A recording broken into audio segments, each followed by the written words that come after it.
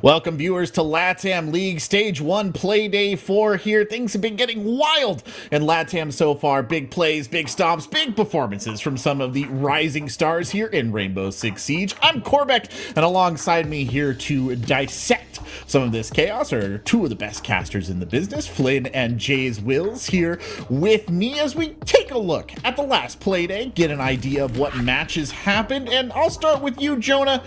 What do you make of these results?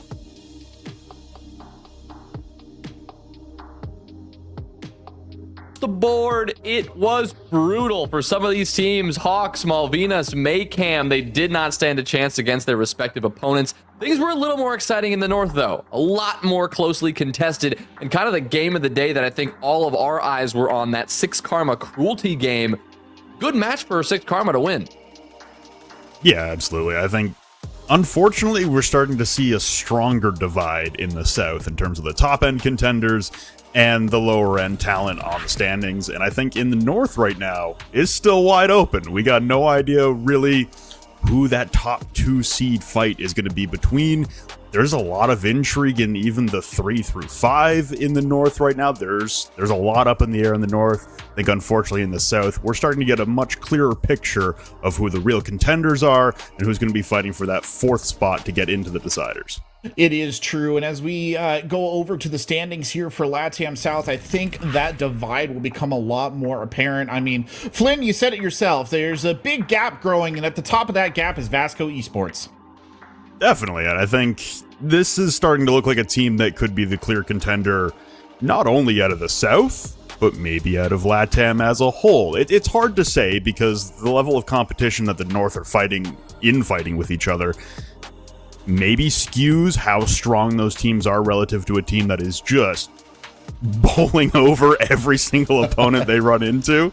So, we're going to have to wait for those playoff games. We're going to have to wait for the Final Four, it seems, for Vasco. If they do get the number 1 seed, they get to skip on by the deciders, go straight to the Final Four for a shot at Manchester. We're going to have to wait for those games to kind of see what the true disparity is between the North and the South. But I think right now for Vasco, the story is don't change a thing. Just keep on moving. And that is the thing with this, right, north-south format, right? Normally you are split into groups.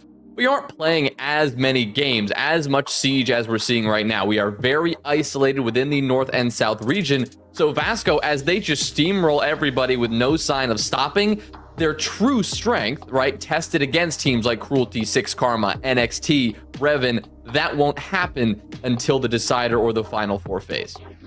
Yeah, that is sort of the interesting thing that's being set up here, because Vasco very much looks like they're going to punch their ticket, right, and get that bypass straight into the Final Four, where they will face some serious challenges, because the North standings, it's a lot more competitive up there, as you guys have hinted at, right? It's been a lot of back and forth here, Jonah. NXT is sitting on the top, but Revan, they look like they're going to try and make a comeback this play day. Right, Revan started off hot. They were the ones who kind of caught all of our attention as they bodied 6 Karma. Play day 1, day 1. Oh, it was just impeccable. Of course, not quite in that final form that we saw every single play day at this point, but that statement was made, and they are still working their way towards the top, right? We have NXT, who's been that big surprise, and I mean, they're continuing to show us that even though they're an open qual team, they are a top team in the North. Yeah, I don't think it's the same situation in the North where we've got Vasco running away with it at the 1 seed. I think in the North, NXT right now, they are 3-0. If they can continue that performance, if they can continue in form to the end of the first round of the round robin, then I think, they've set themselves up at the very least to secure a playoff spot. But I think in the North, there's just never going to be a spot that's safe. Even a team like Orgulus, who started 0-3, has had close games. They've been in matches. There are moments in the North where it seems like anyone can beat anyone on any given play day. It really does feel that way, doesn't it? And I mean, this playday, right? There are a couple of interesting matches in the North. The LATAM South matches, I feel, are a little bit more set in stone here. But I mean, Jonah, there's at least one up there, match 4, 5, 6, that we kind of have our eye on here in the studio. Oh, yeah. NXT, 6 Karma. That's a big one for all of us, I think. NXT, right? The top team, 6 Karma, a team that we figured would be a bit higher up the standings and also has shown us some pretty strong capabilities as well. So a big test for NXT. If they win this one, I mean, they would have pretty much run the gamut in the entire region. I mean, the entire north portion of the region, they would have taken down all of the big threats. and they would be solidly sitting at the top. 6 Karma, kind of their final test in what has already been a very good stage so far. And Flynn, I hate to kind of put the onus on you here. I know LATAM South is maybe a little bit more divided, as you yourself said, but any of those matches jumping out to you as one that might be particularly interesting? I think we can agree that Vasco probably on their track to a stomp, but there's still 2 more games, right? Listen, I think every Vasco game is viewing appointment. You want to make sure that they're still continuing. You want to make sure there's no hiccups there, but the way they've performed, you've got a lot of confidence built up. I think the middle game, Knights against Alpha Team, that's kind of the closest one, at least on paper. It's the closest one that I think has the ability to turn into a real slugfest and you go back and forth. I think the other 2 games on the schedule, at least based on previous performance so far, we might be seeing a few more one-sided games in the South. It has been the trend for the last 2 play days here. Yeah. Well, you can see if the trend will continue. Our first match going to come to you right after this break.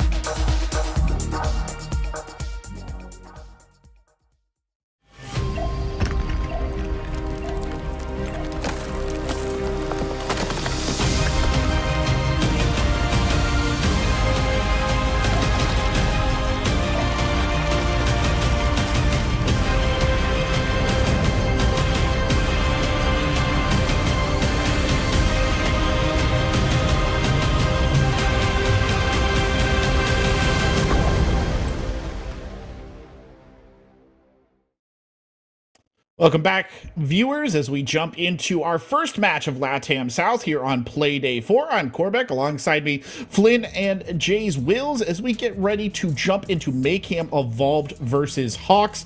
A bit of a rough matchup here, probably for Hawks. Maycam Evolved, Jonah, they've been on the beat, right? They got rolled by Vasco, but everybody's getting rolled by Vasco.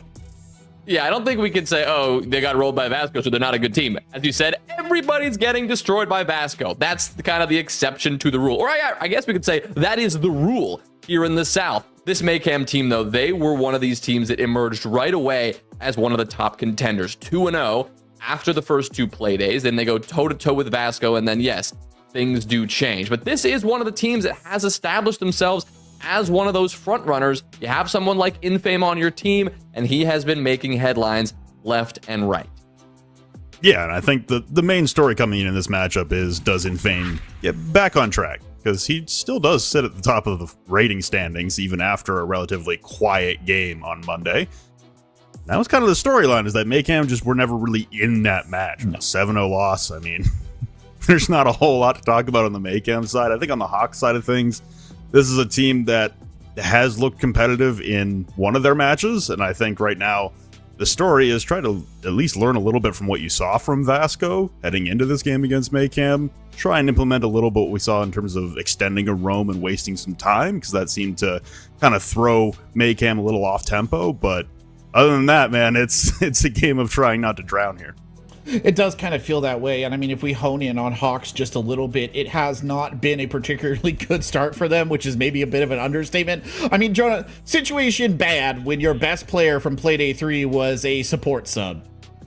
Well, yes, it doesn't necessarily be a good sign for the rest of the team, but I think it's a great sign for somebody to be able to come into a system and perform so well. He did perform well. Of course, the rest of Hawks, excuse me, needed to perform up to that level, but yes, a good sign that you've got somebody on the bench who you can drop in at any moment and have a decent performance. And Hawks, of course, in their last game, right, going up against the other of these open qual teams, Hawks and Alpha Team, that was kind of the battle of which of these teams is going to escape the bottom and which team is going to establish themselves as someone to watch out for. And unfortunately for Hawks, they couldn't do it.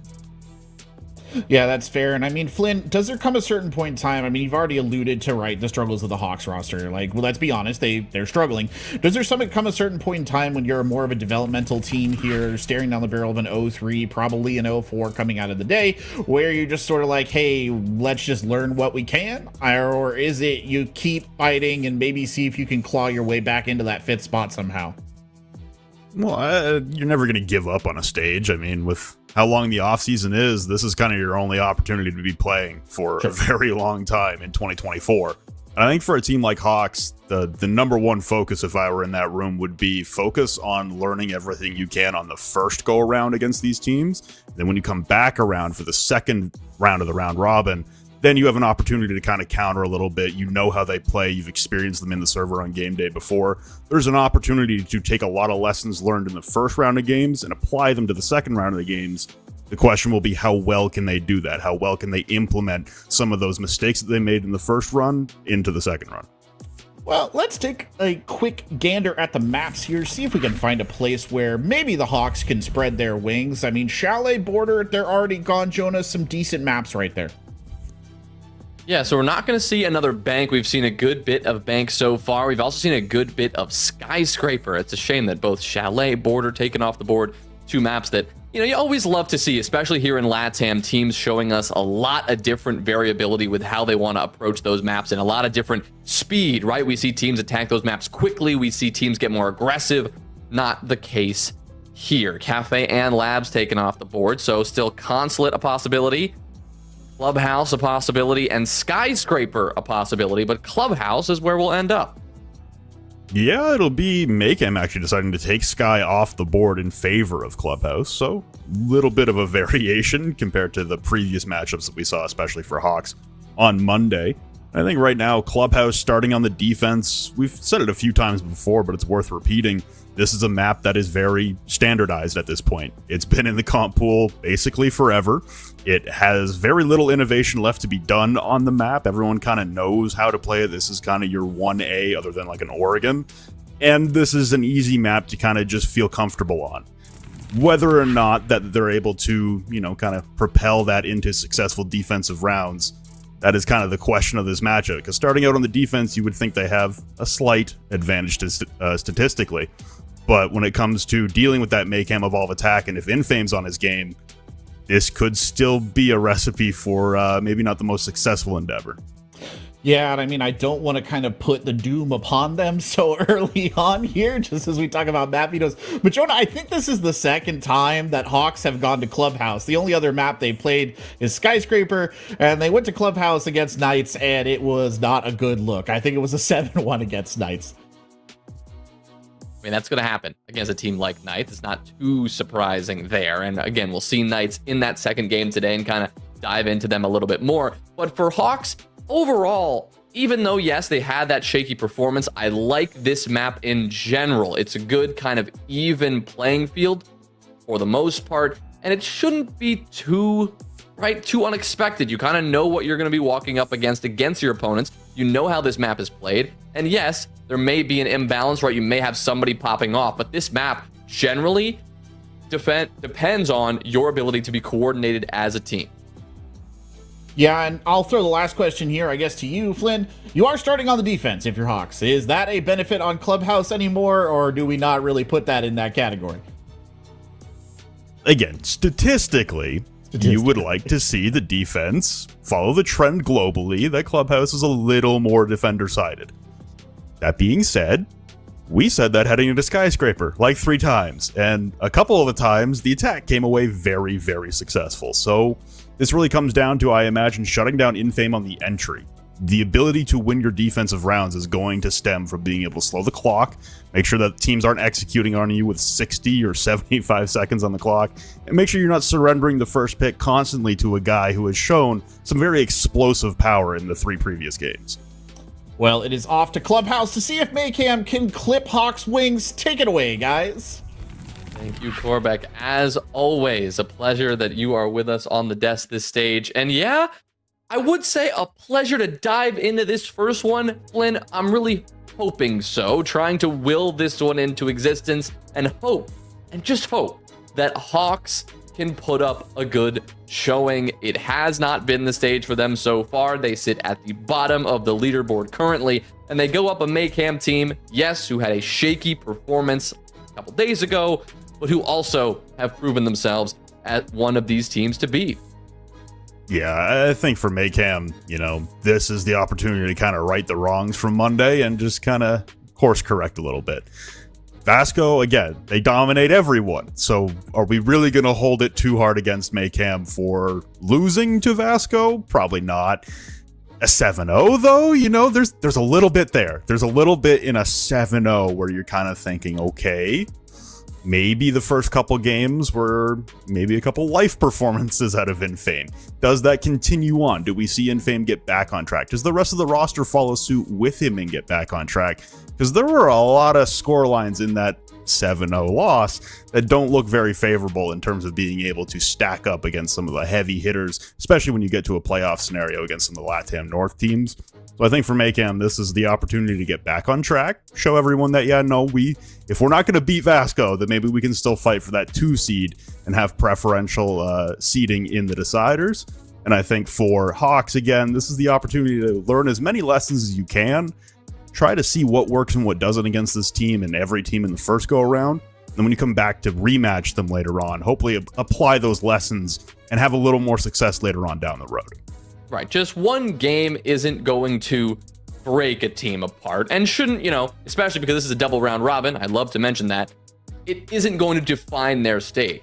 However, it's very easy to start kind of falling down that slippery slope. You have one bad performance, you lose some confidence, maybe your top performers are underperforming, and you kind of just forget how to put rounds together and win rounds. This is a great chance for them to kind of get back on their feet. As you mentioned, Flynn, this is Hawks, a team that is statistically weaker, and Maycam should have a pretty good chance of taking down. I mean, just looking at these teams' history and comparing what they've done so far, it was a 7-5 win from Maycam over Alpha Team on playday number 1. Then you jump to playday number 3, and we saw how Alpha Team took care of Hawks very, very easily. So if you're just looking at it, I don't know, the transitive property of Siege, Maycam took down Alpha Team and Alpha Team handled the Hawks. This one should be fairly open and shut. But as we've talked about, Clubhouse is Clubhouse, and you can indeed see some unexpected things when you head to even footing. Well, unfortunately, we're going to need a little bit more time to get the lobby underway, so don't go anywhere. We will be right back with Maycam Evolve versus Hawks on Clubhouse after this short break.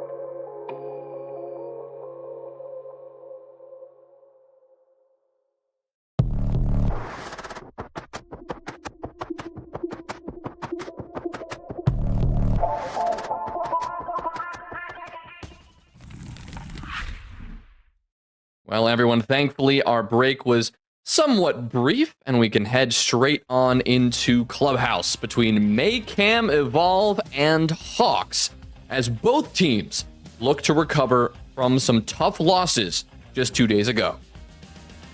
And it seems that we still have Shogador in the lineup for Hawks. So, a very nice performance on Monday on Skyscraper subbing in. Still unsure as to the nature of how long his stay in the roster is going to be, what the circumstances are surrounding that. And heading in, we have a couple of interesting bans. Obviously, the patch yesterday correcting apparently what was a bug that was exposing feet underneath shields that were not fully deployed or could not fully deploy. So Montaigne gets removed from play, the Hibana as well, the secondary hard breacher, and the Kaid as well to level things out on the defensive side. Hawks starting on the defense, not having the Kaid, but it'll be Maycam taking away the Hibana as well, so a little bit of damage to their own attacking preferences, but can openers still exist to grab. Hatches, and the Fenrir gets removed from play. So there are 4 bans. Again, Maycam starting out on the attack. We're going to be looking to see Infame, who's getting very active in the all chat, get very active in the beginning of rounds, as he was really the spearhead to be able to open up rounds and get things started for Maycam in their first 2 matches, and unfortunately fell a little flat in their previous game on Monday. That led to a 7-0 loss against Vasco. So hoping to correct some of those entry woes that they had, and for the Hawks on defense, looks like they will be starting downstairs. Well, Infame, you mentioned he was getting active in the chat. He asked for a pause because one of their players' Moss anti-cheat closed. That is what he was asking for in Spanish. And I know, Flynn, you may struggle with the Spanish, but I know that you understand what a tech pause is, and that we still need to wait a little bit longer before getting into the first round of Clubhouse. On Monday, we did see a few pauses like this, and we were hoping that maybe today would not be the same. But we'll have to cross our fingers and hope. We'll be back in a few minutes with the start of Clubhouse for real this time.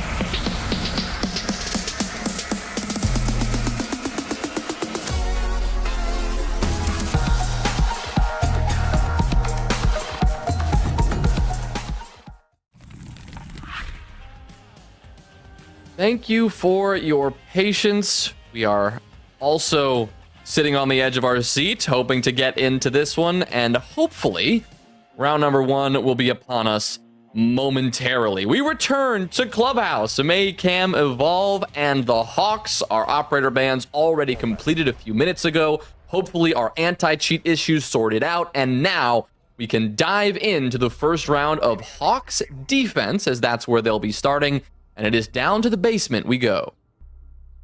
Yep, Hawks starting on the defense, like we said a couple times, and this is kind of what I wanted to see from them. We got the Mute and the Mozzie out running around with a Solus in tandem. This should be quite the extension of the roam. We see Jacuzzi wall getting reinforced, so long rotation opportunities and a long roam top floor. Try and stall out some time, make sure that Maycam can get in and start working towards the bomb site with like 90 seconds left on the clock. This is going to involve a hefty roam clear for Maycam, and it's going to be Infame on the Ash once again. We saw him playing a lot of Twitch on Bank on Monday, but he's back on the Ash. He's got the R4C. It's 2017. We're all the way back with an ACOG on the R4, and a lot of fraggers running into the building headlong, trying to take as many with them as they can. And it looks like for Maycam Evolve, this roam clear will start more cash side than it will Jacuzzi, but Kurz, as the Thermite, will head up with Lin on the Maverick over towards the Jacuzzi balcony to apply some tandem pressure onto both sides, and they're going to have a Mute Jammer to worry about to start things off. Well, that's thankfully what the Maverick is all about, and he can work his way around any sort of hard breach denial that sits on the other side. For now, though, Lin is a bit more preoccupied with starting to establish a couple of crossfires as they try to deal with this roam on the top floor. He's opened up those windows facing the metal balcony, and he has a good chance to potentially get an opening duel. Instead, however, it is Shogitter who takes advantage of that fight. The Mozzie who wins the fight with the Maverick, and Lin is the one who goes down first. Yeah, Shogador, who had quite the impressive stand-in performance on Monday on Skyscrapers. He won a couple 1vx's on his own in a few 1v1 situations, got a couple plants down as a support player coming in, and this time he gets the opening pick, which isn't something he did a lot of on Monday, but he's on a very different role this time around. This may just be the plan for Hawks, as VJ will equalize on man count, dropping Duzen, but you still got Shogador to worry about inside of Bathroom.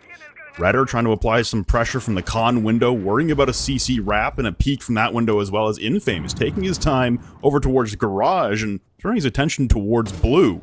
It does look like Benja is playing shotgun out on the blue stairs, and Infame will elevate as a trade comes through. Redder taken off the board, and he dropped Shogador before meeting his demise. Infame through the wall will grab Dago, but being pressured. Infame with a beautiful reaction for the double kill on the round, and it leaves Matugo alone in a 1v3. All of this fighting happening off of the objective. The first 2 minutes dedicated to clearing the roam, and Hawks choose to pressure it. They choose to get involved and take the fights on those top 2 floors, and that resulted in only one man standing. It's just Matugo against 3. Infame already claimed 2 kills on this round. He's hungry for the last, pushing down Secret and working his way into the site. Matugo facing a little bit of trouble from his own Vulcan canisters, and at 1 HP, it is VJ who lands the bullet that closes out the round. Good start for Maycam Evolve. The roam got dismantled, and eventually the Hawks fell. Yeah, I mean, for Hawks there on the defense, getting the opening pick from Shogador inside a Bathroom upstairs, repelling the Jacuzzi, ingest into the building, and also, I think they took a decent amount of clock off the table. They took a couple attackers with them on the roam. It was that re-engagement from the blue stairs that the Mute of Benja lost to just a snap reaction we're going to see in a second here in the replay from Infame. This reaction here, the ADS time is slowed down, and yet Benja misses some crucial shots there. You know, if Benja gets that, then it's a 2v2, and he's able to return to site. So it was a close round there, but it's Infame. We talked about him in the pregame quite a lot because he is still, after getting 7-0'd on Monday, the leader for rating and the leader for frags in LATAM South. So I think for Infame getting back on the board there, having a nice reaction, being the difference maker, the X factor in that round, very important for Maycam Evolve as they look to get back on track to their winning ways. That is truly a crazy statistic, though. You can go 4-6, not win a single round, and still remain the top-rated player. I mean, that just shows how much of a lead he had established after dropping 21 kills over 8 rounds on Playday number 2. So yes, a strong player, and it looks like so far, at least starting out Clubhouse on the right foot. 2 kills in the first, and as you pointed out, an impressive double kill that really opened up the round for the Maycam attack. I also like, that you pointed out Shogitter here because he's coming in as the sub. We saw him first time 2 days ago and already showing us that versatility, playing a couple of different styles here, playing the Mozzie in the first round, taking and winning the opening fight, now pivoting to something a little bit more passive, playing the Wamai, probably a little bit closer to the site and focused on that late round denial. For now, though, the early round is still our focus as Maycam begin to work their way into the building, looking to deal with any sort of roam they might encounter. Benja is one of those players on the main stairs at the moment, and everyone else, aside for, I believe, one other Hawks defender, is positioned down below. Quickly, though, they could rotate back. You've got someone top secret and someone top main at any point, likely to head back and play a bit slower here on this defense. I'm going to assume that was a misclick there from Benja. Shogitter actually ends up in the first engagement from the top of blue stairs. Everyone for Hawks now kind of bailing out a little bit. There's another opener for Shogitter on to Infame. So the Ash removed from play in round number 2. It's back-to-back rounds of the opening pick from Shogitter for Hawks. But it was an unfortunate misclick there, I imagine, for Benja as he just launched his Nitro Cell into the main floor bathroom. It was on drone too, so everyone knew it was there. It wasn't going to do a whole lot as there wasn't an attacker in range, so sacrificing a little bit of utility on the side from Benja, but at the very least, you get the opener from Shogitter. You've got some blue control, but without the roam, like I said, you got 75 seconds here for Maycam Evolve to utilize still what's remaining of this soft destruction on the Buck Skeleton Key from VJ. You've got can openers for hatches with no Kaid in play, and the Thermite for Kurz will open up the kitchen hatch, and still a lot of time to work with here to utilize all the utility at the disposal for the attack, to transition into a bomb site execute with plenty of defenders uncomfortable in their positions and forced to move away.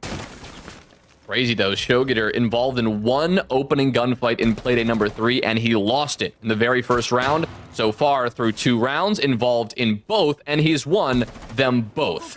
Eventually, though, getting traded now at around the 45-second mark, he'll be the first Hawks defender to fall, and that will remain even for a moment for Maycam. But as VJ tries to walk in, it's Duzin who shut him down. The Azami was ready. Kurz drops in, but blinds himself. Disaster strikes for Maycam as, well, maybe some poor timing gets them into trouble. Redder is the only one now who can do anything against these remaining 4 Hawks defenders, and coming down main, he is out of time and really has nowhere to go. The Hawks bounce back, and we're tied at 1. Yeah, it was a very different strategy coming up from the Hawks this time, just trying to play with some phantom pressure up the staircases, both blue and main, and it worked out. You get the opening pick onto Infame, trying to take the engagement towards blue stairs, and Shogitter wins it out with that ACOG. And I think for the Hawks there, like I said, there was a lot of time with attackers above them, but they win the crucial gunfights. In dirt, you're winning a 1v1. You just gotta, you play the coin flip. You gotta be better than the person attacking you inside of dirt. They are successful in doing so. You have that avenue locked off, making sure that nobody from Maycam can push you on a cross. And then, like you said, unfortunate timing there for Kurz as he blinds himself on the drop-down kitchen hatch. It's always a precarious situation to try and drop kitchen without any cover of visibility, whether it comes to smokes or making sure that you've moved someone off of their power position with a frag grenade or fire. Tough one there for the Thermite dropping in and not being able to see, and it kind of collapsed from there. I did like Redder, honestly. He had a couple shots there at the end, and he was doing his job through most of the round. But I think for Maycam Evolve, losing Infame, again, it seems like it's going to be the storyline. If Infame can stay alive and have impact on the rounds, it seems like there's not much that can stop Maycam. But if he drops early, the rest of the roster is having some struggles being able to keep up with his tempo and be successful in converting rounds. They start off a little shakier on. Well, yes, it was a tough moment for Kurz, no doubt, with the self-flash or the team flash. I gotta say, we do see that happen quite a lot, and it's usually not the end of the world, specifically on that kitchen drop. Assuming you have enough protection above you and maybe nearby in dirt, usually the person dropping down is just focused on putting that diffuser down. They don't need to be gun up and actually taking any fights. In that case, though, as you pointed out, Flynn, there wasn't enough protection for Kurz, so that became a problem as he needed to take a fight and was unable to do so. So the Hawks, they go to the basement twice and they win it on their second attempt. Now we see how they pivot here and how they want to change things up on this defensive side, keeping things interesting and moving around here. We're going up to gym and bedroom for their round 3 defense, and that's not going to surprise us here to see that Maycam are looking to get this jacuzzi wall open as soon as possible. Exothermic charge on the top half of that wall will give them the opening they need. Thanks to Lin on the Maverick, they were able to get around those bandit batteries. Yeah, you can see Maycam here refocusing over towards Cash and CCTV now as they've accomplished the primary goal, which seemingly was to grab Jacuzzi. They're not entering into Garage or trying to open up the platform into CCTV. They really are just trying to cut this off from outside of construction and above the Logi hatches. Infame makes his way in tandem with the Candelas. Infame will make his way up the main stairs, sprinting into action and finds a freebie onto Shogador, partially blind by his teammates. Candela confirms the kill. Redder jumps in as well as the drop into Logi is successful, turning the corner for a third kill for Maycam Evolve in the round. Now, Duzen will respond with VJ and a Frost Mat, so it's a 2v3 now to work out of as Benja confirms the kill on his mat, and he gets another one through the construction wall. Duzen dropped to the floor, and it's just Benja alone in the 1v2 on 20 HP, trying to rotate into Khan towards his down comrade. Duzen gets cleaned up by Infame, so still the 1v2 to work out of, and so much health to chip through with that slow rate of fire 9mm C1. Infame quick leaning constantly on the door frame. Now Benja turning his attention back towards construction as the timer ticks away with the diffuser completed. Benja working his way out of Khan as both attackers now starting to fall back and play deeper positions, longer lines of sight. Does have the ACOG on the 9mm, but Benja rushing his way into Master is running low on time. Got about 6 seconds before it'll be impossible to counter defuse. Runs straight at the window, and Kurz will get the final, and that is Benja losing out in the 1v2 and Maycam Evolve, switching up the tempo, getting the attacking victory.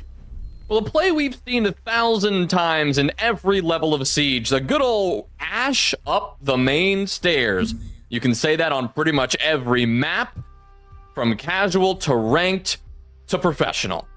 Infame did it perfectly and really opened up the round for Maycam. There was a moment, a pivotal moment in that round, though, where it could have all taken a turn, and that was when he stepped through the doorway of bedroom for the first time, and frankly, when those Candelas came in. I was worried for a moment that we were going to have deja vu from round number 2 to round number 3. The flashes go off and blind the key moment of that attack, but it did not matter. The problem for Hawks is they did not have someone in Gold Vault, in Logi, playing on that rotate to deny Infame as he pushed up the stairs. Normally, if he was able to get the kill on the player playing by that con door, someone should have swung him immediately after to find that trade. Of course, Maycam did a nice job of distracting that Logi player by dropping someone down the hatch, and that was part of it. But at the same time, you've got to wonder why there wasn't someone from Hawks watching that position. Something you always ask yourself when Ash just walks into the site. God, why weren't we watching that? How was that possible? Really good drone work, good information from Maycam to see that they had that opening and then to take advantage. I think this comes back to the ban phase in terms of operators as well. You know, Ying is an operator that we see get taken off the board globally. Doesn't really matter what the region is, what the map is for the most part. One of the most banned out operators in competitive just because of how oppressive those Candelas can be. And Hawks, worried about the Montaigne, worried about a different threat in terms of the attacker bans, and focusing on the shield, again, with that update yesterday, changing how the feet are exposed to shields, does make the Montaigne even a little bit better than he already was coming out of the new seasonal update and the changes and reworks to shields.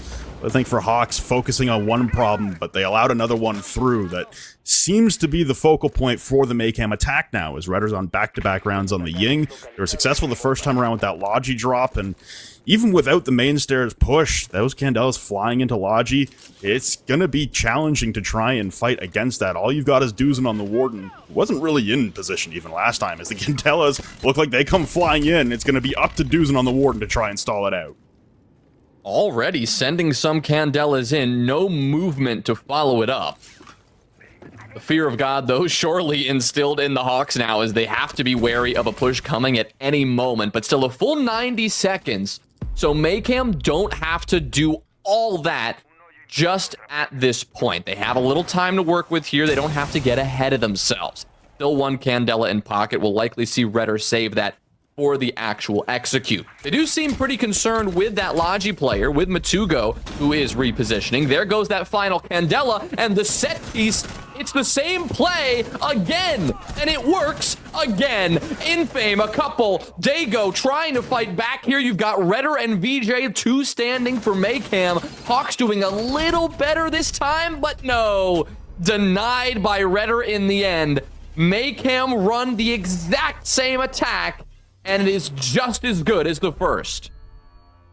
Even in the absence of an R4C, as Infame was dropped in that engagement, you still have Redder with a T95 with 81 rounds and not a lot of recoil. And an ACOG now. So, yeah, the Ying coming through the ban phase once again proves problematic for the Hawks. And that's going to force them off consecutive defenses for a third time around on Gym and Bedroom, losing it twice. It looks like they will be going back downstairs, where they were successful with a much more site-centric approach. And again, allowing the main stairs rush again coming out from Infame. He's able to get in. Redder takes the kill that he wanted.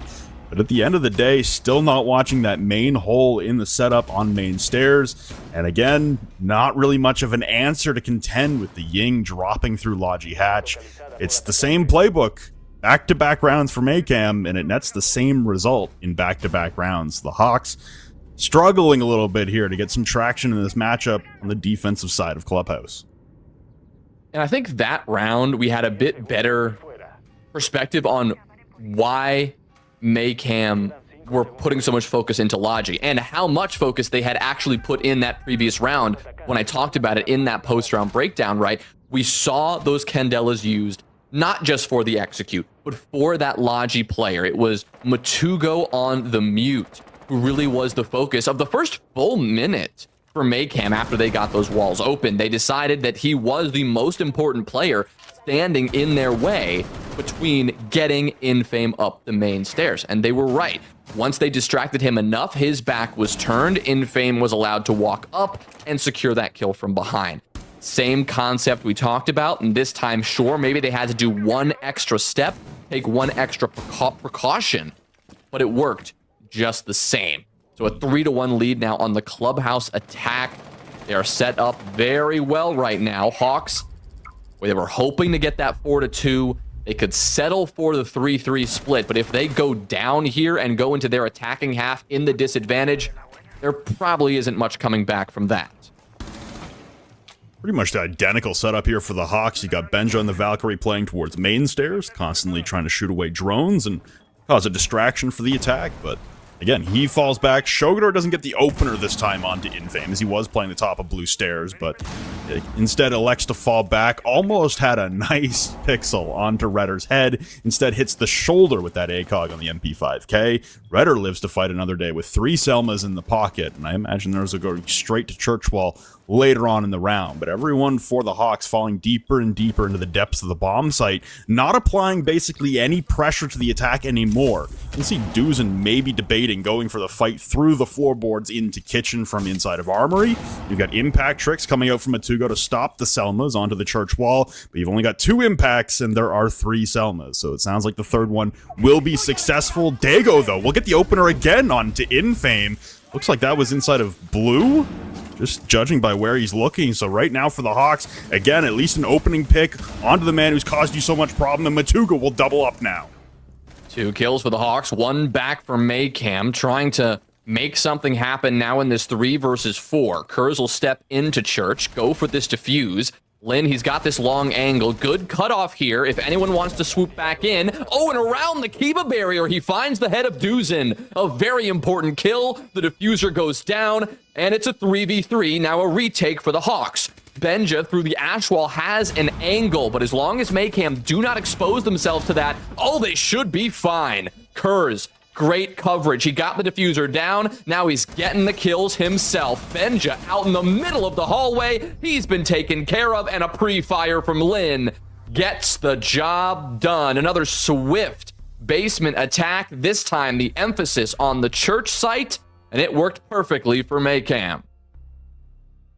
Man, that is a tough one there for the Hawks, as they have the man advantage when Maycam come in for the plant. They're 4v3, but the problem is they're stacking too many members deep by like box 3 and inside of blue. They're too deep in the bomb site, and they cannot stop the plant attempt coming in from Maycam Evolve. Nobody's there to cut off the plant behind black box inside a church. And unfortunately, in the post-plant, they just do not have any avenues to get towards that church, while either everyone getting cut down as they try to rotate back in. And it was a beautiful setup for Maycam Evolve, and for the Hawks there. Unfortunately, now they've lost the only bomb site that they've won in this matchup. They're on their last defensive round, unless this thing goes to overtime. So this is a moment now for the Hawks to take a tack pause, regroup, and try and decide, okay, what gives us the best opportunity to at least salvage a 4-2 half, not surrender the 5-1 heading into the side swap. I think for Maycam Evolve here, they're not really feeling a whole lot of pressure anymore. I think for Hawks, unfortunately, just trying to run back the same playbook that worked the first time around is not working anymore. Maycam are starting to read into the situation and the slight gaps that Hawks are leaving in their defensive setups. I mean, all around, that's just a clean attack. It took them a little longer than they may would have liked to get going there, and certainly they would not have liked to lose the first 2 engagements. That is not going to help you. But because they were able to get that diffuser down, and because the only 3 attackers remaining were just locked down in some just nice positions, doing their job to perfection, they were able to succeed in that 3v5. The real only chance they had there was to get that diffuser down. A 3v5, you can't play for the frags at that point. You're not likely going to get a lot of individual 1v1 gunfights. Once they got there to that diffuser down, though, Hawks, they just pushed into that attacking coverage one by one, each person trying to get something done on their own. Just not unified enough to give you much hope in that successful retake endeavor. And this is usually a conversation we have, Flynn, on the other side of things. Usually it would be 4-1, the defensive team in the lead. We're asking the attacking team to find that last round to go into the second half with a bit more confidence. This time, though, it's flipped around, and Hawks are struggling on the easier side of Clubhouse here on the defense. Their one strength has been their ability to get a lot of these early kills. The majority of these rounds now, I believe on 5 of them, or 4 of them, they've had the opening kill. It sets them up well. They just need to be able to follow through. And tracking down the roamer at the bottom of the main stairs and narrowly avoiding a nitro cell, as well as VJ seemingly has found Duzin, who did get the opener onto Infame. I think that's 3 rounds in this matchup so far where Infame has maybe made it 30 seconds, 45 seconds into the round without much impact. So credit to Hawks for isolating him and catching him off guard a few times. But now Duzin feels very stuck. The site is CCTV and cache. Duzin is in moto, as he was playing towards the bottom of the main stairs over towards the master side. But you can see everyone from Maycam Evolve, they lock him off with the Grimbees and say, well, screw this. He's already used his nitro cell. He's an SMG 11 below now. Let's turn our attention back towards the bomb site. Now, Redder with the Capitao Firebolts will be crucial in terms of getting access into rafters, the Grimbees as well, to isolate the positions. This is going to force the movement of the player inside of rafters, but not before Dago will get one. VJ trading out Shogoro, but here comes Duzin, the man they left alone downstairs on the flank through Oil Pit. Oh, he gets one here. He definitely gets one here. Feels like it's just around the other side. Maycam distracted, eyes above and not below. The surprise that they just may not be prepared for. Lin has not exposed himself again, though. Staying protected behind the barricade there. He runs across. Oh, and he gets taken down. There it is. Duzin, he was patient. And that waiting game paid off. It's VJ, the last one standing here. But Hawks, they do look poised to take their second defensive victory here on Clubhouse. Good shot there from VJ, and he'll secure his double kill. But he's on 1 HP and has a lot of work left to do all on his own. 2 defenders that know his position. Yeah, he's not likely going to be able to get away with much. He'll spot Matugo, but the Vector will find his head before he can do much about it. 2 rounds on defense for Hawks. 4-2, Maycam lead at the switch. Yeah, I think if you were a neutral observer just coming in and seeing your very first seconds of gameplay of this matchup, seeing Maycam now shifting to the defense, up 4-2, you're probably saying they have an advantage. But I think for the Hawks, the good takeaways there, again, are being able to limit the damage that Infame is doing, getting the opening picks in a majority of the rounds there. Unfortunately, not able to convert those into round wins later on, but it does give you a strong starting place. And I think for Maycam Evolve, again, one of those rounds where you're having Infame get caught off guard on some very quick entries. Maybe it requires a little more droning, and they tried to mop it up again at the end of the rounds. But it feels like, again, Maycam playing from some disadvantaged positions in a majority of those attacking rounds. They do come away with 4 of them, though, so very strong response to some unfortunate starts in the early half, and now we head into the second half with Maycam heading to the defense, and they'll be heading downstairs themselves, and we'll get to see now Shogador heading over onto the Thermite. I was curious if Hawks were going to stick that rotation in terms of roles that we saw in round number 1, maybe bring him onto a more aggressive attacking operator, but instead it seems like he's fulfilling the exact same role we saw on Skyscraper, which is that primary breach and support player, as he does sub in and not having as much of a star-studded impact as he did on Monday on Skyscraper, unfortunately. Yeah, if you weren't there catching our Monday action on Skyscraper, for those of you watching now, Shogator, right, coming in as a sub, had like 3 1v1 clutches. I think it was 7-7 overall, top-rated player on this team when everything shook out. Definitely eye-catching, especially as someone coming in and subbing on this team. As far as we know, subbing here again, we don't know the status of this roster and if he is more of a permanent fixture.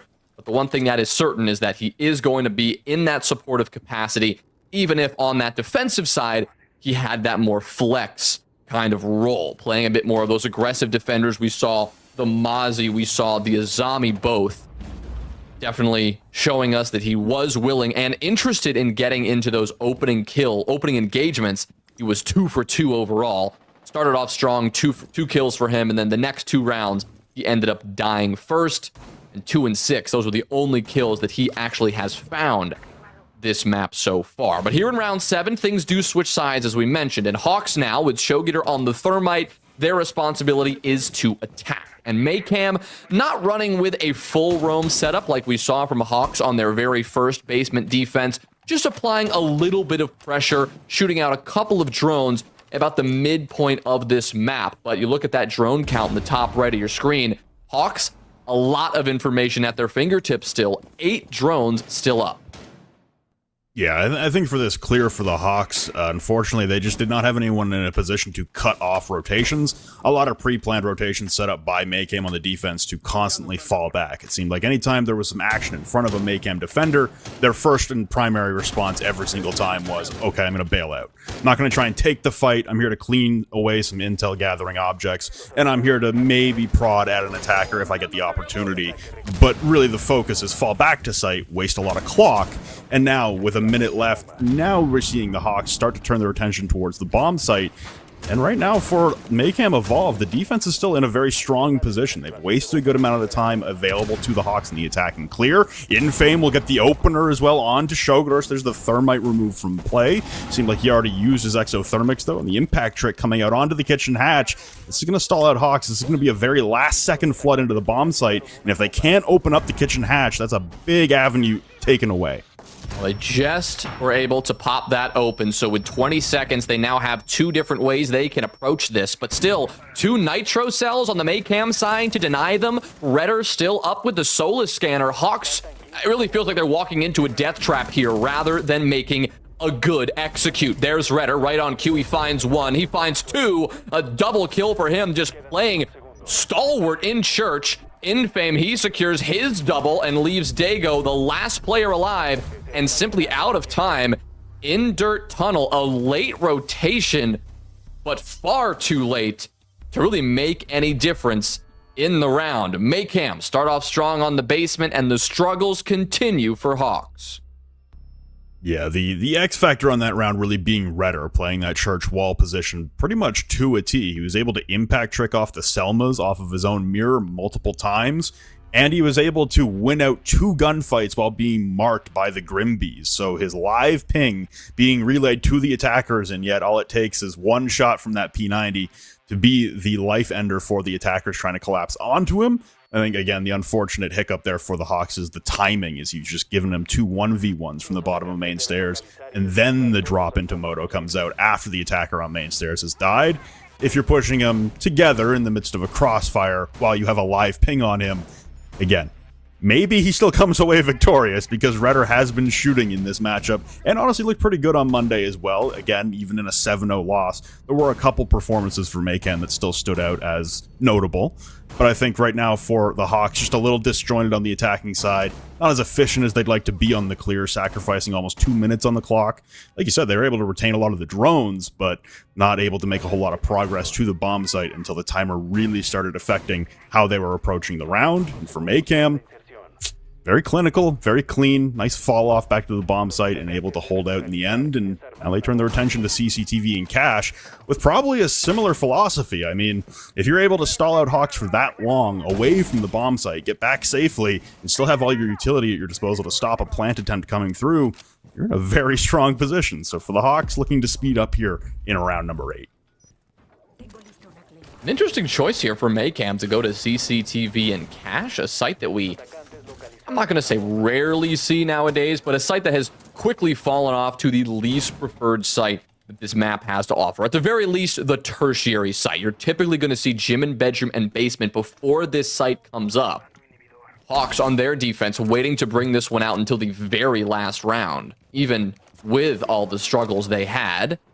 Mayhem, though, appears they know something we do not, or maybe have something in mind to slow down the Hawks and their attack here. One of those options is a bit of an extension towards that gym and bedroom side. They've got 2 players over there. They've got Lin devoted to this Raptors position, and that is where the action in this round will begin. The Hawks strike first, but a quick trade as Lin was ready to shut down Duzen after Infame was the one who dropped first. You see the Talon Shield from Shogator, the Osa, already in position on the main breach. They do have a cutoff into the site, and that will deny Mayhem from doing really just about any movement in the bomb site itself, but they're set up in Cash, Construction, and Rafters. Oh, and here comes that C4, maybe opening up their options a little bit. Yeah, that was the second Talon Shield taken out of play as well. Redder will drop Matugo as well inside of Kai. He's got another one! Redder with beautiful shots to the SMG-11, playing inside of Cash on the green box, and he's single-handedly shutting down the con extension for the attacking side. Dago will trade 1 out onto Redder, but still a 2v3 to work out of here with the attackers separated on either side of the bomb site. And now for Dago, trying to push in up against a mirror window with 2 defenders playing on red stairs. Shogator isn't going to be able to provide much help, also dealing with a mirror window that was placed onto the second Rafters wall. So Shogator trying to apply as much pressure as he can from outside of the main platform breach, but really, there are no angles here.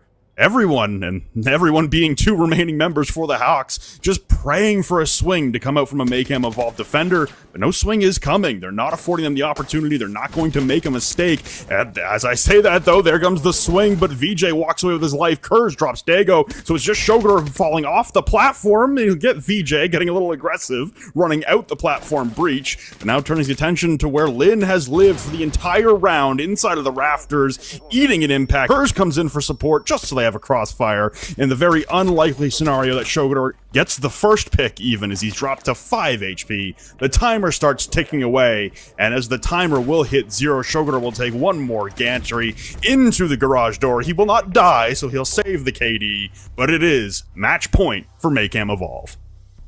And another dominant round there. Redder leading the charge for Mayhem. I don't feel like we've talked enough about the impact he's had on this clubhouse map so far.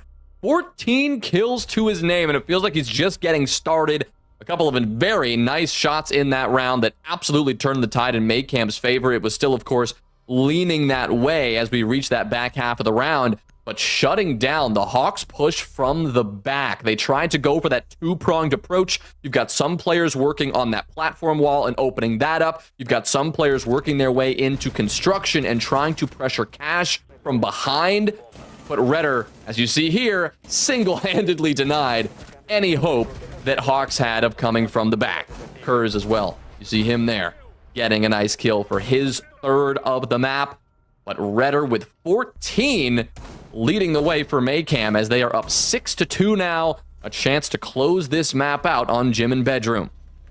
Yeah, looking for the clean sweep here, as they haven't lost a defense yet. Coming into the second half, up 4-2, then now up 6-2 after 2 successful defensive wins in the basement and CCTV and cash. So, trying to close this one out in style with a flawless defensive side. Gym and Bedroom, we're seeing very similar operators being brought out once again. The mirror window that we didn't see a whole lot of out of the Hawks on their defensive half seems to be pretty pivotal here, as it's been brought in all 3 rounds on the defensive side for Maycam Evolve. And it seems like every single round there's a Hawks attacker looking at a mirror window without an answer. It was the impact tricks in round number 1. It was just not enough breach left standing in round number 2. And now in the round number 3 of the second half, we're going to have to see if the Hawks have an answer to these mirror windows that have stymied them in consecutive rounds. VJ as well, looking to go for the bandit trick onto the CCTV wall, and throwing the Selma directly into the middle of the breach as well is going to afford the perfect opportunity for VJ, as he doesn't actually have to choose right on the wall either. Any platform that he chose to put a bandit battery on would have been successful. So, talk about answers to a mirror window. There goes one of them. Yeah, it's gonna, I mean, looks like Hawks will have to go below if they want to deal with the bandit. Again, that isn't where this round is going to unfold. This is a Gym and Bedroom defense after all, but VJ doing a nice job of holding off on that side of the map. C4 goes out for Kurz, and it will not claim a victim. Matugo goes down from Redder's hand, and he'll get finished off. Kurz is primarily concerned with the Osa shield, and he will deal with that, but Benja still has one of those in pocket. Hawks, I mean, they are pivoting here. They did try to get that wall open on the CCTV side. After not so much success there, they are rotating over to Logi, and now the windows outside master bedroom here. But Benja, as he tries to make something happen, Redder will shut him down as well. It seems like Maycam can do no wrong here, as they just, I mean, they're cleaning up. Double kill for Redder. Infame, another one. 5v1. Hawks looking lost once again. Clubhouse has not gone their way, and although there is a full 60 seconds left, it is Duzen on the roof with absolutely no hope that this one can happen. Yes, Maycam are going to get a little active. They may throw their life away, but this one is a 7-2 win for Maycam, no matter how you slice it. Yeah, Duzen is going to pick up some exits here. I imagine everyone from Maycam right now is going to try and get in on the action. Unfortunately, it looks like we're going to see the tally for Redder stop at 16, and the first opponent that Duzen will run into will actually be VJ as he swings the breach, sacrificing himself to the AK-12, now pushing his way in through the top of main stairs through the long hallway. Turning his attention back towards Logi, that is where his demise will be from. Lin will cap it off with a headshot on the UMP, and it is a 7-2 victory, like you said, Jonah, for Maycam Evolve on Clubhouse against the Hawks. We had some hope. We had some questions we were hoping the Hawks would give us some positive answers to, but no, they did not give us much of a fight. It was Maycam the entire way. On Clubhouse attack, they did the most of the work. They moved to the defense, and it is the very same story there. Hawks still solidly on the bottom of this South region, and Maycam, yes, they had a troubling performance just 2 days ago, but they've bounced back today on playday number 4 and are probably feeling pretty good about that one. Absolutely. Well, we'll bring Core back into the conversation, as we do have a few questions, I guess, about Hawks and where this eventual slide will end, as it has been a very tough start to stage number 1 for them. Yeah, the bottom unclear, right? There's always more to go here for the Hawks. And I mean, Flynn, I know you're a big fan of this Hawks roster. I know you're a big fan, so I'll start with you. I mean, what's the takeaway? What's the lesson for Hawks here today against Maycam Evolve? Well, I'd say the big takeaway in terms of positives from the match, again, a 7-2 loss, that's pretty decisive. But, you know, there were positives there. The number of times they were able to get the opening kill, actually impressive. I think they walked away from that matchup with the majority of opening kills, to be honest. And I think right now for Hawks, there are bright spots, but there are moments where if you make small adjustments, things could be better, such as that push towards the church wall that I talked about, where they're just slightly out of sync. You know, you've got a push down the main stairs and then a moto drop like 2 seconds later. If you are able to time those up properly, if you are able to actually coordinate some pushes on the attacking side, there were moments where it did look like the Hawks could put something together. And I think on their defensive side, their roam seemed to be much more successful than their fall off. They were giving a lot of time to the attacking side. So I think being able to see a round where you have a successful roam and being able to kill some attackers and a lot of clock, there are bright spots here for the Hawks. They just can't stack them up round after round after round like we saw from Maycam. Yeah, I was going to say the 7-2 scoreline, I mean, obviously it kind of overshadows everything, right? It's not a great scoreline. You don't want to walk away with it. But I agree. I think I was seeing things coming out of the Hawks where I was like, hey, that's looking better, which is exactly where kind of a developmental roster would want to be, right? In a situation where you are making some progress. But obviously, make him evolve, Jonah. They're back on their stride. Redder picks up the baton from Enfame's performance. Looks spectacular today. Is this a duo that this team can rely on going forward here in stage 1? I think Maycam are showing us that there are a lot of reliable players on this team. Redder, of course, today emerging as a big one, joining Infame up there, putting in the work. You know, Infame was the conversation coming in. Redder is certainly the conversation coming out. But one thing, even in their loss a few days ago, right, that they did show us is that all of them can have their moments where they can be contributors. And Maycam, that is something that they will need to push forward in this South region. Right? They've got 3 wins now. They're solidifying themselves at the top half of the standings. Wins like this will continue to do that, but performances like that from players like Redder, a great way to keep on climbing up to the top. Yeah. I think for Maycam here, this performance again shows that this team is still a threat. This team is still a contender for at least the top 2, if not those top 3 seeding positions. Like we said, there's a bit of a separation between the top 3 and the bottom 3 in the South right now. And right now is about trying to find out Maycam and Knights, because we've seen Vasco start to run away and win that 7-0 game against Maycam on Monday. So that conversation's kind of over pretty quick. But I think for the 2-3 spot, again, the 2 seed also offers you the ability to skip that first game in the deciders. It'll be the 3v4. The 2 is waiting for them. So again, it's an opportunity to skip another game, another opportunity to lose and fall out of contention for Manchester. So for Maycam, it's about solidifying themselves as that number 2. And I think a game like this where you have Redder step up in the absence of Infame in every single round, you know, he did have a couple very big rounds, but Redder seemed to be more consistent. That gives you confidence that the 2 of them can push forward together. Yeah, I mean, to kind of work at this point a little bit more, because I think this is the big sort of strength and possibly weakness of this Maycam Evolve side. I mean, Jonah, you saw Enfame die a lot. I think Flynn mentioned this. When Enfame dies early on, things seem to get increasingly rougher for Maycam. Obviously, today, Redder steps up, but as a consistent pattern of play, is this kind of too much of Maycam putting their eggs in one basket here, especially with just like these 2 players? Hard to say. I think against Hawks, there's not a lot that you do that's going to be punished, even if you do something wrong. I think an example of that was Maycam losing a lot of opening duels, sometimes 2 in a row, and then coming back and winning a round. Like, still making that happen. I think Hawks is not a good example to really get to the bottom of that question. Obviously, against some of the better teams, throwing Infame in the building early and having him die is obviously not the right answer. Yes. But Maycam showed us that they do have the ability in the mid-round to play the trades, kind of work their way out of some awkward spots and take the round wins, regardless of how it starts. Well, thank you, Jonah. That, I think, is exactly what I was trying to get at. But our first match in the books here, it wasn't a big surprise, but our next game, Alpha Team versus Knights, a little bit of upset potential. Don't go anywhere. We'll be right back with that game after this break.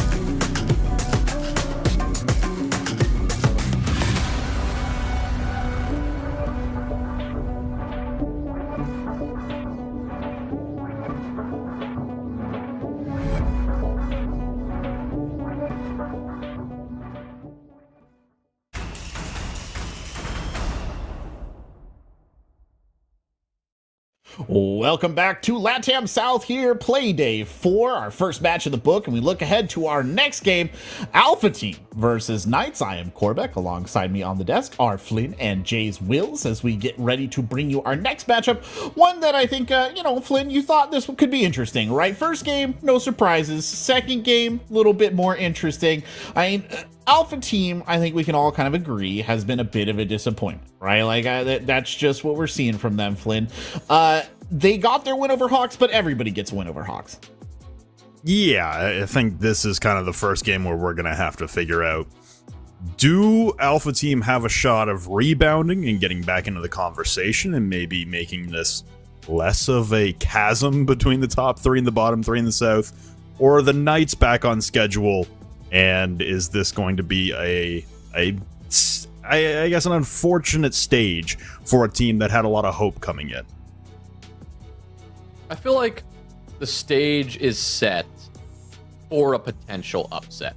It's just the question of, does this team have what it takes to pull through? Knights have had a decent start. It's been rocky, though. They had that play day 1 loss, and both Knights and Alpha Team had a fantastic Skyscraper performance. Yes, they both played on Skyscraper just 2 days ago. The door here is open for Alpha Team, and from what we've seen, these players are capable of doing something special. We've seen Dirty drop 14 kills just 2 days ago. We know it's something they can do.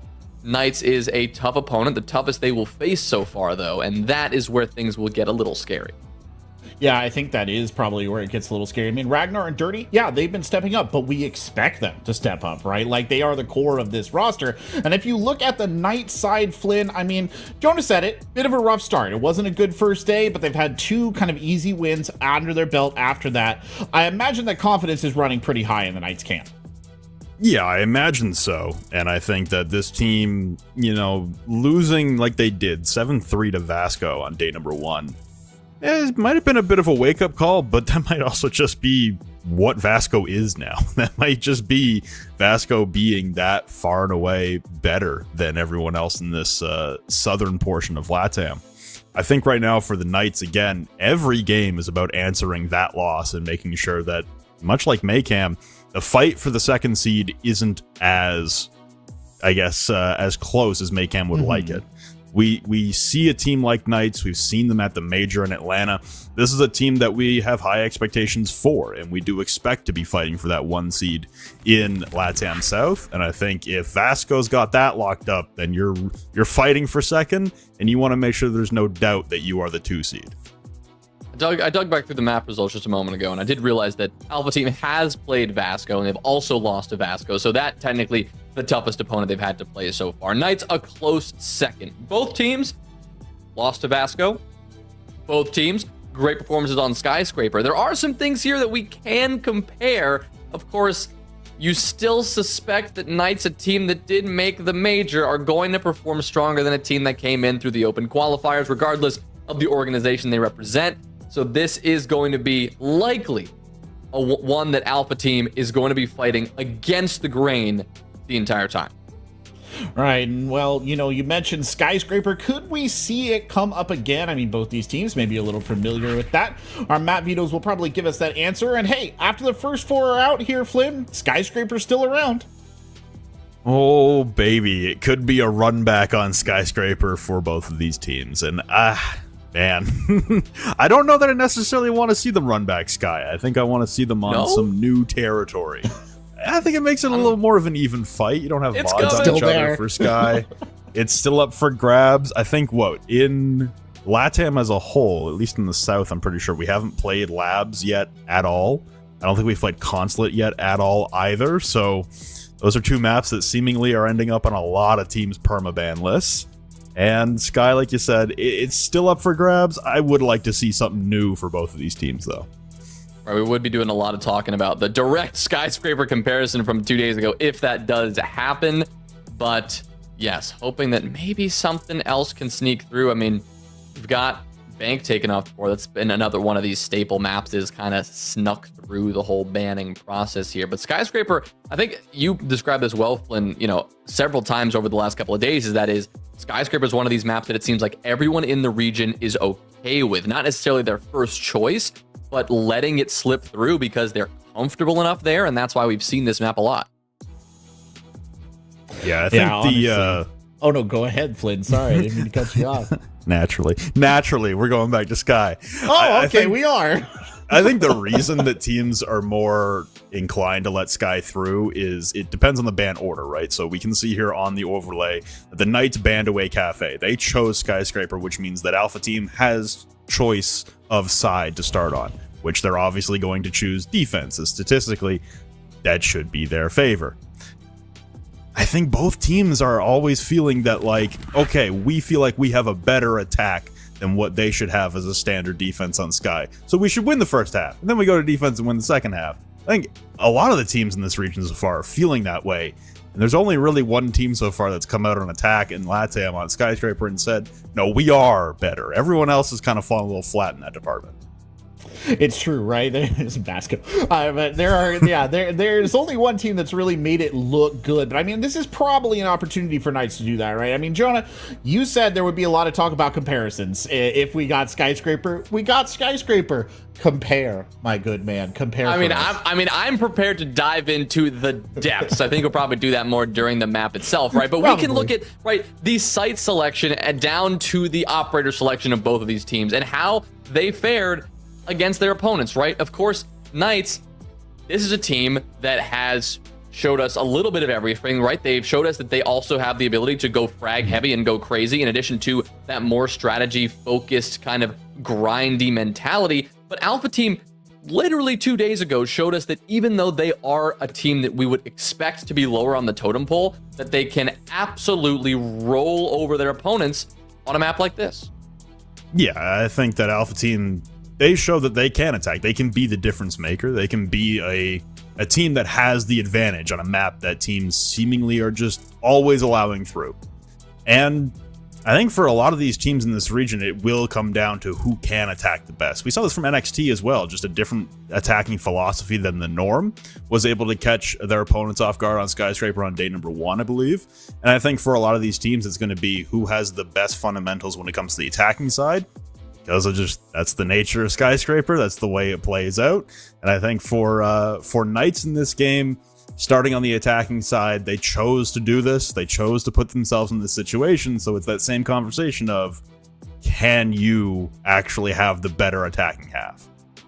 The big question here, I agree, Flynn, it's got to be that. Because what we saw in Skyscraper 2 days ago is Knights start out on defense.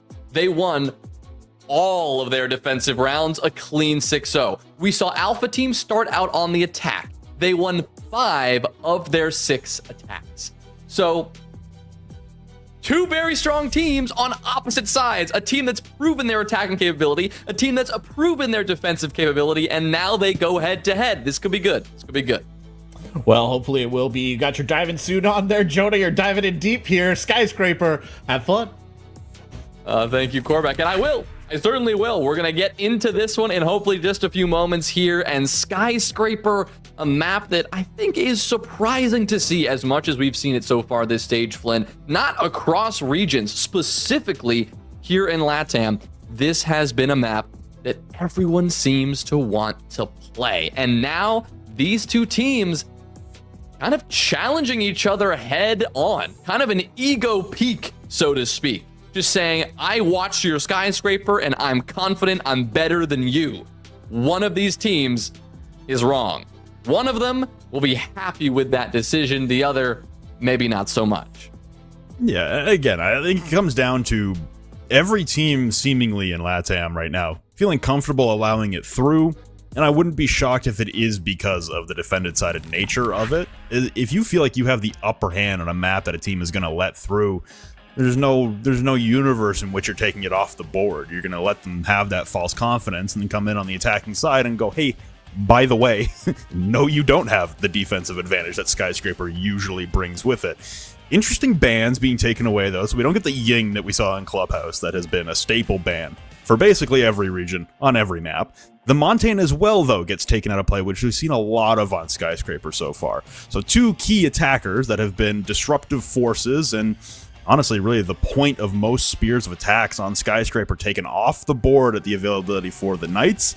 But we said, you know, we haven't seen them really attack a lot. I think they attacked 3 rounds total on this map in their first game on Skyscraper.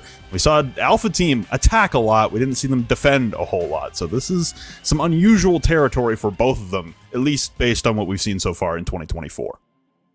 Yeah, I like this. We're starting on the opposite side from what both of these teams did on Monday. So both teams seeing a little bit of difference from them here, at least for the most part. We did see a couple of defensive rounds for the Knights, a couple of attacking rounds for Alpha Team, but it will be, of course, the test early on of how Alpha Team are going to stave off a Knights team that we know are capable across the board. As we said, despite how both teams were so strong on this map, Knights is going to be the scarier team on paper. And what they're showing us right now in terms of this operator lineup already is that they are not messing around. Jerry, the Blitz, Tuku, the Deimos.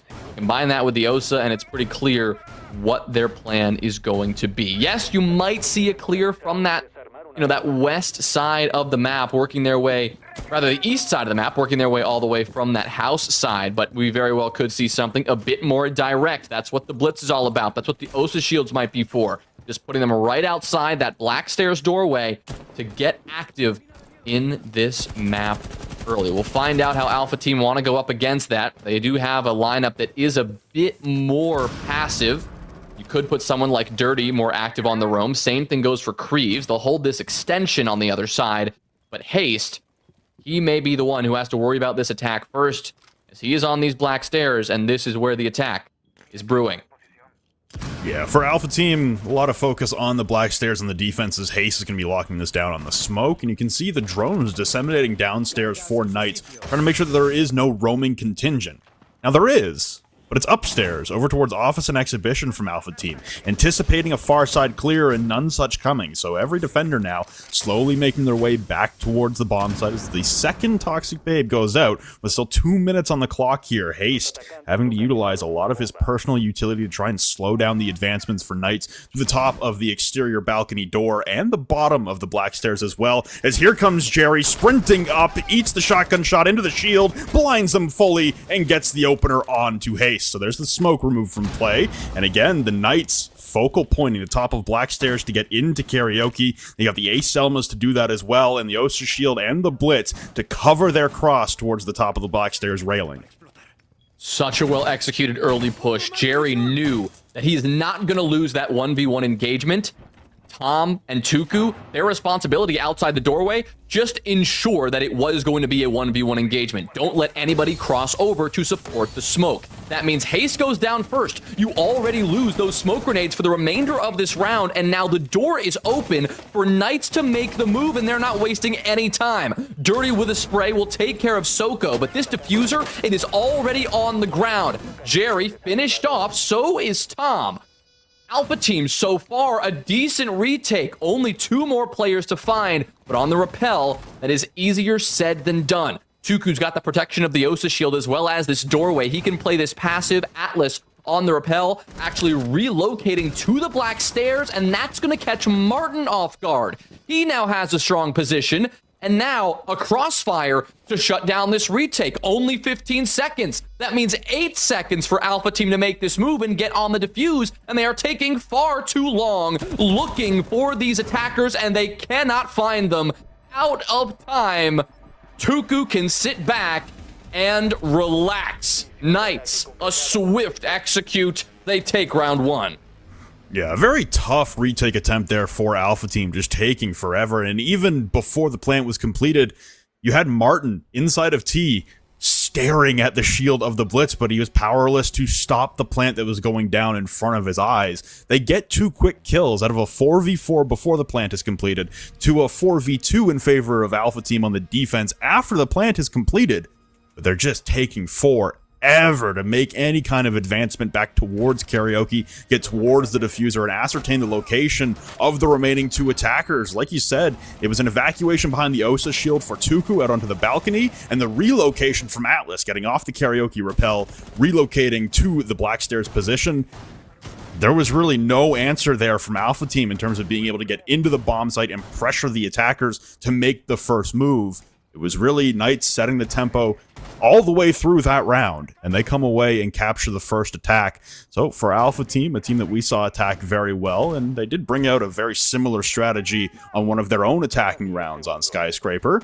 We're looking to see them have an answer a little swifter next time around on that defense, but they won't be running it back on Team Karaoke, as they will instead opt to go to Office and Exhibition for round number 2, try and get back on the board and level things up. Just love it when you're an attacking team and the plan you cooked up just works so well. You set it up, you isolated that 1v1, you took the fight, you won it, and then it all just comes crumbling down for the defense and it all starts going your way. Good start in that retake from Alpha Team, and then they just sat still and kind of gave it up. They took a 4v4 quickly into a 4v2, and then eventually just let it slip away. Exhibition and Office, as you said, Flynn, we are now rotating over to the other side, where Knights may be looking to do the exact same thing. Jerry's already in. Tuku's already on the scoreboard here. Jerry, can he find it? Not quite, but Atlas will. Tuku, he'll clean up that one. Oh my goodness, 3 more flawless round as Tuku and Atlas clean up. Knights, they just bulldoze the defense. Oh my lord. This is something we see quite often in terms of the defensive setup for Office and Exhibition, which is leaving the exterior wall soft and trying to play it open as a challenge, trying to attack onto the attackers on the rappels onto the balcony, stall them out, take a gunfight, make them have to go for a far side clear. The problem with that is if you're trying to challenge through the breach and you lose that engagement, whether that be just from being distraction or not having enough manpower to lock down, let's say, a blitz coming sprinting through on the backs of a Zofia lifeline, it's going to be a bad time because then you have just surrendered the entirety of the bomb site. So a blitz gets in as the opener in terms of aggressing into the bomb site. He gets the real estate. He's able to blind an ADS, but at the same time, the only person who was able to contend with that open wall into the bomb site from the balcony was the Warden playing on the minibar, who just got decimated after being stunned, losing a little bit of that vision with the stun component. And for Knights, very, very swift pace on the round.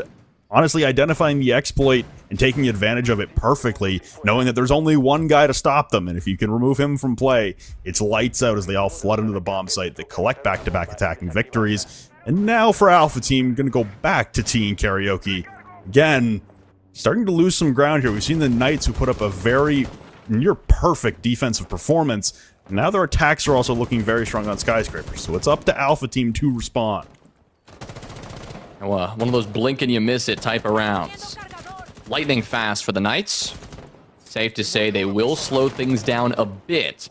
Here in round number 3, the Blitz will be sidelined for the Finca. That's where Jerry's going with this. Tuku still with the Deimos, so still the Deathmark Tracker, an option and a great piece of utility to utilize for them. But at least in terms of the setup, an operator selection that is showing a bit more passivity, a bit more of a methodical take. And their positions already 1 minute in are indicating that as well. Rather than going all direct, it seems like they are putting a little bit of focus, at least into pressuring the other side of this top floor. That's what Tom is doing here. Atlas providing that cutoff, as well as Soko, I believe, getting involved as well. So a split take right now. We'll likely see this team rotate over towards that Team Karaoke side eventually, but for now, seeing what they can pin down of this defense, if they can trap someone like Dirty off the site, take care of him before they actually go for that plant. Well, I think it's an observation here from the Knights to say, okay, this is quite the far side roam once again, just like we saw in round number 1.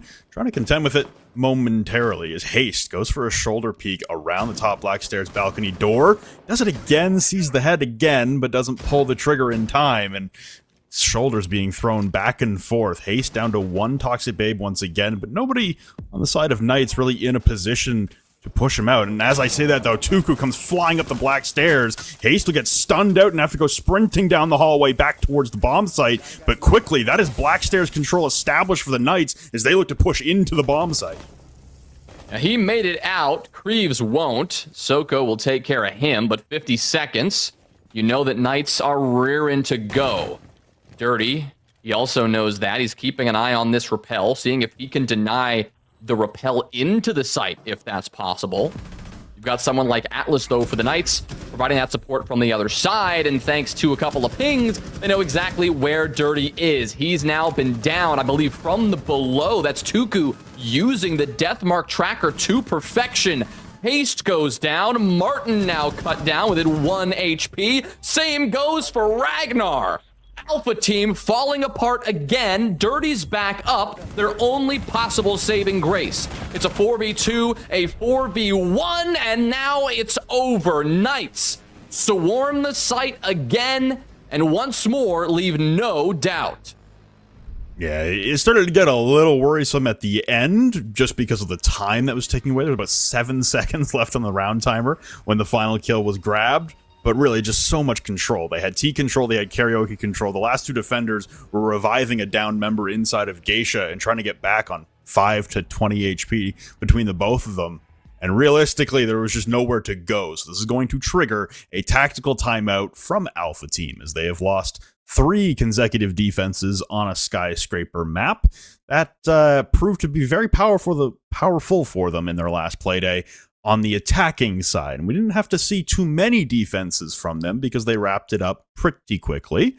I think right now for the Knights, though, this is a good observation of their ability to attack on multiple fronts and make the right call mid-round. They did try and entertain the far side clear in the beginning portions of the round, but ultimately decided that it wasn't worth the trouble. It wasn't worth the time and the utility and the manpower to actually go through the far side clear when, again, as soon as they get that Black Stairs control, as soon as they're able to push the smoke off the bottom of Black Stairs, it's lights out. Alpha Team don't have a response. And that control is so easily gathered when you have the operators coming out on the side of Knights like a blitz in the first round. Or that time around being able to flash and double rush with Tuku running forward with the Deimos. It's a problematic situation to be in as one man with an SMG-11 against the might of the Knights attack. And now we're going to see a different bomb site coming out from Alpha Team as they head to Kitchen and Barbecue, just looking for the possibility to tie the half. They've lost the ability to win it. Like this choice. Glad that they are moving away from the 2 more traditional bomb sites here. They tried Teen Karaoke twice, no dice there. Tried Exhibition Office once. Could not make that happen either. Wouldn't mind seeing Exhibition and Office again. We only saw the 1 Knights attack where they just rushed in. It would be good to see Alpha Team try to defend against that and then force Knights to do something a bit more traditional. However, they did show us that more traditional approach in round 3 on the Teen Karaoke site, where we saw them get a bit more aggressive the first time. Clearly, they can do it all. And I think Alpha Team have realized that as well. So a completely different site, focusing on that first floor and focusing this defense on this delay, on this extension up above. Really forcing the Knights to take their time and clear it out. Maybe, just maybe, if they force the Knights to really go through the full clear of this top floor, they can delay enough time where it could give them a bit of trouble. We did see the clock wind down to its final few seconds, just 1 round to go. Alpha Team seeing if they can exploit that again. You see Martin getting active on the solar scanner, spotting a couple attackers on the periphery of the map on drones. He doesn't really have an opportunity. He could jump out for the dragon window, but up on that rooftop you are protected, so Martin doesn't have an answer right now. I don't think he's aware of Jerry playing at the top of the Black Stairs balcony door with the Osa. He will be now, as he hears the Talon Shield open up the door and get placed down inside of the hallway. Phone calls ring out from the Dokkaebi as well as Soko will light up the first logic bomb. And again, Jerry taking a little bit of damage, but really just fingers and toes being exposed here to the SMG-11. It's not going to be a fatal blow as Martin is being swarmed by drones from the depths of T. He's got an upside down rappel on the karaoke window, locking him down into place. Tuku not allowing him to move a single inch. And there's pressure coming from the T wall being opened up as well as a frag grenade will force him to move. Martin able to duck away behind the table inside of T, turn his attention towards the Osa shield, but as it gets decimated by an impact, he loses his head to Jerry. Okay, good start for the Knights once again. They are not letting up whatsoever. A full minute left here. That should give them a good bit of time to pin down these final few defenders. Still 4 of them, but they're going to start to drop soon. I mean, Dirty, you see him now, 1 HP. Creeves, he'll do something, though. This one's not just over yet. He'll take the life of Martin. He knows there's someone else around the other side. That's Diffuser now dropped as he takes care of Atlas. The Maestro, the big man on the move, and proving to be quite a problem for Knights here. Tuku gets lit up, but he recovers that and wins the fight. Jerry now taking a lot of bullets. This top floor not fully under their control, and it's going to be a problem. Soko's gonna hunt for this kill, gives Creeves his triple. Jerry gets it back, but it's a 1v2. He's got no time and no HP. Alpha team, they finally locked this one down. Creeves put in the work, and Jerry, he'll do whatever he can, but he just has too many angles to worry about. Haste, he came back down the stairs and finishes it off the kill from the same floor, but that top floor control, man, without taking it, Knights got themselves in a lot of trouble. Yeah, that really did seem to be the turning point in the round where Knights said, okay, we're going to flood downstairs instead. And to be honest, if an Alda with a Maestro with an Alda hadn't turned around on that bar and actually ripped apart a lot of the contingent of the attacking force coming in downstairs through tables, that could have been a very different round, because if you're able to flood deep into the bomb site, the defenders upstairs just have to play whack-a-mole on every angle they've opened up into the bomb site. There are a couple safe positions where you could initiate a plant from, but Creeves, playing downstairs inside of tables behind the restaurant bar, able to do a lot of damage with that Alda and really be the thorn in the side for Knights to stop them from continuing their flawless run. And now for Alpha Team, they're victorious onto Kitchen and Barbecue, but it means they cannot go there for 2 more rounds. So they will now return. Like you said, Jonah, only playing this bomb site once, and the round only lasting about 45 seconds anyway. Office and Exhibition, we do see, I believe, that exterior wall into the balcony soft for the moment. I imagine if they do continue to leave it soft/open, they will at least try and position some more manpower. And there goes Creeves impacting open. Hopefully this time for Alpha Team, they're playing that position a little stronger with a few more gun barrels pointing in that direction. Yeah, reasonable to see the lack of a blitz here for the Knights. They're not going to run the same gamble twice, as entertaining as that would be to watch. So they're going to probably take their time a bit more on this one. They do have 3 attackers. Just from their spawn locations, you can see that they are spawning over on that T and Karaoke side of the map, so if they do want to work their way over, they are in a position to do that, to clear out the map instead of just going as direct as we saw last time. One thing for Knights here that they've already got going for them, though, is Jerry. He's already downstairs, that skeleton key on the buck, up through the floors, seeing if he can spot out and at least force some defenders to move around the site. Give themselves a couple more openings to work with on this attack, and so far, Jerry is doing that. You combine that with Atlas, who's now opening up the window, starting to get some pressure going there.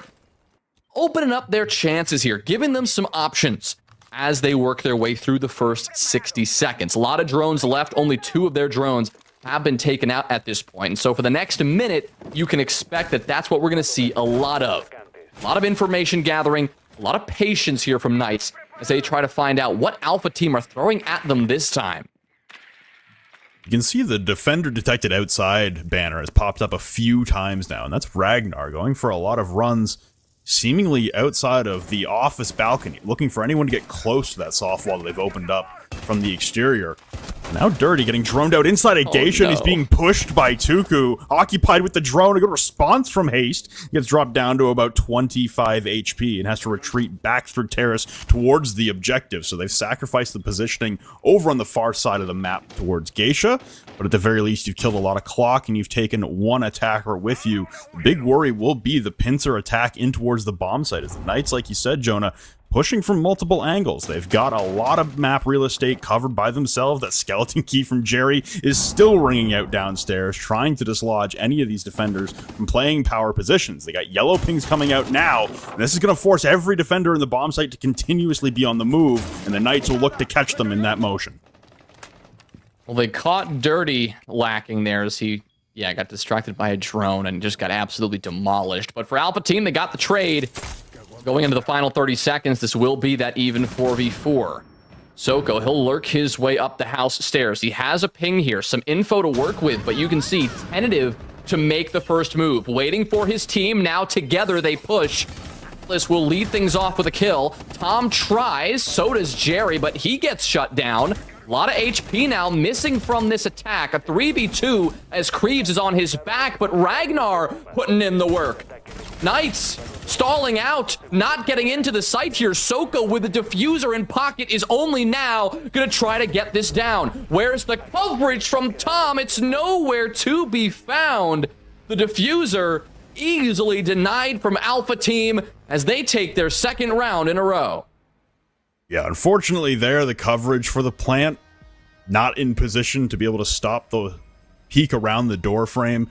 But I think for the entirety of that round there, Alpha Team able to weather some pretty serious conditions, as just about everything but the bomb site on the map had been taken by Knights, and yet, with a breach open, a window open, and all the floorboards underneath you being open, they're still able to withstand and battle back from these positions of weakness. They're able to do a lot of damage, like you said, leaving the remaining two attackers, Soko and Tom, on such low health that there really wasn't a play to be made to get aggressive, because all it would have taken was one bullet to end the round. So for Alpha Team, stumbling start into 3 defensive losses. Now a bit of a rebound arc here, as we're back-to-back victorious defensive rounds for Alpha Team. Winning on Kitchen and Barbecue, winning on Office and Exhibition. They're now looking to be victorious on Tea and Karaoke, a bomb site that they have lost twice. They'll try to rectify that now heading into round number 6. The last round of the first half, where Knights, again, if this turns out to be a typical skyscraper in the way that we've seen Knights defend in the past, this could still be a problematic outcome for Alpha Team at the halfway point. And listen, I don't know. They won almost every single attack just 2 days ago. Yes, it was against the Hawks. Let's ignore that detail.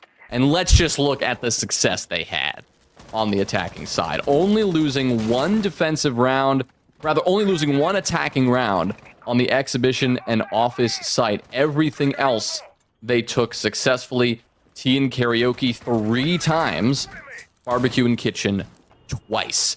So Knights will still have their work cut out for them when they swap sides, but as you've pointed out, Flynn, Alpha Team certainly will as well. Going up against the Knights, we know they are going to be strong on the defense. After all, they were flawless on the defense on Skyscraper on Monday. Anyone can make something happen if these teams are hot. We've seen them both in their peak form. The question is, will we see that same peak form translate over here to today and to the second half of this map? The Deathmark tracker out from Tuku. He scanned Dirty, so the Legion will back off. And that means Knights will be allowed to take a bit more control of this map as they work their way across the top floor. Well, for the Knights, we've seen complete changes up in the attacking philosophy every single round attacking this bomb site. Round number 1, completely ignore the far side roam. We want nothing to do with it. We want Black Stairs. We want Karaoke Plant. That's all we care about. We've got our blitz to accomplish that.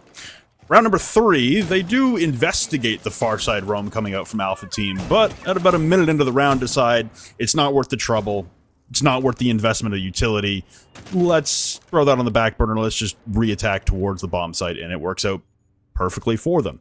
Here, in round number 6, though, 3rd time attacking the bomb site, they do decide that the far side clear is worthwhile, and they will begin the push all the way into Drum and grab some Shrine control. But Ragnar Get the opening pick from inside of Geisha. He's being spotted and being hit now from below, as they've still got the Skeleton Key doing great work, and Tom makes an entry to trade on back.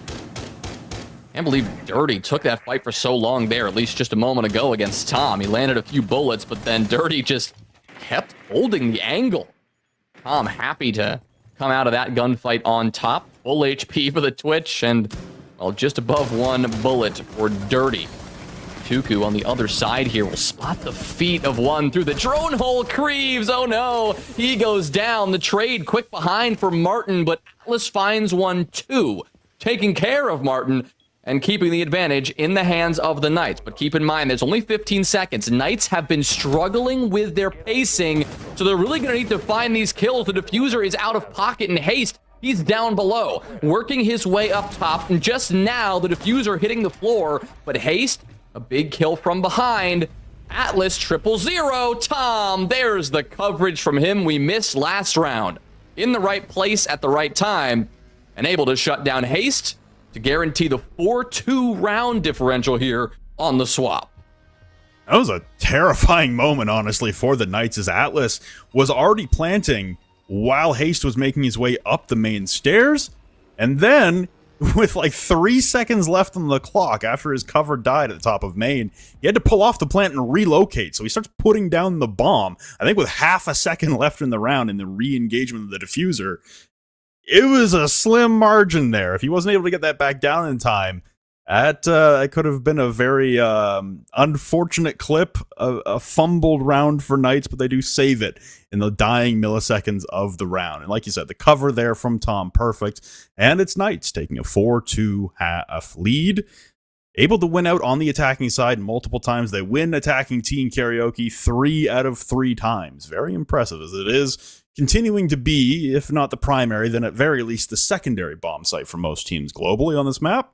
I think the demonstration of the ability to attack that map in various different ways with extreme efficiency and with extreme success is a very notable portion to mark down for the Knights. That's kind of a statement on a map that, again, should trend more defender-sided. But like you said, on Monday, Alpha Team did have a very, very successful attacking half against the Hawks on this very map. So there's more Siege yet to be played, and as we enter a tech pause at the halfway portion, this is a very, very good start for the Knights and a good rebound later into that first half for Alpha Team. Well, something the Knights did so well on defense on Skyscraper in Playday 3, their ability to get those opening kills and their ability to force those kills, force those engagements at a very early spot in the round. They won 4 out of 6 of those opening duels when they played on the defensive half. All 4 of those kills came within the first 50 seconds. That is a crazy number, because what that shows is that they were in firm control of the pace of the game, rather than kind of being up to the whim of the attack and what they were hoping to do. Knights were the ones defining the rhythm of the map. They were the ones dictating whether or not those kills would even be on the table for the attackers within that first minute. Those 2 rounds that they did lose the opening kill, those engagements didn't happen until at least 90 seconds in. We saw one of those kills around a minute mark, one of those kills around a minute and a half. The point is that Knights are an aggressive defensive team if they want to be, and they're capable at doing that. If they play an extension, they're not going to just back off and let you take that space for free. They're going to fight for that space. It's something that Tuku did so well in that game. He ended up dropping 12 kills and really being a core instrument of that extension when he was playing the Malusi, playing the Legion, and operators like that designed for that kind of thing. So that's really the question here, is how much Alpha Team are going to let themselves be controlled by that. They'll dive into their first attacking round here in just a moment, and we'll see if they can try to take that control out of the Knights' grasp. Well, for the Knights, they will turn their attention for their first defensive round to Teen Karaoke, a bomb site that has yet to be victorious so far today, which is also a pattern we saw in the last Alpha Team game on Skyscraper on Monday, in which in 5 attempts, I believe, nobody actually won the bomb site on the defense. So, we're lining up, we're 3 out of 5. we're 60% of the way there. If Alpha Team can come in with a strong response on the attacking side, get within one round, we could be seeing a very similar trend to that game on Monday. But for the Knights here, you really want to spread out the difference in the round count. You really do want to add some separation to yourself and a team like Alpha Team. And I think right now, the spread and the separation really is core to the success, as everyone right now for Knights off the bomb site. You've got Tom's the closest member towards Geisha right now, and Atlas on the Black Stairs, but quite the roaming contingent on the far side towards Office and Exhibition. We have seen this before as well. Tuku getting aggressive with that Malusi, the ACOG on the MP5, springing her play right back into life. And Creeves, he's having some difficulties with Soko. Going for the impact trick. Here comes Tuku on the run. He's detected outside, and he can't find anyone trying to deal with the bandit trick, and the wall gets opened up. So a way to survive the initial aggression there for Alpha Team. They were keeping an eye on it. They knew what was coming there. I'm glad they came prepared. Did not get caught off guard by Tuku. They got the wall open. It's good early progress. And like we said, Knights aren't going to give up this space for free, though. Even though Soko probably should start retreating here, he is going to linger for a few moments longer. He does have the support from his teammate. You've also got someone like Jerry really taking the mantle of that aggression down below. So those players above can worry about their retreat right now. And Jerry can worry about denying the entry if that opportunity presents itself in just a few seconds here. It does. Oh, that's so tough for Martin on his drone, but not aware of what was happening beneath his own feet. Yeah, a tough one there as the Knights want to play the position to try and catch someone off guard. And the drones come flooding in towards the house side, towards Office and Exhibition.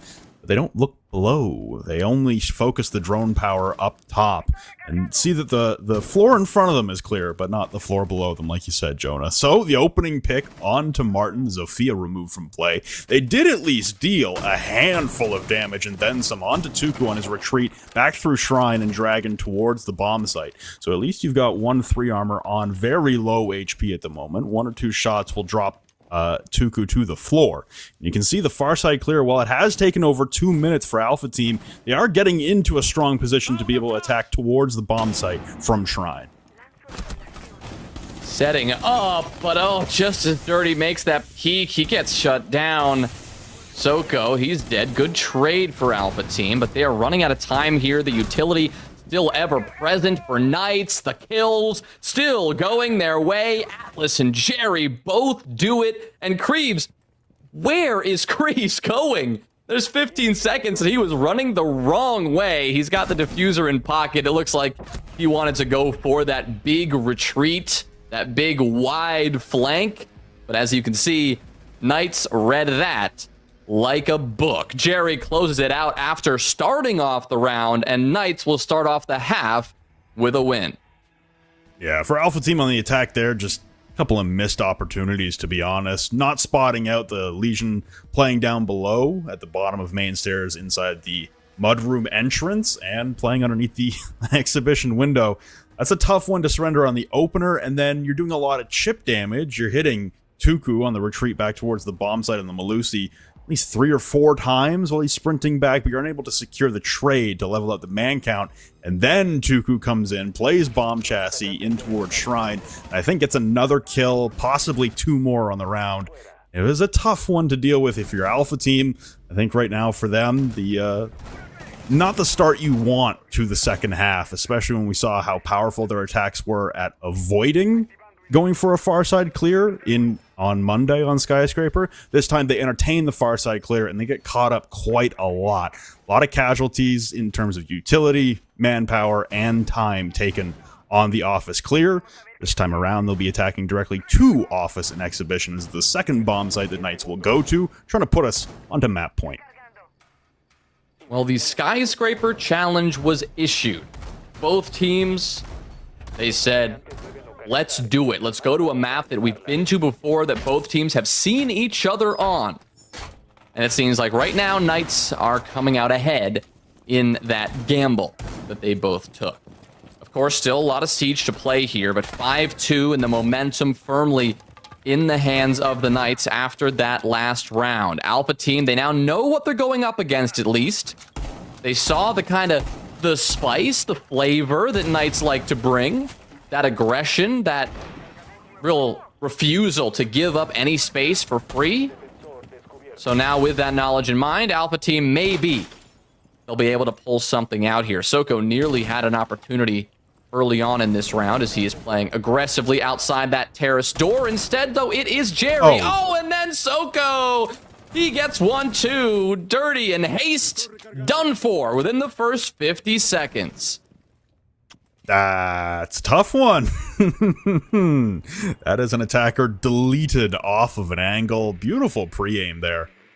Honestly, for the Knights, this is kind of what we expected to see from them after being so successful on the attacking side. You want to see them get aggressive, and like you said, in that attacking half, they were setting the tempo. They want to do the same here on the defense, as Tom has a very awkward engagement, but he wins it out in the end. It was not pretty, but it does net them the kill. Ragnar will at least trade out Soko inside of Terrace, but it's still a two-man advantage on the side of Knights, as both remaining attackers try to push their way onto the Geisha side of the building. Tuku will drop Ragnar. It's just Kreeves left standing inside of Geisha once again with the diffuser. The Nitro Cell goes soaring. It will detonate wide left of Kreeves. He turns the corner on the pre-fire. He's able to drop one, but tanks an M590 shot in return, and then Tuku finishes him off from inside of Drum. It is match point for the Knights. Well, we saw a bit of everything that round. We saw Knights hopping out, getting aggressive on the outside of the map, and then we saw as Alpha Team came to them on the inside of the map, things did not get any better for Alpha Team. Martin in a particularly messy engagement on the top of the black stairs with Tom. That one we'll just forget it ever happened, and I think Knights, I mean, yeah, there's really no reason to change anything right now. Everything seems to be going their way from the start to the finish. They get the opening kills, in this case, 2 of them. Soko hit that nice shot there as he swung outside that terrace door, and you know, here it is again. Martin, he was just way too far up without any support from his team. There was simply no one around him, and so when he took that fight with Tom, that 1v1, if it goes the way of the defense, there's nothing that the rest of the team could have done about it. There was no one there to play the trade. That was a do or die. Can you fight your way out of this hole? Or are you going to just dig yourselves in deeper? And unfortunately for Alpha Team, it was the latter. 6-2 now, match point, as Knights are poised to deliver us our second 7-2 victory of the day. Yep, Knights looking to wrap this one up with a bow. And I think for Alpha Team here, just unfortunate starts to the rounds leads them to having to fight uphill later on. And especially on the attacking side, on Skyscraper, it's not where you want to be. Focus on opening engagements and opening picks needs to be a lot stronger here for Alpha Team if they're going to run the gauntlet and bring it all the way back from a 6-2 deficit to at least overtime. They have now sacrificed the ability to get 3 points out of this game, as the Knights, winning their 6th round, at least have secured 1 point so far. Haste will be opening up towards the top of main stairs, as once again we're seeing Alpha Team try and go for a far side clear, and hopefully some attention paid to the details of possibly who could be lurking below any of their entry points. Jerry, though, with an M590, playing the Geisha rotation in towards Karaoke, I imagine wants to get very aggressive onto the Karaoke rappel. You see everyone here, 4 Knights, finding an opening, finding an entryway to the map, sticking their face in it, and saying, let's go. Let's go and see if Jerry can find his 5th opening kill of this match. He's 4-0 so far to start it off. 2 on the attack, 2 on the defense now. It's really been tough for Alpha Team, just coming back every time. It's like every single round they're fighting against the grain. It's an uphill battle. How good would it feel to start off the round with a kill? There goes Martin. He makes it happen. He shuts down Tuku. Tuku's 10-4. He will not be able to contribute for the remainder of this round. Besides those frost mats, of course. Alpha Team, finally, something goes their way to start things off here. And now as they continue to take this map control, Knights, very obviously, not quite as much control established. They're not forcing it over on that east side, playing a lot more passive over towards the west. Now, the reason is because we are downstairs, a kitchen and barbecue defense. They are setting up just to hold the direct sight above. They are not extending all over this map. It does mean, however, There are fewer bodies up above to deny this clear. When Alpha Team do reach this point in the next 15 to 30 seconds, Knights are going to figure out their real first test is waiting for them.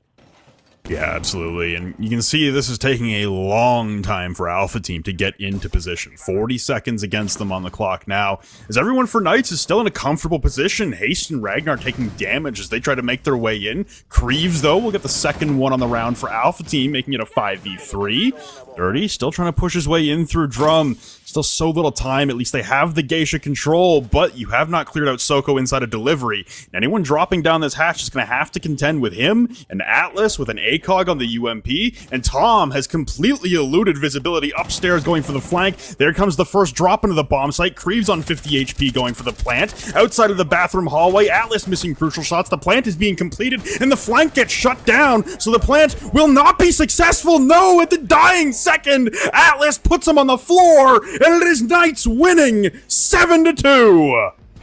A grueling way to lose it just when we thought that Alpha Team were finally about to get on the board.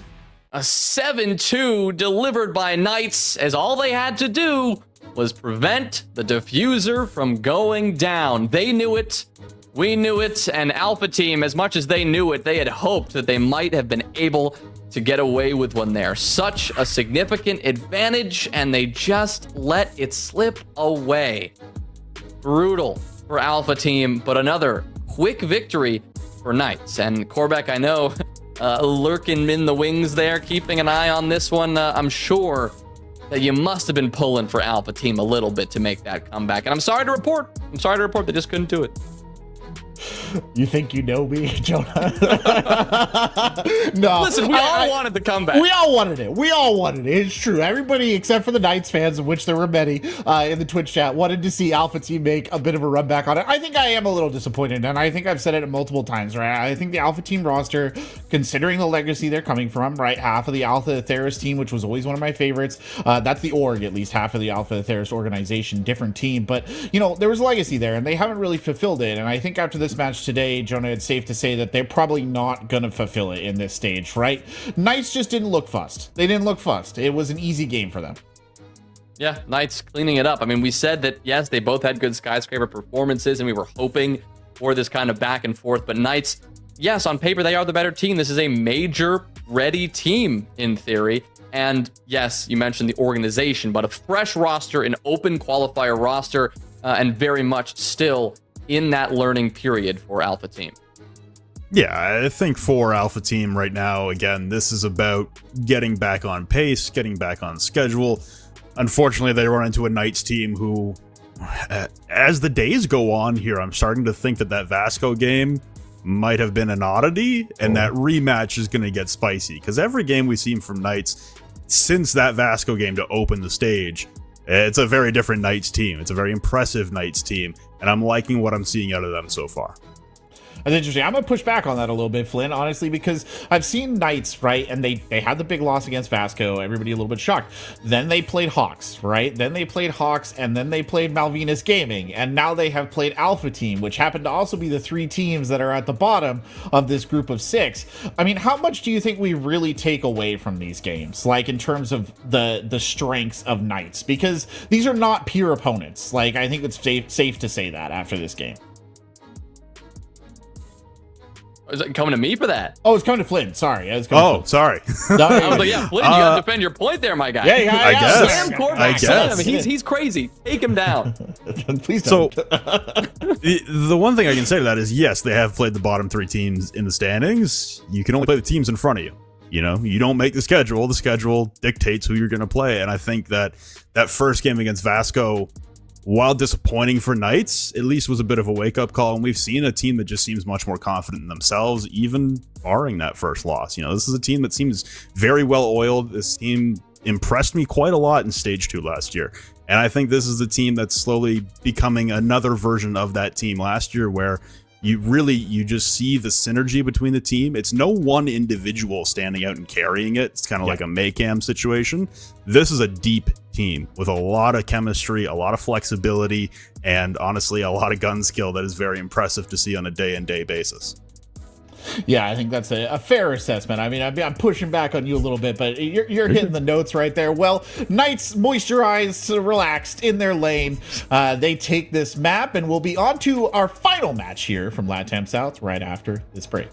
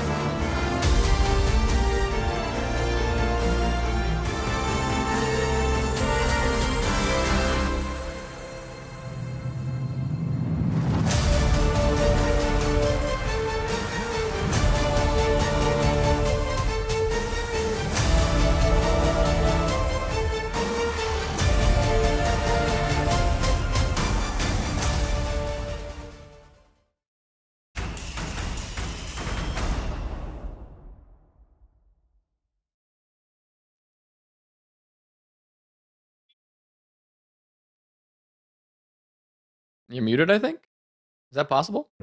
I am muted. We are watching Malvinas Gaming versus Vasco Esports here on LATAM Play Day number 4. I'm Corbeck. Alongside me are Jonah and Flint as we get ready to jump into what should be a Vasco takeaway. But, you know, we got to do our due diligence here, gentlemen. We got to talk about Malvinas Gaming. It's been a bit hard to pinpoint exactly what's going wrong with the Malvinas Gaming roster at this stage, Jonah. But, you know, what are they looking to pluck out of a scary matchup here today? I don't know. I think they're looking to walk out of this with a point. Going to overtime would be good. I mean, that's a stretch, I think. This is a very, very tough opponent they are going up against. And Malvinas, of course, they are one of these teams that have had some good showings, at least one or two. They opened up with a win against Hawks. It's been kind of downhill since then, and we've seen that Hawks are not necessarily the strongest team right now. So Malvinas need to get themselves out of this bottom position, and just in our own eyes, not necessarily the standings, a good showing against Vasco would serve to do exactly that. Yeah, I think for Vasco here, again, it's continuing the train of delivering pain to everyone in LATAM South. And I think for Malvinas, this is an opportunity to, again, make a statement. You know, if you're the team that has the best performance, because Vasco's lost 3 rounds was the maximum they've lost in a map against Knights on day number 1.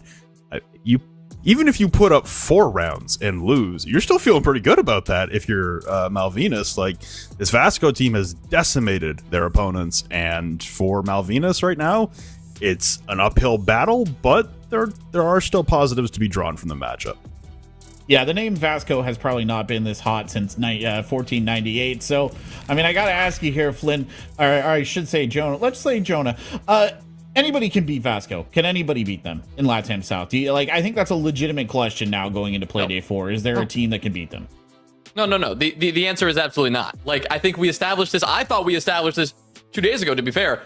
That was, to me, like, the next step, or the final step in, like, their ascension. Like, if they won that game, I was comfortable to say no one is going to beat them, period. They destroyed everybody they played up against. They beat Knights, the only other team that looks like it even can kind of touch them here in the South. I'm not saying they're going to sweep the North as well, but the South, I think it's clear cut. People are fighting for second at this point.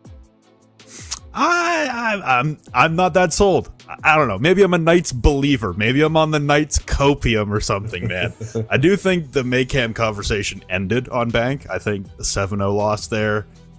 We're done here. That's not a conversation to be had anymore. But I mean, like, you've taken the most rounds against them. It was a 7-3 game. Knights, in my estimation, are looking better as the stage progresses.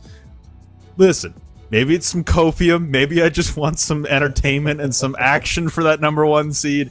But I do think Knights on the second go around could give them a run for their money. I think that's probably going to be the match to watch coming up in LATAM when we get through our first round robin and move into the second round robin here in these opening stages. I think that's going to be a big one. And I kind of agree with you a little bit. I do think Knights, there's potential there. But let's bring it back to the game we have here today and see where Vasco is potentially going to steamroll Malvinas. No consulate. We still haven't seen it yet, Jonah. We won't see it here today. Could see Labs, though. That's almost sneaking all the way through. Could reach the end. We will not see Skyscraper, and it turns out we will not see Labs either. Chalet is where we end up in this contest. So Vasco, really their chance to show that they can play this more, I don't know, looser Chalet style. They are starting off on the defense, so it'll be kind of up to them how they want to set things up and dictate the pace of this. But Malvinas on the attack, right? A map that is, as we know and have known as long as this map has been in the pool, is an attackable map. It should be a good place for Malvinas to begin. And I think on the first half, we'll know if we have a fight or if we have another murder. All I'm going to say is, God bless it's not Skyscraper. We're done with Skyscraper. We're no more Sky. We're going to Chalet. We can see some attacking round wins, like you were saying, Jonah. This is a map that is very open and sometimes even statistically skews attacker-sided, but just is a little more free-flowing. Like you said, maybe this is the venue for Malvinas to get back on track, just to play a little more free-flowing, a little more loose, and, you know, you're going to have a lot of gun skill on the other side of the board in terms of Vasco's department, but for Malvinas, you know, this could be the perfect opening to it. Like I said, put up a strong performance against what most are considering the clear-cut #1 in LATAM South. Well, it is the clear-cut #1 on Chalet against Malvinas Gaming. Your last LATAM South match of the Playday, boys. Take it away. Thank you, Torbeck, as always. Good to get to the bottom of this one, dig in a little more, and as we mentioned, it is Vasco on the defense, Malvinas Gaming on the attack to start off Chalet. Malvinas, they have 2 points to their name, an overtime victory in Playday #1 over the Hawks gave them those 2 points. On the other hand, it is Vasco with 9 points and a plus 17 round differential coming into this game. Yeah. It should be noted that we did say it a couple times in the warm-up here for the game. The most number of rounds that Vasco has lost on a map is 3. You know, we're not digging too far to a 7-4 in terms of being able to put up the harshest number of rounds taken against Vasco. That being said, Malvinas do still have their work cut out for them against a team like Vasco, who really haven't shown any signs of slowing down. It doesn't really matter the venue. It doesn't matter the opponent, apparently. You know, we saw, like you said, just a meteoric rise from Infame on Maycam Evolve on Playday #2. We come into Playday #3, and he's a non-factor. And not only is he a non-factor, his whole team is a non-factor as they get dropped 7-0. So I think for Vasco, they do have the ability to constantly apply pressure, get in everyone's face, and it's going to take a team to punish that aggressive play style to start getting Vasco to rein in, and maybe we'll have a game on our hands. The jury's still out on whether or not Malvinas will be that team, but I do think Coria is going to be the one player leading the charge for Malvinas to try and get back in. And we got fist bumps on the face cams, and thankfully everyone is shirted. Always a bonus when everyone has their clothes on here. We can see into their lives, see into their reactions, but we don't need to see them without clothes on. I think we've made that determination after seeing that a few times. Scarps, as always, is inside of his monitor. I think actually going inside of it for a moment there as we lost track of him. Dot's the same, or DTZ. Not Dots, they are 2 different people. So DTZ as well, very much in there.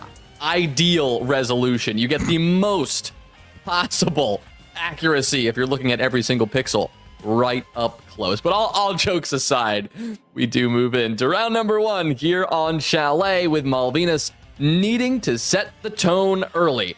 There are very few teams who have played this map so far this stage. Malvinas is one of them. And it did not go well the first time they were here. A 7-1 loss to Maycam Evolve. So going to Chalet, it is a bit of a question.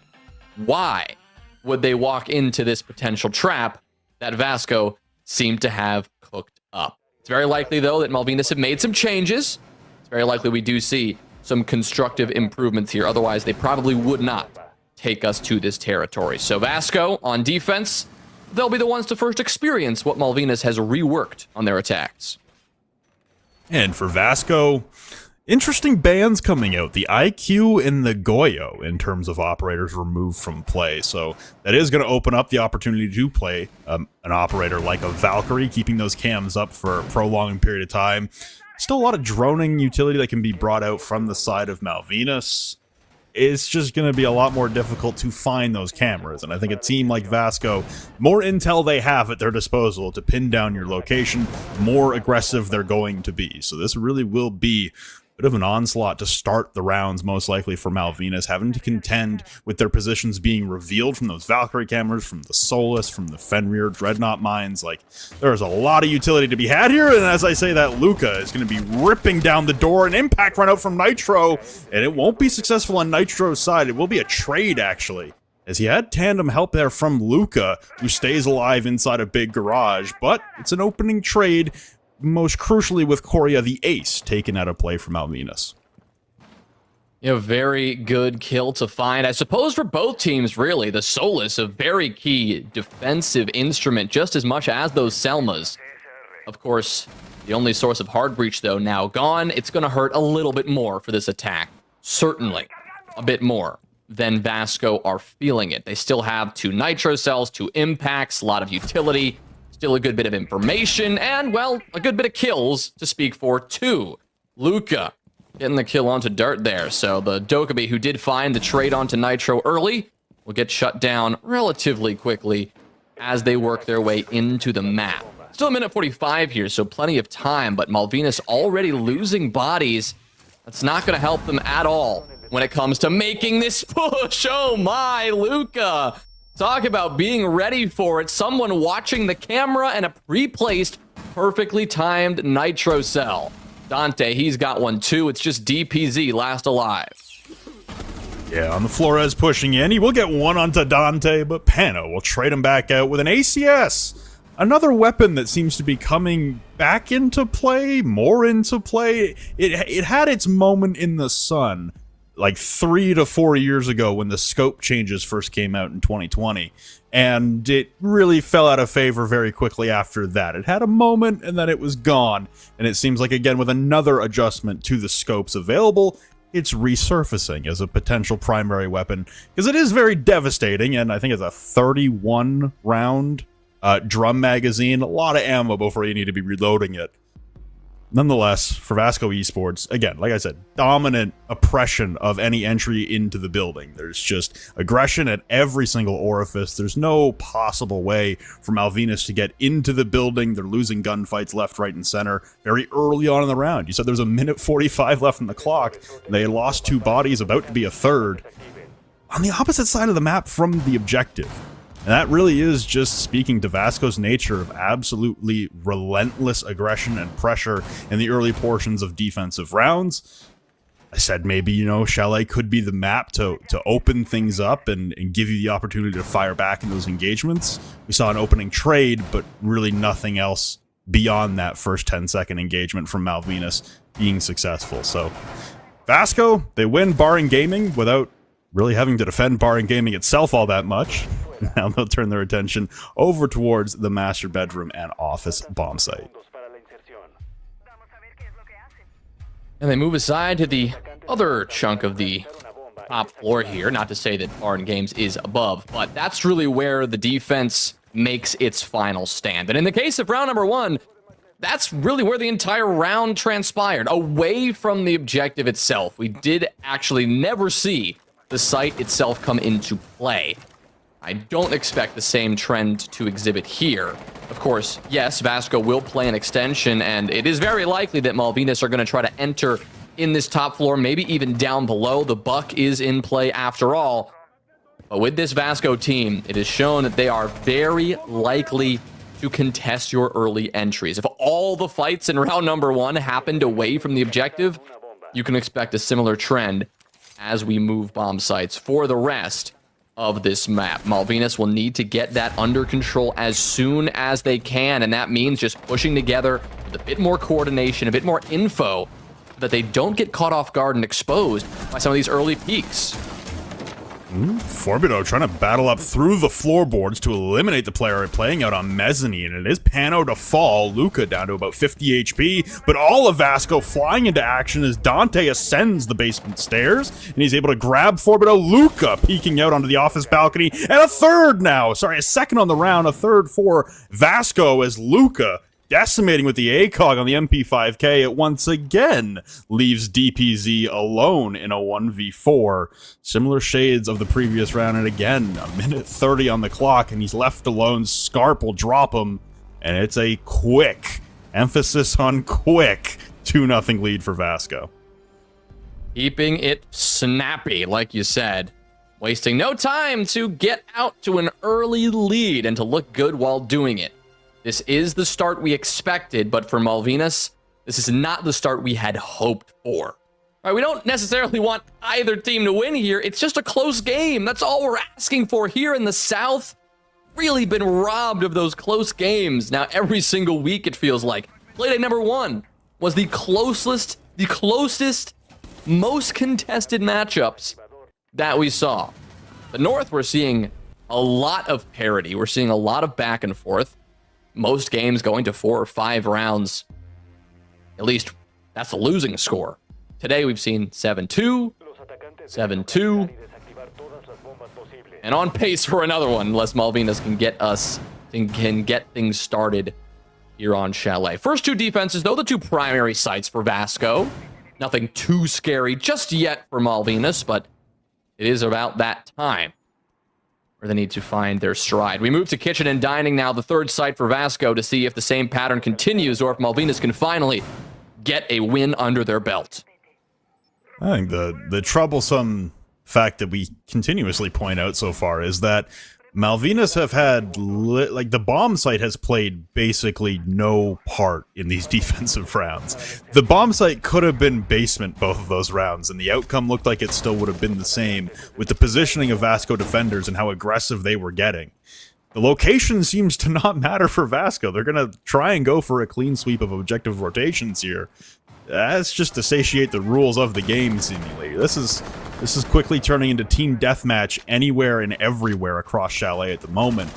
Malvinas having some difficulty being able to fight back. Forbido going to take some shots through the snowmobile garage as the default cam will get shot out. Nitro able to peek from the top of the basement stairs, but unable to collect the opening kill, as his team has done in back-to-back rounds. And again, any window that opens, any sound he hears, he is flying into action. He's not going to catch the rappel straight up onto the library balcony in front of his mud window. So, some of the attackers from Malvinas will get to live and fight another day. Made their entry. Still alive. That's the big story through this first 60 seconds. You know that Vasco are trying to hunt them down. Nitro taking so much space, maintaining so much control, single-handedly almost. Those Kiva barriers, even though they did get nerfed technically, and now they can be shot out by bullets from range. They still have a lot of HP, and they are still a great way to block line of sight. A great way to establish a couple of choke points. Exactly what he's doing on that staircase and down below in blue. For now, his teammate, Scarps, up on the dining table, maintaining this long angle towards those main stairs, knowing that that is exactly where Malvinas intend to pressure from. Spots the feet, couple of bullets, can't quite finish it. Luca will finish a kill up top. He'll be the one to get on the board first as dirt is dropped, and there goes DTZ. It's Dante to step up and finish off his final nick of HP. 5v3 Vasco. Once again, a great start. There's intel on Dante being forced back to the half wall after the breach gets opened up into office, and it does not matter. He goes flying. Dante from up above, they try to ignore him playing on the half wall inside of office, but they vacate the breach and allow him to peek out. It's another victim claimed by that MP7, so it's DPZ down below in the basement, trying to look up the kitchen hatch, and you've got frag grenades coming out from Forbido now, looking in towards the bomb site. As the last two remaining attackers are separated, there's an unfortunate error to this that we've seen a few times before, which will be an attacker for the side of Malvinas left in a 1vx with many left to find. He does get one onto Dante. His rain inside of office doesn't go completely unanswered, but it's Luca once again to swing out into jungle and finish the round with an exclamation point. It's a swift 3-0 lead for Vasco. Tough start for Malvinas, and it does not get any better. They were able to work their way into the building at least through the first 90 seconds without much issue. Trending in the right direction here. Moving a bit more methodically, staying close together. We saw how coordinated they were trying to be. But it really didn't matter. It was Vasco who took it anyway. They knew exactly which angles they needed to be holding, and it just looked so simple for them. They make a complicated defense, a complicated round win, just looks so effortless. Of course, the ACOGs coming back on defense, that's a major change we've talked about coming in with Operation Deadly Omen, and clearly Vasco have been taking advantage of that. Scarps with the long angle towards the main stairs, we saw him utilizing that scope well. And Malvinas, as much as they tried to stay unified, as they lost a body, then they lost another one, and their teammates were starting to fall. There's only so much you can do. A 1v5, and that was pretty much the end of it. 3-0 right now. Clean start for Vasco. Well, it was a tack timeout taken by Malvinas to try and recenter, refocus. and have some sort of answer, some response to what we're seeing from Vasco on the defense. Like I said, the bomb site seems to be pretty irrelevant to the equation. It will be a return to bar and gaming for Vasco, but if they continue to wander the map and collect picks back to back to back with such ease as they have so far, again, the actual two rooms where the two bomb chassis lie won't play much in determining the outcome of the round. And for Malvinas here, not much of a change in terms of the operators. We've seen a bounce back and forth between the Twitch and the Flores.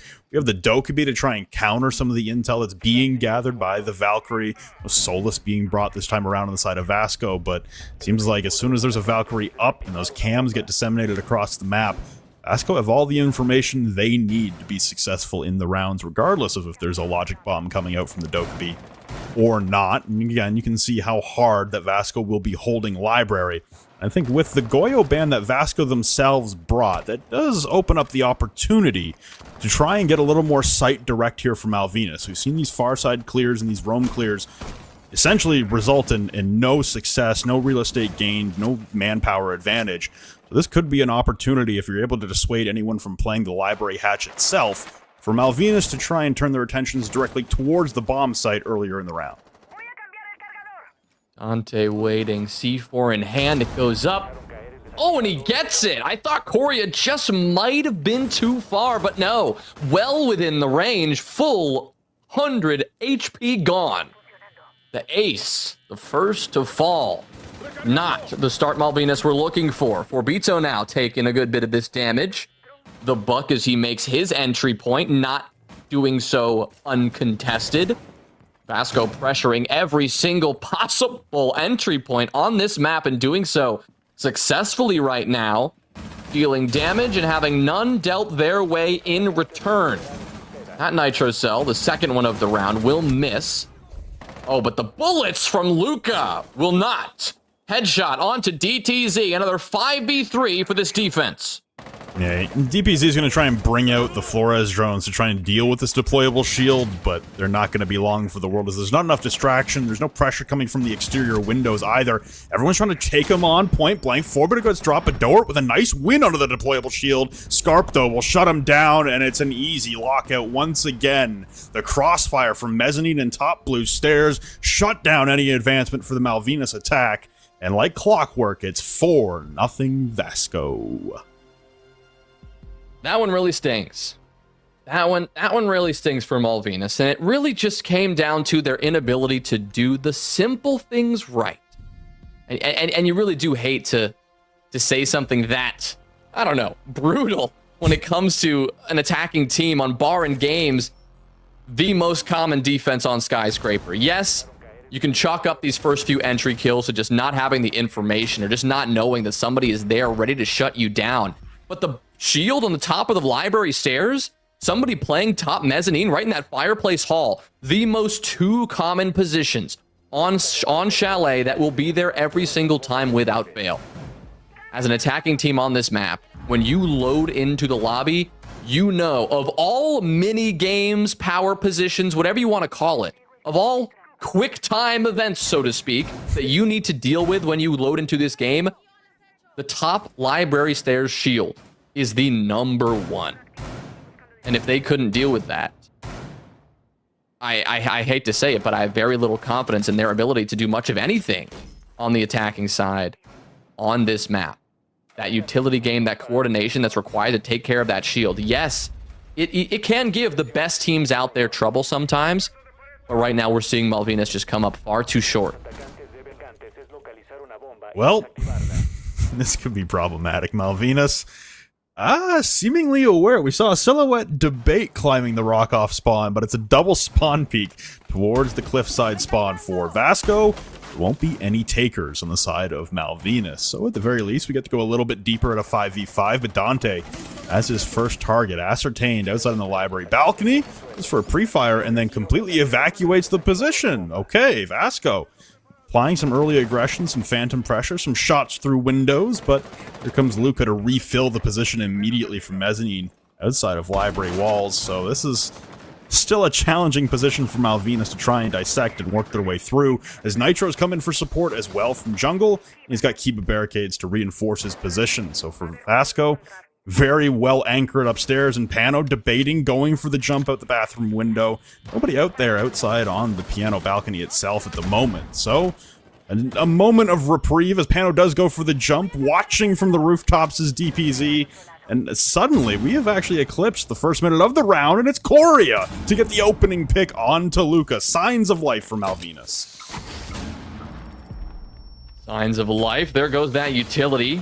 Nitro, you see him just throwing out these Kiva barriers like they're candy, hoping that maybe one of them is enough to distract this Malvinas team. Good work there from Malvinas to get around that, to get that opener. Pano, he's feeling the pressure, opening up another angle to work with for a moment. Information game strong for Malvinas. 5v4, they've got the edge. They just need to take what they have now and transition it into an execute on the bomb site. Pano, he'll drop down, waiting for later in the round to use that Nitro cell, maybe deny the eventual execute. Still a minute to work with here for Malvinas. They do have some time. Pano, he might actually be teasing a bit of a run out. It does mean he's leaving his teammates up above out to dry a little bit. There's 3 of them.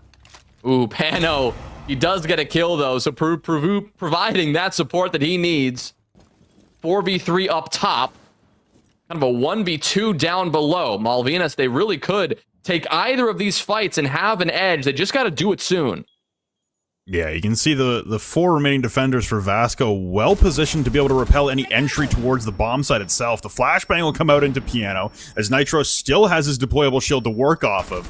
You've got Pano down below as well with a Nitro cell to be able to deny the plant should an attempt come out. It's Korea who has to go for it on the breach. The ride swing into Piano, though successful for Nitro. The diffuser's on the ground, another one for Nitro. Pano tags in. It's just Doert remaining, as no diffuser. He's going to push for the kill, and he will be unsuccessful in doing so. It was the closest I think we came to a Malvinas round win, but Vasco still proved too powerful in the final execute. The closest we came, but it still wasn't that close. There were still 4 bodies left for Vasco. We asked them to deliver in the mid round. They started off the round so strong, Flynn. They got in the building. They got a kill and had 5 men up, ready to go for the execute. They were setting up the site. It was looking good. The problem was they didn't do enough with that mid-round transition. There was the first kill. We all saw it, Korea. But then sitting around waiting for something to happen, and I don't know if they were hoping for Vasco to swing them and get those kills. I don't know if they were content just not taking any gunfights, but it was very clear that because they waited so long, that the same positions Vasco was holding from the start of the round ended up being their downfall. Nitro was their downfall, allowed to persist in Piano the entire time. And when he went uncontested, he could wide swing the diffuser as it was going down, and that was all she wrote. An easy win for Vasco yet again. It's 5-0 right now. Seems like they really can't do anything wrong. Well, as you saw there, before we went to our tech pause asset, yeah, we have a crash. And I think that right now for Vasco up 5-0, unfortunately losing a member and triggering a rehost. They're going to need a little bit of a moment here to recollect themselves. So, ladies and gentlemen, we have a 5-0 scoreline between Vasco and Malvinas, but we're going to require a short break to get everything back underway. We will see you on the other side.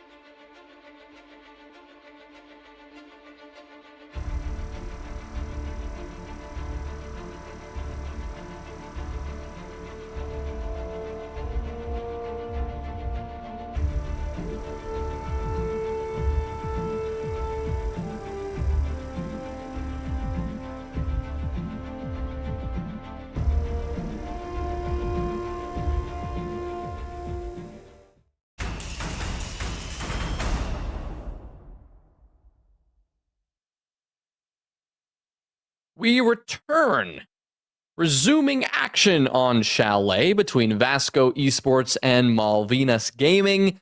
So far, it's been quite the one-sided affair, and as we go into round 6, the final round where we will see the Vasco defense and the Malvinas attack, Flynn, we wonder, is there any hope on the horizon for Malvinas, and is the defensive side where we'll be able to see them make their stand? I think the unfortunate part there is that it really did feel like Malvinas, while they were unsuccessful in securing a round victory, they were at least developing a little bit of momentum. They were starting to feel out Vasco in terms of how that earlier round aggression was going to play out, how they could kind of capitalize upon that and move towards the bomb site. We finally did see a bomb site execute come out from Malvinas, and then unfortunately, we have a lengthy tech pause that most likely resets a lot of that momentum that they were gathering. So like you say, they've got one attack here, and then we head into the second half. Well, when they'll be on the defense, and I think right now is salvage the halftime. It's get the 5-1, so at least, you know, you have something to build on heading into the second half, because, like I say, that momentum that you might have been garnering throughout those first 5 rounds, it might have been taken away a little bit by the lengthy rehost. So we see Malvinas once again bringing out the Valkyrie, bringing out the Dokkaebi to try and challenge the Valkyrie, but the Valkyrie is absent from play. So Forbido, his utility, won't be as impactful as it has been in the previous rounds, as I pretty sure we've seen like cameras get hacked by the attacking side a couple of times so far. Without those black eye cameras to utilize, it will be useful information, a little bit useful information. Those default cameras will provide something. You've got a bulletproof in Dante's hands. Of course, can still use that operator to ring the phones of these defenders, pin down their position a bit more accurately. We'll see how that comes down the next minute or so. For now, the first minute just devoted to gaining a little bit of information about what exactly they're walking into. Dirt has a pretty good idea that Dante is waiting for him, as he has now sent 2 drones at that position and has also experienced Dante and a couple of bullets that he's sent down range. Dante, of course, prepared for this eventual push to come through, sending a couple of those dread mines up towards the breach, but staying active, eager to get involved in an early fight.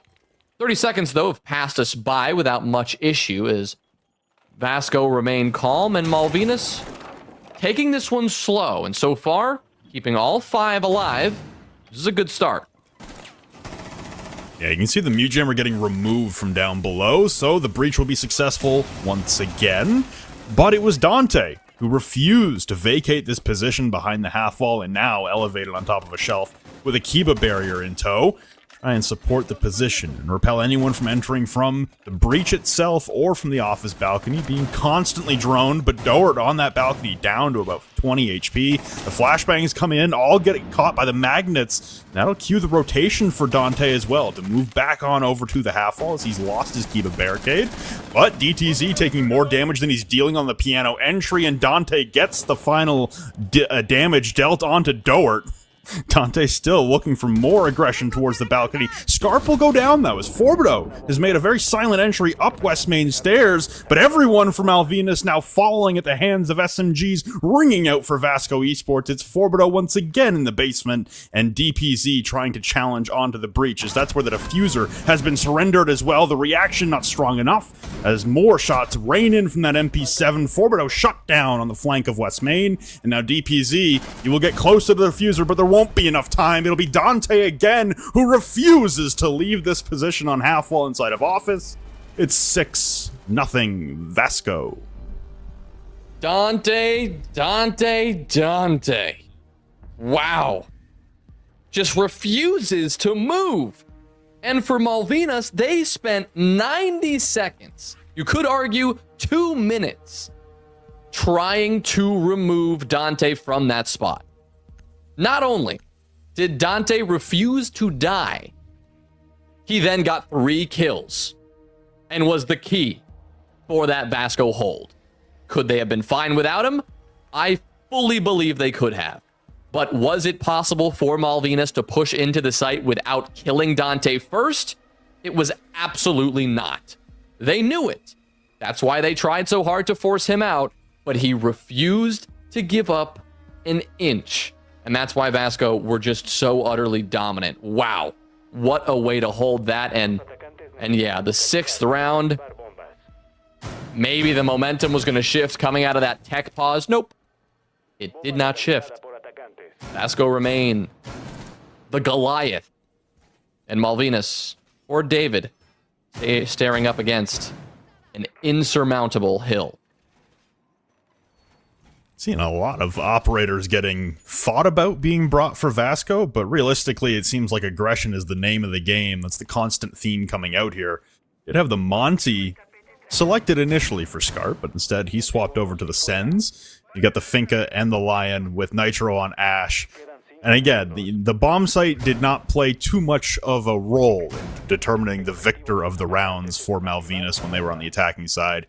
On the defensive side, I imagine Vasco are not going to try and take as much real estate as Malvinas were, as everyone starts sprinting directly towards the bomb site. We've got a frag grenade into the game's double window, most likely to remove the frost mat and anything else that was placed at the base of that windowsill. And yeah, you can see Vasco, their attention really is just library and seemingly the periphery of the bomb site. They don't want anything else to do with the far side of the top floor like Malvinas did. Nitro breaching charge down. Biding his time. Is he going to make a epic Reaching, swinging entry. Luca nodding his head in agreement, giving him the go-ahead. Here he comes. Nitro in first, directly into the bomb site. He had a ping, he had the info, and now he's got the kill. Orbito behind, trying to do something. He's able to deny Luca, to try to deny the coverage, but Vasco still rolling into the site without much trouble at all. It's just the Legion, the only man remaining, and 4 bodies left for Vasco. A swift rush and a successful rush that even Forbito, he'll find one, but that's gotta be just about it. Pano hits the drop shot, and it is another 7-0 destruction from Vasco. Unbelievable. Vasco continue the reign of dominance. They leave this week. They leave week number 2 without dropping a round. Very impressive for Vasco, as they do appear to be the dominant force in LATAM South for the moment.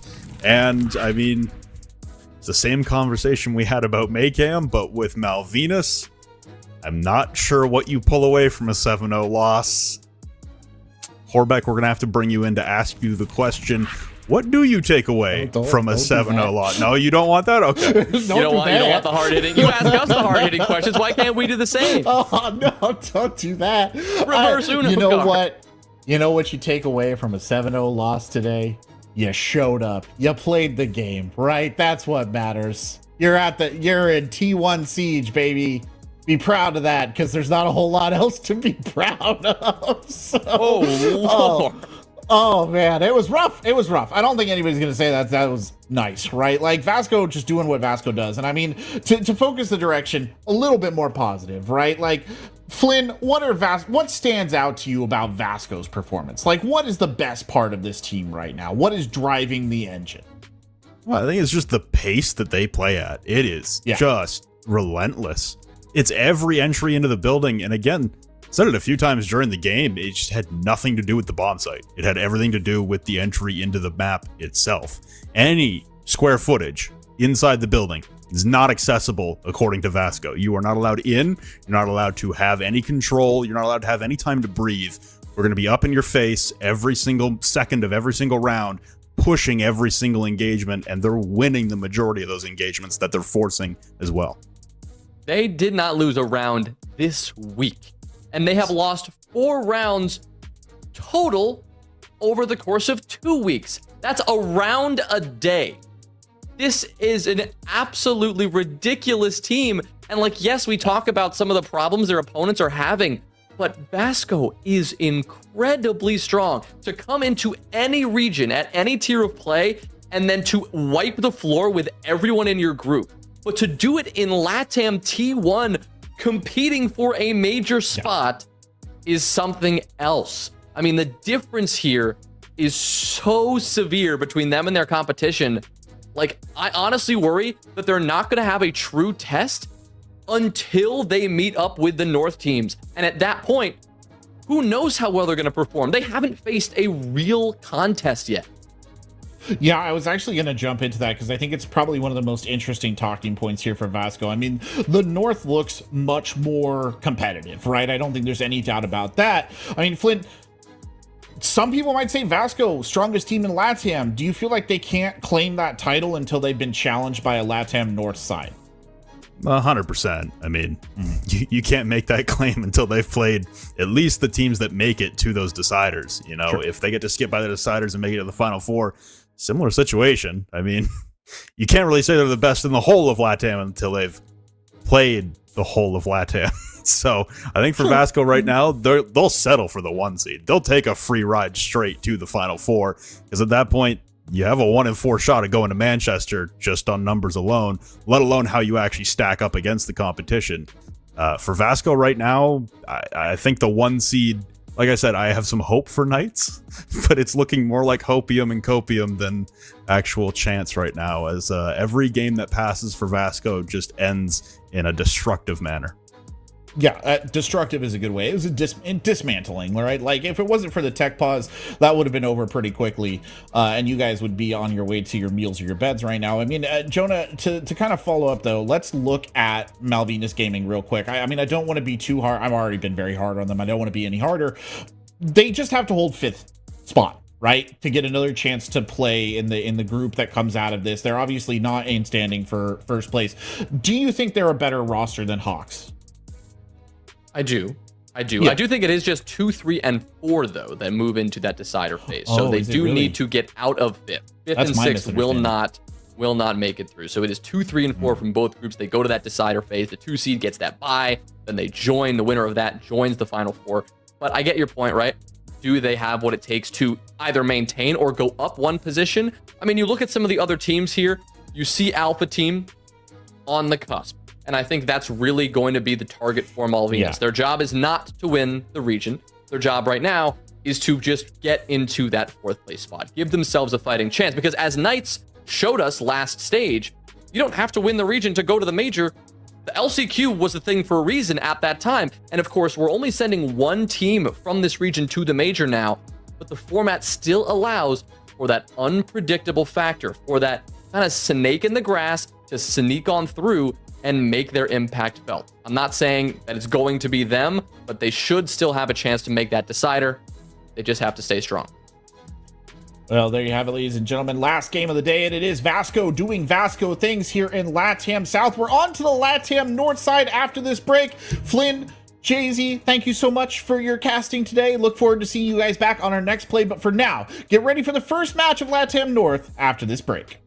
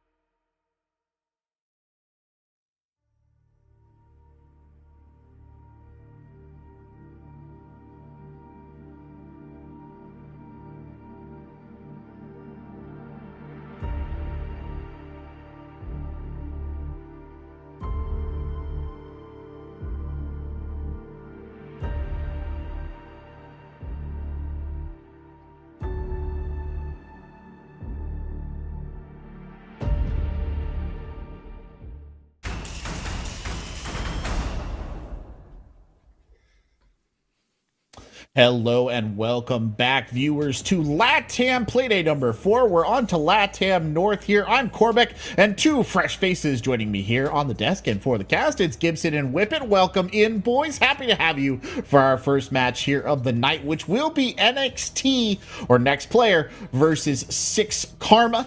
And kind of shaping up to be a little bit of an interesting one, honestly, because they're two rosters that have been shaky. Gibson is the word that I will use. Shaky coming out the gate. NXT, right? They had a squeaker against Orglis last play day. It shouldn't have been as close as it was. Should they be worried?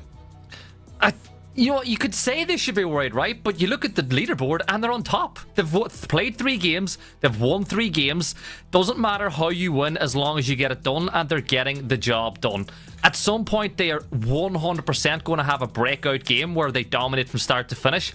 But for now, they are doing enough. And you've got to say, we've seen some brilliant plays so far from Breaker and Indras. I mean, Gibby, you mentioned the fact that they haven't had the cleanest of performances, but they still win. That's often a measure of a very strong side. No matter how difficult a position gets for a side, they'll pull through and win it, and they've done that, especially on Monday on that Oregon game. It looked to be a very kind of shaky ship at times, but they steadied it, they got the victory, they got those points, and as you mentioned, they are 3 points clear at the top of the table right now.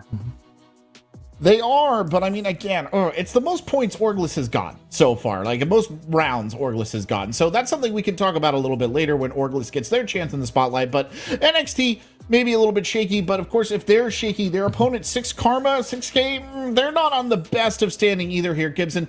It was a good match against Team Cruelty in the sense that they won, but that was probably about the only sense.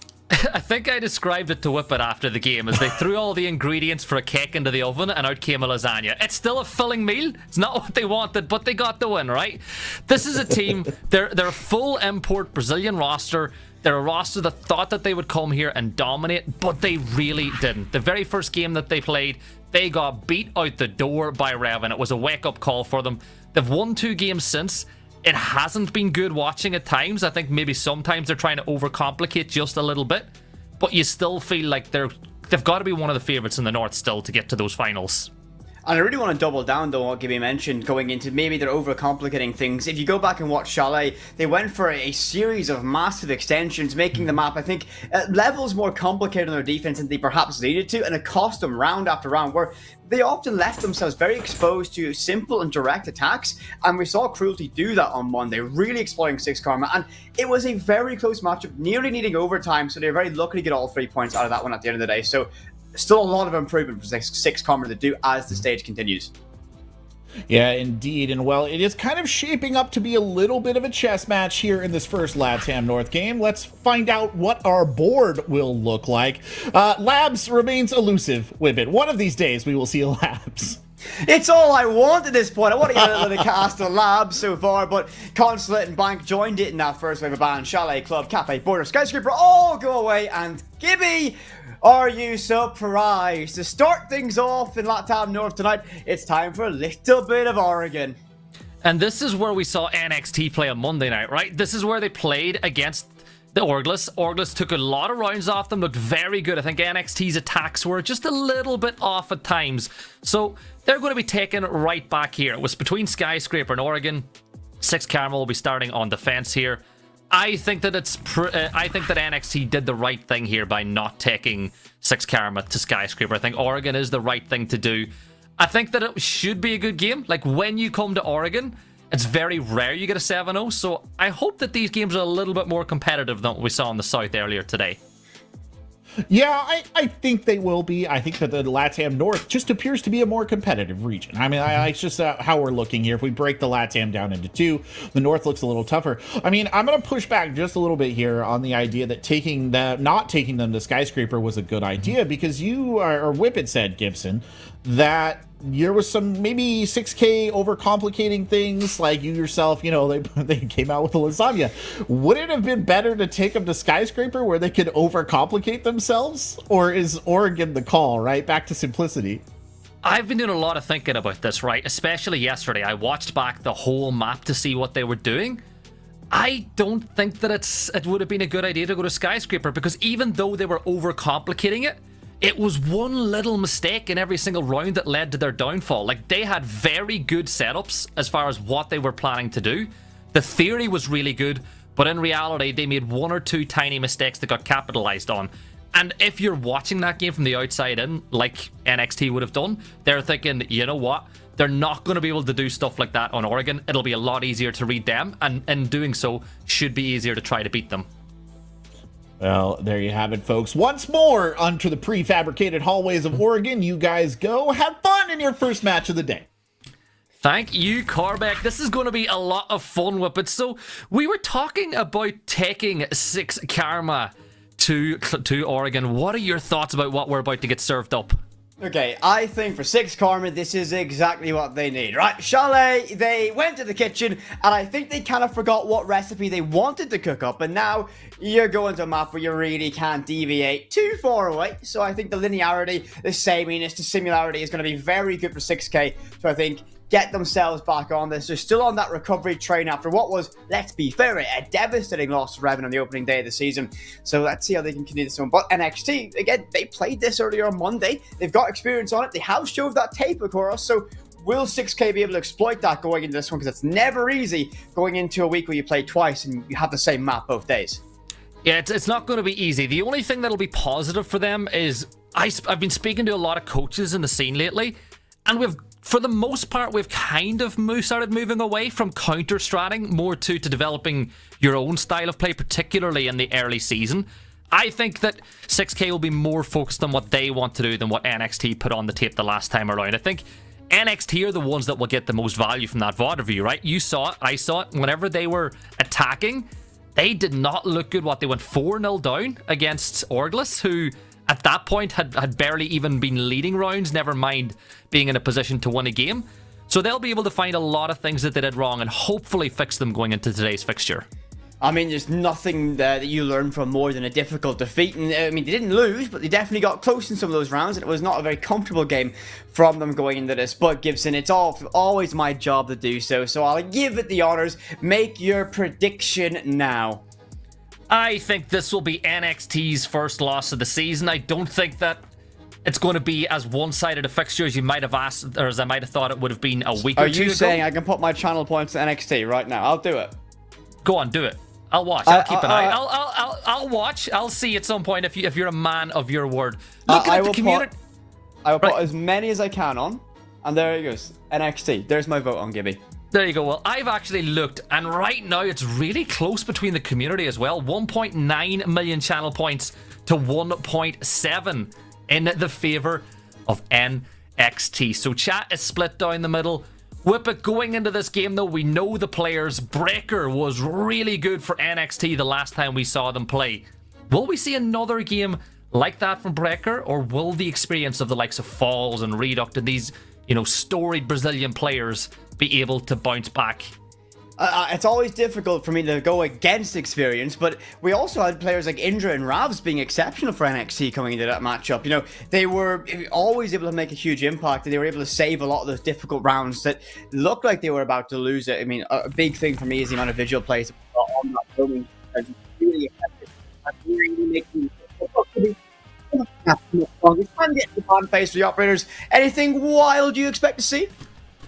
Nomad being banned straight off the bat. But when's the last time you saw a Nomad ban? That's a curious start to get things up and running. So that puts the ball into NXT's court with the next ban. They'll get rid of the Ying. Look, you and I agree. I know that all the top minds agree. Ying is such a disruptive operator to go up against, so you will see her banned more times than not. On the defensive side, though, the first ban we will see will be Azami, which leads me to ask you who you think the final ban will be. One thing I'm going to be looking at this is going to be likely arriving at something like a Solace. Oh no, it was a Tubarão. I was formulating my thoughts too quickly, and it turns out going to be a Tubarão. So curious going into this, but the big thing that jumps out to me is going to be that Ying ban. It means you're not going to be able to clear the highway section, the basement, that much easier. So you're going to be relying on a Capital to make takes like that one work. And when you have operators like Wamai in play, that can be a very difficult process to do. Yeah, the big thing for me though is in Modern Siege, since we've seen the nade nerf, teams are taking way more flash grenades. We're seeing so much more of that utility, but it is time to jump into round number 1. The defensive lines have been set up. Very standard setup. Set up essentially to keep control of elbow.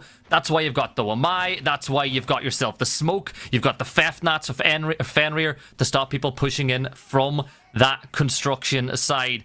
On the attack, you're seeing some changes. I think Flores is always a great operator to take when you're trying to clear that elbow side of the map.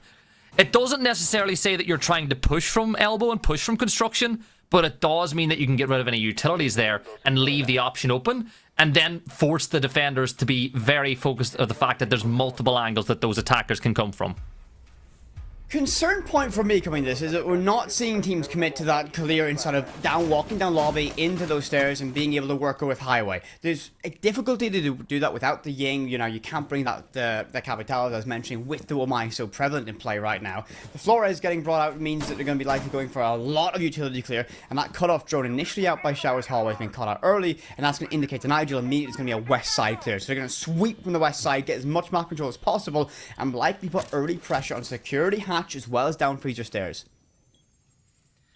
Electric Claws being used as well to make meeting hatch a little bit more difficult to open here. Reduct, of course, playing that operator. Nigel playing by freezer as well. So they're not necessarily trying to fight at the points of entry to the building, but they're certainly fighting at some of the more common areas that you would expect to see attackers push from. It is a majority big tower and construction push in the early stages of this round. Just as I said, keep an eye on all of those Rotero drones being utilized to clear any utility that is in play. And Reduct is creating some punch holes with it, and I I would be fuming if I died to that coming down main stairs. It's never a pleasant endeavor when you walk down and a single punch hole is enough to get you. Nigel is still very, very concerned about that likely pressure he's expecting to arrive from Freezer. A single drone done that. That's phantom pressure on the offensive side of NXT. You look at those blue silhouettes all lurking upstairs. The entirety of this push is kind of pushing towards that northern side. It's a complete phantom pressure. No one's towards Freezer right now. Still lots of time to work with. Likelihood those Flores drones have been committed, and we have seen those 3 have been deployed so far, clearing away utility, chipping away at that. Electrical hatch will get chewed open as well. That's going to be Breaker on the Mavericks, making slow work of it, but still getting that open eventually. Two-brow ban will help that, of course, and once they have this open, they got that vocal point. So right now, they have a single point of entryway. Will likely want to walk themselves in barrel or down rear stage stairs. Sparrow in the position holding Shaiko might be a massive problem for that as well. The electrified double wall, keeping him safe, means you can't do a lot to displace him other than take that direct fight down the stairs, which will be covered from pillar and likely highway as well. Yeah, but here's the big thing, right? You've got gridlock with nades. Those nades can be used to force the pillar player out of position and enable that drop as well. So you can throw your stun grenades and use those nades to force these 2 players, Swag and Near, out of their position and maybe force them into somewhere where a fight would be a little bit more favorable for the attacking side. 30 seconds to go. We're seeing the start of those stun grenades being thrown by Breaker, and they're getting ready to drop. Here comes that drop. Gridlock will move down main now as well. Indris is going to fall, but there is a trade. Falls is going to get put into DBNO. Another kill from Swag puts us into a 1 versus 4. It's all down to Ravs. He's in a 1v4. He ain't going to win. 6 Karma take the first round. That was just a round where we saw 6K mind their P's and Q's and not really extend. You don't need to do anything on this site on Oregon. It will do most of the work for you. And they came down to the execution. Now, they had the tools to do it, but they didn't burn utility soon enough, and they didn't coordinate and pounce as a complete 5-man cohesive unit in that moment. They didn't clear pillar in time. They weren't able to get that control, and basically with every power position standing, if you go 1 by 1, you're going to lose. So 6K, solid defense from them. NXT, good ideas. They had a very good premise of what they wanted to do. Just those final few moments, they couldn't quite get everything to land and stick. Swag getting that one falls, picking up a second one. It's just going to be very quick. Flurry, everything falls 1 by 1 in this position. 6 Karma never really felt pressure in this round. Very solid defense, and I mean, it's why we call the basement Oregon that gimme site. You expect teams to win on the opening defense. And I want to give a little bit of credit too to the smoke, right? The smoke burned just enough time on those tower stairs to put the timing off in that push. So, as I mean, every little decision made by a player has an impact on the round. We're changing things up though, round 2.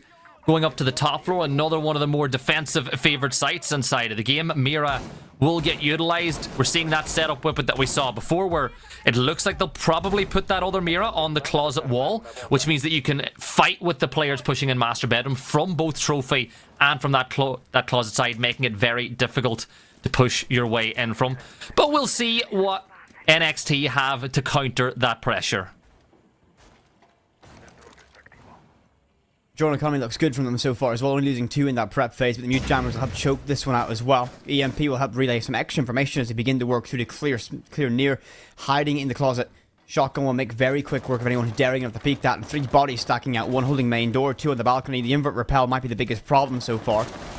Likely to read into that. The SMG-11 seems to be ready for that fight.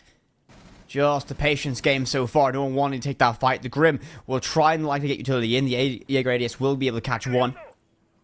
And just will be another game of patience. Waiting, holding on, seeing what we'll do. This will be a game of nerves. The first EMP goes out, but the ADS stays in play. They get more information. They now know the threat is there. And Nier might be able to retreat on in, but I think we'll want to stick this and burn as much time as possible. A successful job so far. Spots the player upstairs on the rappel. And decides, stay alive. Don't swing. He's shot into position. I think it's just give up that position. Reinforce it now and force them. No, Nier is... I thought Nier had gone back through the rotate, getting pressurized from below, but still eating a lot of time inside the round. 1 minute and 35 seconds. Nigel not under any real pressure inside of Trophy here either, as he would expect a little push to come through Armory at some point. But not really. And Whippet, are we seeing a full switch? There's been a call for them to reposition over the big window. They've seen the setup inside of Master Bedroom, and they're going to try push the other side, and this could be a huge adaptation.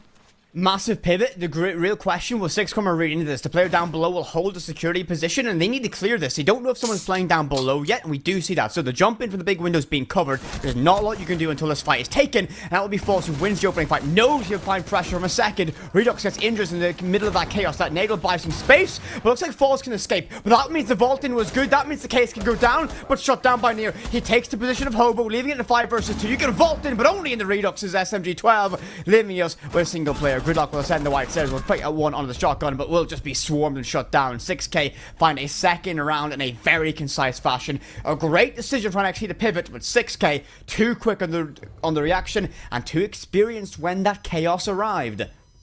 Yeah, that's 2 rounds on the bounce for 6 Karma, but it's no real surprise, right? We got a expectation set here in Oregon. This isn't any big thing to worry about if you're NXT player. This isn't anything to be overexcited about if you're 6 Karma. It's par for the course. This is the round now where you expect NXT to have the best chance of winning. Going to one of those 2 tertiary sites. The options, as always, are kitchen dining or kitchen meeting. I have a preference with it, I'm not going to lie, to kitchen meeting. I don't know why, I just prefer it a little bit more than kitchen dining because verticality is maybe not as much of a factor, but it still should be a pretty fun round. And looking at it, and the lineup, Ossa is being brought again, so you can pretty much guess what they're going to do on those big tower stairs when you have the Ossa.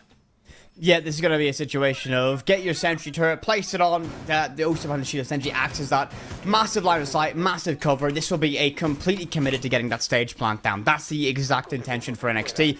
And 6K, the real question is if they can get that flawless sweep here. This would be the site, if you would expect 6K to lose any of the sites in this rotation, it would be coming on this one. But they've looked very, very good on this initial defensive stage so far, so I'd imagine they want to keep that one running. And NXT need to find a way in. The big way to do that is get that opening engagement. They struggled with that one so far. Some late setup arriving, and the extension all the way into that player on the stairs might prove to be a little bit of extra difficulty to solve. Extensive roam upstairs as well, making a very difficult task for NXT to solve this, as they're spanning the entirety of the map, it seems. That was a really late bit of setup, but they didn't really get punished for it. Redux will play all alone inside meeting. The rest of the defensive pressure on the other side of the map. Swag is going for a move through Zulu here as well, as they try to find where those attackers are pushing from. Will spot the drone, and the best thing you can do there when you get your phone ringing and you see a drone is step back, throw down one of those goo mines, and hope that an attacker will step on it. But I like the aggression from 6 Karma. It's a very extensive, presence they have across the map, and they will get the opening pick from it. Redux with a beautiful shot, and he actually got that from Tower, did he? No trade, Gibby, in that one as well. Redux going to be able to fight for a second one. Going to be able to find it inside the garage. Yes, he can. So that's going to be 2 in the round now for Redux. That's going to be 2 bodies falling. Oh, no answer yet as well. Osa took a massive smack of damage as well. Redux not going to be too healthy in that one either. But the entirety of this front line's beginning to waver. We would have expected the Osas that they were arriving on tower. Verticality set up, but Redux will just find a third. Who can seemingly stop this man? Breaker has to fight tooth and nail to get whatever control they can get. Redux will swing. Redux will get a 4th. Absolutely huge so far in that individual performance. Upstairs, Natic, 1 player alone. That will be the Grim. And 6K looks set to find themselves a flawless rotation. And you just know that Redux wants the ace with the Fenrir. He wants it. He's getting pressured now. C4 will get tossed. But the other side, here comes Redux coming round the corner. Redux gets his ace. And it's a flawless round and whip it. Every single day, you and I, 3 out of the 4 days we've casted so far, we have had an ace. This is nuts on LATAM. We've seen some huge individual plays. Everyone seems to stand up tall when it's needed upon them, but a very, very well done job from Redux there, and I think that really just comes down to confidence. A lot of that was down to, I have the confidence to swing this angle, I can make this a beneficial fight, and the big thing for me, they weren't traded. There was no infrastructure set up around that. You got a feel of that fighting garage. He swings out wide, sees the thermite, the Osis in the middle of placing down that shield. There's no cover possible, there's no trade possible, and from that moment you just feel the hard breach gone, teammates damaged, the round was essentially lost at that point. But give me the question I'm going to sit with is, why did they go for that push in the main lobby? They could have very easily pushed in from the basement. They could have cleared T3. They could have begun to go through those default steps. They had people clearly with the intention of playing up an attic because they had 2 bodies up there. Felt a little bit disjointed from NXT. I will give them this bit of credit though. Most of the successful attacking rounds that I've seen on this site this season have been when you push in through garage and you get that single wall open and you plant right beside maps. We've seen a lot of attacks get stalled out by the big tower. So I understand why they were doing what they were doing, but the problem was they were feeding right into what 6 Karma wanted. They had 3 defenders, right? You had Redux playing in and around maps, you had a player playing by main stairs, and then you had Legion playing by Zulu on the corridor. They had 3 players to hold back that attack. So I feel like with the drone network that they were setting up, with the information they were gathering, they should have maybe switched it around. But look, they went with what they thought was best. It did not work at all. We go to round 4. And looking at the setup, we're already seeing some adaptation, right? Flores has been taken away. They're going to go for Twitch this time around. They're bringing themselves Grim once more to try and get some bees in action to identify these defensive locations. But now I feel like this is a pretty big round. If 6 Karma take a 4-0 lead on defense, we could really see ourselves going towards another very one-sided matchup today. I mean, I'm looking at the lineup, Gibby, and the big question for me is, other than the Grim, what are they going to do to buy space to go for a lobby push? And I really do think right now that the decision, the best one might be to go for that frontal take, get control of Freezer, walk down lobby stairs, get highway pressure, and be able to make your play off of that one. Immediately, seeing bodies stacking up, clearing T3, an army of drones sent in, but we've already lost 5 of those drones. And Redux, well, look how confident this player is so far, wanting to take that fight. Sides better of it, and this is what 6K were so good at on the opening round on this site. They watched their P's and Q's, they played it basic, they kept it simple, they're not overextending, they're not cooking the wrong menu this time that they've done on Chalet earlier this week. They're keeping it simple, and it's worked so far, so they'll fall back, retreat the site, and right now it's just going to be a waiting game for them. Hold on, wait until someone from NXT appears, just hold your ground, best you can. It wasn't the wrong menu, though, the last time, but they still won the map. But they did win. They might not have got what they ordered, but they won anyway. They got to eat. But for anyone in chat that missed your analogy during the pre-game, you want to describe how would you describe their game on Chalet that we saw on Monday? Later, Whippet, later. Come on, we're super seriously casting a map right now, okay? We can't be meandering off to Monday's matchup, right? Of course. You're a wee rambler, Gibby. I'm a wanderer and a rambler, okay? These things happen in old age. But Maverick will begin opening the hatch once more, as once again they sort of teleport that they are thinking about going for that hatch drop stroke push down those tower stairs. However, if you want to do that, you still feel like you got to get some presence in and around construction and blue, and they're not really doing that very well at all. You do have Gladius droning that out, so Falls will be very aware of that pressure that could come. But with 55 seconds on the clock, just like that, 6 Karma get a triple, a huge flank coming around, and Nigel gets a double, and it's just ruined this attack. NXT down to just 1 player left alive, and 6 Karma just seem to have a really good sense of when to flank and when to be aggressive on defense this game. I mean, a double-edged sword in that one, though. Where's the flank watch? You got a gridlock, you got drones all around the map as well. Well, looking how many drones are still available. Didn't really have drones to work with. I mean, perfect time in flank. They're going to be able to get the damage done, wrap up that round in easy fashion, finding themselves a 4th in a row. 6K just playing it simple. I mean, this is Oregon down to the basics. You know, we saw them go for, I would say, an exotic play on Chalet on Monday. They're keeping it nice and basic here on Oregon, and it's working out perfectly. They're not making mistakes. They are not letting anything in from NXT. They're finding their opening engagements. They're trading off when needs to be. They're getting huge flanks. They're seeing opportunities, and they're taking them. 6K right now, the ultimate opportunists, finding every opportunity to get around. And look at this flank, an impact all the way from downtown, finding 2. Redux got the action as well. And well, at that moment, 6K were essentially dead in the water. This is where I want to point out the bans, though, right? 6 Karma banned Nomad. What does that... If a team bans Nomad against you, you have to believe they're banning that operator because they want to be able to flank. They want to force you to either have someone on active drone at all times or somebody physically watching the flank. And 6 Karma haven't had that. NXT haven't had that. So because of this, 6 Karma have had literally the free reign to roam this map, and NXT have not been doing a good enough job. Even when they bring Gridlock Whippet, they're not using those tracks on spots where you usually get flanked from. They're putting those tracks on big tower stairs where usually you've got somebody watching already. So they need to get better at their flank watch. A misallocation of utility. likely had limited drones to work with as well. The Solace in play can be a menace to that information economy. Better beginning so far from NXT in this round in particular. They've only lost a single drone. They can scan and get as much information as possible. I say that, a second drone meets its maker. But they're going to be able to use that logic bomb, get a little bit of extra information, and scour across the map best they want.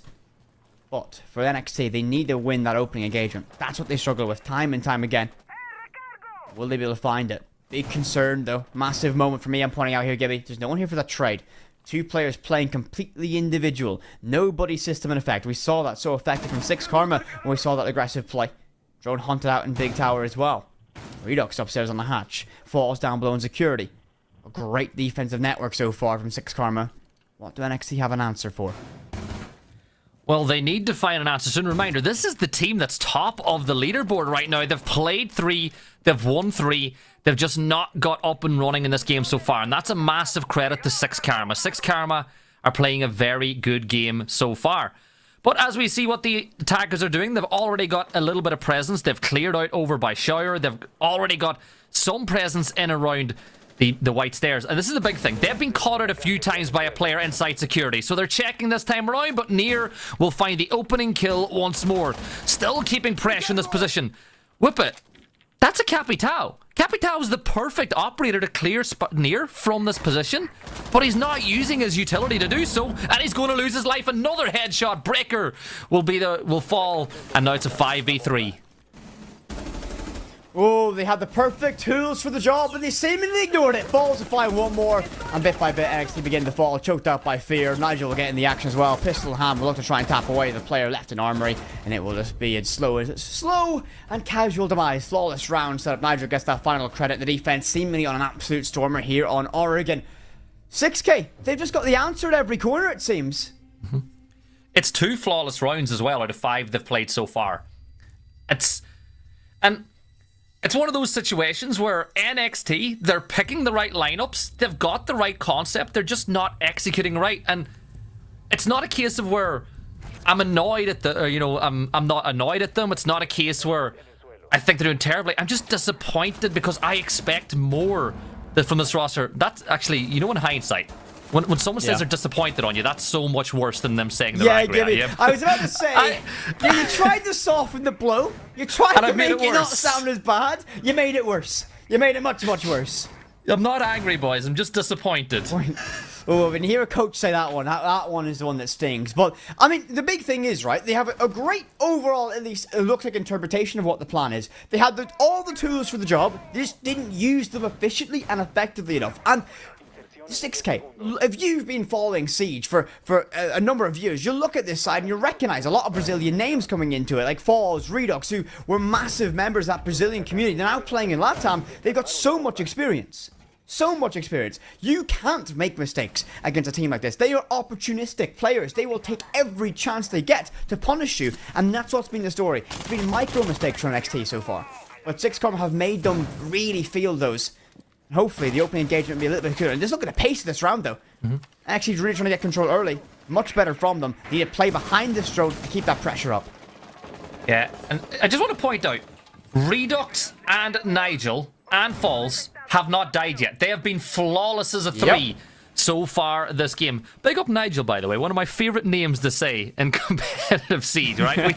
we love Nigel. We love Tom Hagen. There's some great names in and around the LATAM region. But Nier playing inside of Attic, his job is to just be a nuisance. A C4 will go off into the ether and not take anyone down with it. Falls is keeping pressure as well. But you got to look at the extension, right? 6 Karma are playing without fear. A player should not be able to freely roam in and around stairs whenever the attack is pushing from that side of the map. And there's the first time we'll get an opening pick on the side of NXT. Down goes Nier, but Falls will trade that one back. 4v4. But it's what you mentioned, Gibby. This is the player that should not be let play freely in the round T1. The nade, okay, they'll buy a little bit of space, but still, you have a shotgun lurking on your staircase. That Osa is essentially your win condition. A great cross held by Indras right in that moment, getting out swag. So that smoke cancel will be a problem. Shotgun might be an even bigger issue, but Falls back, live the fight another day. It's going to be a 3 versus 4. Advantage NXT. They have a much better position now, a much better grasp on that round. Time to begin to think about your win condition, getting that case down. You're Osa in a perfect position for that cover. You need to open that wall, get the case down. You have no more logic bombs to work with, one more set of track stingers to begin to hunt that down. You're out of Twitch drones, and you've only got 2 normal drones as well, so not going to be an easy execution stick, but it's going to be a little bit easier now, as you only got 2 players to deal with. Ooh, one trade back, Indra's falls. They're using their utility though. Elizalde will trade back Nigel. It's all down to Falls. He hasn't died once. Spots out the Ossa. Smoke grenade will be thrown from afar, and it will force the Ossa out for just a little while. But still, they've got the case. It's a 3v1. They're going to go for the plant now behind that shield. They've got the cover from the vertical angle. And just like this, we should see NXT win their opening round on the final round of attack. Falls, because he can't step on the tracks with it. His HP ain't high enough. They should lock this one out. This is so much better from NXT. A higher tempo round, higher aggression, higher pace, much better control. NXT get their opening round. It arrives 5 rounds into this matchup, but better late than never. They get themselves that one crucial point. But there is, of course, this wonderful asterisk you always like to place on this. It's the defense on Oregon. You tend to see teams have a better run on this one. It tends to be a 4-2 split in favor of the defense anyway. So, not out of the wheelhouse for NXT just yet. The question is, how do 6 Karma react to that one? The momentum's been broken. The 3 players had their flawless streaks completely thrown in the mud. Can they find a way back in this one for NXT? Stomping that momentum, getting themselves an all-important round. A very well done, well thought one as well. Could be huge for them to build themselves back up with the defense. Yeah, the main thing is they used their utility this time. It was better late than never. And funny enough, Whippet, they doubled their kill tally on the whole defensive phase in the final round, right? That is how behind the sticks they've been playing. The first time they get the opening pick, they go ahead and win the round. But it's defense now. They've gone to the basement site. This should be a gimme for them. If you're going to start climbing to the top of the mountain, you got to start at the very bottom of that one, and that's what they're going to have to do now. Is they're 4 rounds down, beginning their defensive phase. Site setup, nothing too surprising there whatsoever. You know, you've got plenty of time delay operators in there. The Goyo in particular will be key for this defense whenever they're holding back the push. But I'm looking at that attack, and it's a very aggressive one again. Deimos is going to be a fun one to watch in this one. I'm very intrigued how teams play around that Deimos, of course. It's all well and good Deimos having the live information, but it's more about relaying that to his team. Deathmark already in pocket to work with as well. 2 logic bombs in hands of Swide to get that initial entryway, and well, Deimos will be the first one to take that fight. He's operating behind that drone. The impact sent out to get some free damage. Nothing arrives. Imagine Solus might get hunted down sooner rather than later. Complete retreat's being called, and a wise choice in my opinion. Use that utility to kind of have an idea what the rest of this round holds. You can scan for every object, and that's going to be that death mark. So you know exactly what Deimos is, but at this point, what can Deimos do with that information? You just know someone's on site. I love the use of the death note in conjunction with the call as well, as the logic bomb was deployed. Gladius will fall back a little bit further into Freezer. Endres is waiting to be that first point of contact if they try push through Laundry. But there's 2 players getting ready to push in the Freezer now. This is better, because you feel like Nigel should use the death note or death mark on the player in Freezer. All the anime skins that have been coming out lately has got me thinking that's that way. But here's the thing, Whippet. You should use it. There's your opening pick. Gladius will fall. It is the player inside of Freezer, and you'd have to assume that was with the death mark, right? You use the death mark, and you send the other player off to get the kill. Indra steps up to the mantle. Will meet that Osa. Will try and shoot for the ankles, but decides retreat might be a better menu. Dangerous game to play. A gamble you might want to take. We'll see that drone. We'll hear it arriving on that staircase, and again falls back. Live the fight another day. Tries to pop that Goyo canister all the way out towards Freezer, all the way towards Laundry. Misses those shots. Still, 6k in control of this round. Man advantage. Numbers game can be huge as you make that execution stick on this site. Nigel, 2 death marks available on Deimos. Only 2 drones left in pocket from 6k though. Limited utility to get that information. The Grim Bees could be a massive benefit. Indras has been marked on that death mark, so Deimos has that live information, and they might try to focus that ping, but in towards tower they go. Gotta get one traded off. It's gonna be a difficult fight all the way around pillar. That's double reinforced off, but that's gonna be a huge shot from Indras, or from Nigel and Indras. Now Breaker alone. Goyo with the ACOG against 4. Finds 1. Case. That's the case, Cole Gibby. Yeah, that's the case. That means this round is so winnable now. He's in a 1 versus 3, but he gets a little bit too aggressive on the swing. You said winnable the moment he swings. But you know what? That's really good use of utility from Falls. You shoot the bees in there, you force the player to swing because you know you got to get the case. Just 6 karma. They deserve to win. They're on the match point now. You've thrown me, right? The minute that I said it was winnable, they go ahead and lose the round. But you know what? I'm not going to say they lost the round. I'm going to say 6 karma won it because they used their utility really effectively and took the round. I couldn't agree more with you on that one. The way we saw 6 Karma get that opening pick, the way they went stage by stage, ripping apart the defense, utility by utility, very well done, very well thought out from them. So they're on match points here in Oregon. The question is, does NXT have what it takes to begin to rally back and get at least 1 round back to begin to build that momentum? It's not 7-1 yet. It's not over yet. Now that you've said that. Now that you've said just put that. a caster curse on them. You have. You really have. And you forget that because you're Irish, you carry your caster curse carries more weight. Is that true, Gibson? Why do you... Of course it's true. Of course it's true. I feel You like literally said NXT were going to win the game. You know what? You Type and... said- no, No, you I said said NXT 6 were gonna karma were winning. Watch back the VOD. You said NXT were going to win. Well, no, You I put said their... I won NXT because you said 6 Karma was going to win, and I put my channel points, all of them, on NXT. So you have cost me channel points, Gibby. And I need you to actually type in chat before that prediction's paid out because I need to see that you're a man of your word, by the way. Okay, And I want chat to call you out if you didn't. I will put a 1 in chat. There we go. Okay, I did. It doesn't appear I made a prediction. Well, You're wow.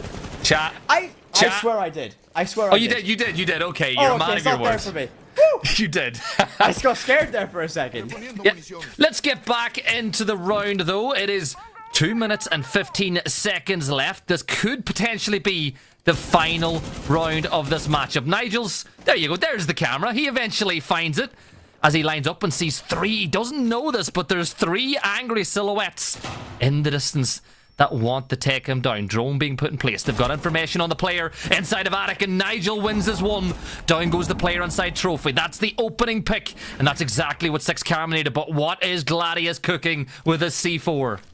Needs to be a perfect C4, and it would have been absolutely beautiful if anyone was even in Trophy. No bodies there. No easy trade back. No numbers advantage regained. Difficult one to play an Attic. The drones will spot you out. The breach is open. You can't swing too wide. You got to play this absolutely careful. Oh, finds the shoulder of Redux, but not enough to get a down or a kill. The bees will give away his position, so he have to fall back and force into a difficult spot. The mute jammers can't keep him safe. Nearly finds the head on that aggressive shoulder peak. You just feel that you need to burn as much time as possible. They'll retreat all the way. Impact nade is good to stop that wall getting opened up, and it'll patch open that rotation in the dorms. Yeah, it's a full fallback now, and I think a part of that had to do with the fact that Attic Wall was slightly open as well. Elizalde keeping him in clear, but Nigel finds another kill as he gets his double on the round, and it's a 5v3. NXT's perfect start to the season is oh no, Ravs will fall, he'll take down Near, but it's a 4v2. Gladius takes a ton of damage. The bell is ringing, the songs are singing. Ravs maybe breathes a little bit more life into it, but they know where one of these 2 players are. Falls gets another one, but down goes the case once more, but Swag swings, and just like that, 6k take a win, and they will join the defeated side in NXT on 9 points at the top of the leaderboard inside of LATAM North. I mean, 6 Karma played such a beautiful game here in Oregon. I mean, we mentioned that we felt they got a little bit too creative when they went to Chalet on Monday. They played it nice and simple going in that one, Gibby. Very well done from them. I gotta do some bragging now, humble brag. Got my prediction right. Whippet got it wrong. Yep. Victory dance. Old man cringe victory dance. Let's bring Corbeck back in. Corbeck, are you a believer in the Gibson predictions, or are you like Whippet and you just throwing away your coins? Jeez, can I be agnostic? Can I be Gibson agnostic? Yes. I believe that there might be a Gibson out there that makes good predictions. I'm just not sure I found it He's yet. here. I'm right here. I'm not sure I found it yet, but your prediction was correct, right? Obviously, 6K, they come roaring back. I mean, this is a performance, Gibson. Like this, you were right to say that they were going to win. I don't even really know what to say about NXT. I feel like this is such a drop-off for them. It almost feels inexplicable to me, Gibson. I don't know what happened. It's been a weird night, right? We've had so many games that have just flown by. I genuinely thought I'd see more from NXT. This was kind of the first proper challenge they had, second weekend of the tournament, playing against the import team. Maybe the penny dropped for 6K. Maybe NXT just ran out of steam just a little bit, but they took the win in a dominant fashion. The best thing for NXT is they've got themselves, 5 days now to get ready for that next play day. I mean, the big thing for me, Gibby, is that didn't seem to be the NXT that we had seen so far throughout the stage. It felt like it just wasn't their day, and that can happen when you have a matchup like this one. Sometimes a team can just be the wrong dance partner for you to be able to deal with, and it's the second time of Oregon coming into this. While teams might not be focusing on counter-stratting at this early stage, they certainly will be looking at going, okay, we saw what they could do against Orgus when we went to Charlotte, or when they went to Oregon on Monday. Let's maybe exploit that, and I think that's what we've seen a little bit that time. 6K seemed to have an answer for everything that NXT were doing, and I'm going to put a little bit down to some counter-stratting arriving from the coaching department. Yeah, it was rough at times, and I think you got an excellent point there with it, which is sometimes teams just get discombobulated. They don't look themselves, right? You look at that last round, Revs got a team kill. What was even going on Elizalde? It was wild. It was just like the perfect summation of how off base they were here tonight. But on the other hand, 6K Gibson, this is the strongest they've looked. I think genuinely the strongest they've looked in all 4 play days. Complete control. Any nerves, right? Just shaken. Any problems that they had against Revan are gone. They did their jobs, right? I wouldn't even argue that they looked flawless, right? Because there was situations where had we seen better utility usage, they would have lost the rounds, but they got the job done. Also, I love your use of the word summation. There's another word added to my dictionary.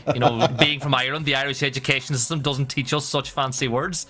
But the big thing is, I feel for 6K they needed that, right? After how messy the last playday was, after how messy the playday before was, after getting destroyed on playday 1 by Revan, they needed to remind everybody who they are. Remember, this is the core of the ex-MIBR roster, which was a very good team a couple of years ago, and they're trying to dance it once more. Yeah, I mean, again, we have such a kind of a vast experience coming into this roster. Nigel came in that side going into stage 1 last year and was a great fit to this side, and they've been together so long. When Philippox left and departed for what were greener pastures, that seat team found a lack of direction. Now they're beginning to build themselves up. But that was, I think, finally an example of 6K back to full speed after what was a very difficult beginning to that stage with a massive loss to Revan. So now, hopefully, as they move forward, they can build off that one. I might see them get themselves closer to that mountaintop position. They very well might. Well, 6K laying down the gauntlet there for the rest of the top tier teams here in LATAM North. And speaking of those top tier teams, we'll be back with Team Cruelty versus Revan right after this break.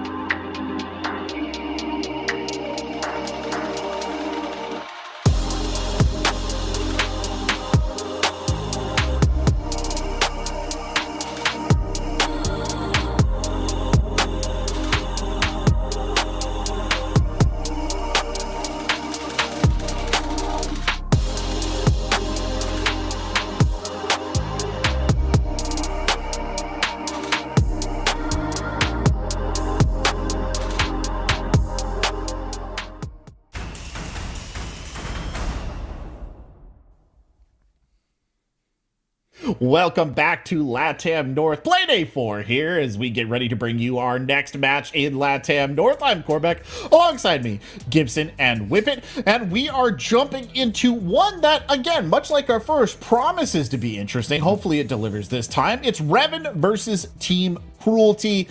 I mean, I know I'm sitting with the two co-presidents of the Revan fan club. The chat doesn't know that. They do now. But Gibson, you know, Revan's been looking a little chaotic. The players, however, they have been performing well in the last couple of matches. Really stepped up to the challenge.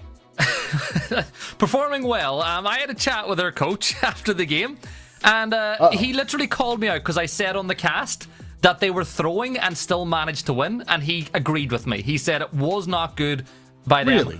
Whatsoever, but they got the win. We saw the ugliest ace I've ever seen in my life by draw in that matchup, but that is definitely something that they're more than capable of.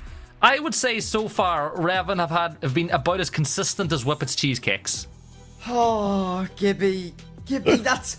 You should have mentioned that. Oh, come on. I don't even know how to react to that one. I mean, I'm very good at baking, by the way. Just to settle an argument, Gibson. But, okay. I mean, I agree. They've been quite inconsistent so far. They've got all the talent to be a squad of absolute world beaters, but they've not seemingly put everything together in a package that can consistently go out game after game and give a very similar performance. And that's what I want to see coming into this matchup against Cruelty. If they can find a way to just not be as scrappy, win rounds with a little bit more ease and comfort, because things got a bit scary sometimes on Monday.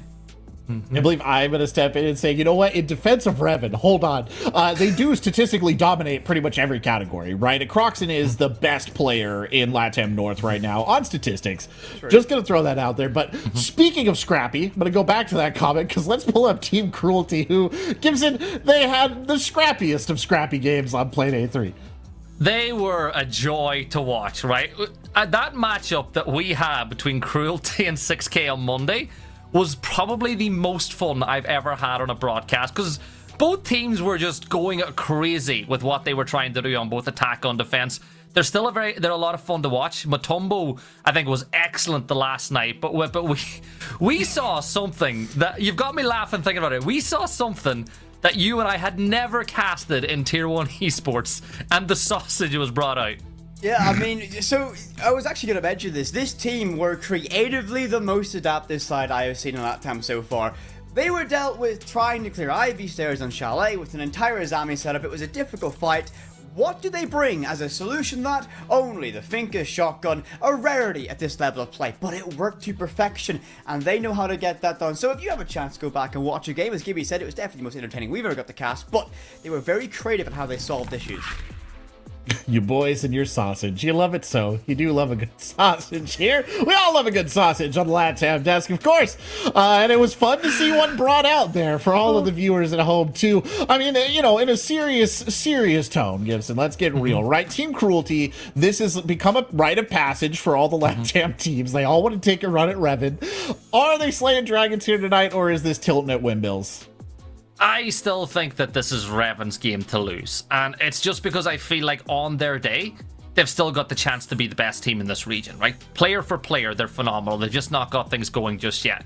Cruelty will be, you know, they'll get that buff. It's like when you look at traditional sports and you've got the big bad team, everybody seems to up their level whenever they're playing against them, so expect Cruelty to really focus on this win. You know, 5 Mexicans trying to defeat a team that's come to their region from Europe, from North America. This is about national pride. So they're going to get that buff. I think that this is a very big game for both of these sides. Revan want to win to keep pace with the top 2. Team Cruelty want to get the win to bounce back from their loss on Monday as well. It should be a really fun one to watch anyway. I mean, Whippet, to throw it to you as well. What do you think Team Cruelty's looking like here as they take up the mantle and have a go against Revan? You think this is a Revan beater? They still have that potential on their day. I mean, I'll always say, right, there's always a puncher's chance. Any team can beat anyone, no matter what the matchup is, but it will be a difficult task to get over Revan. I think Revan aren't going to have this an easy matchup as well. This is, I think I saw on social, this is regarded as their Mount Olympus moment for this side. So if they can get over that line and get this, it will be a massive result for Revan. Cruelty will be looking to do that as well, but I think it's a very important matchup in the standings to keep touch with that top 2. Well, it might be their Mount Olympus moment, but they can't quite take us to Mount Olympus. They'll have to settle for one of the fine competitive maps here, and we can pull them up and take a look at them and find out where this is going to play out. And the closest thing we have to Mount Olympus there, Gibson Skyscraper, that's off the board early on. It's gone, and I know that Jonah and Flynn are just loving this. Actually, maybe they're hating this. They're like, why is Skyscraper getting banned whenever they're not on the mic, right? But these bans, they make sense so far. Border gotten rid of by Revan. They clearly don't want to make this a straight and out gunfight. Labs almost made it to the final few maps. It's another pretty straight up ban from Revan. We're going to be going to Consulate. I am actually very, very excited about this because I low-key love what they have done to Consulate, and I love watching it at Tier 1. Yeah. Okay. Yeah, okay. it's the first Consolado whip it. It's the first Consolado.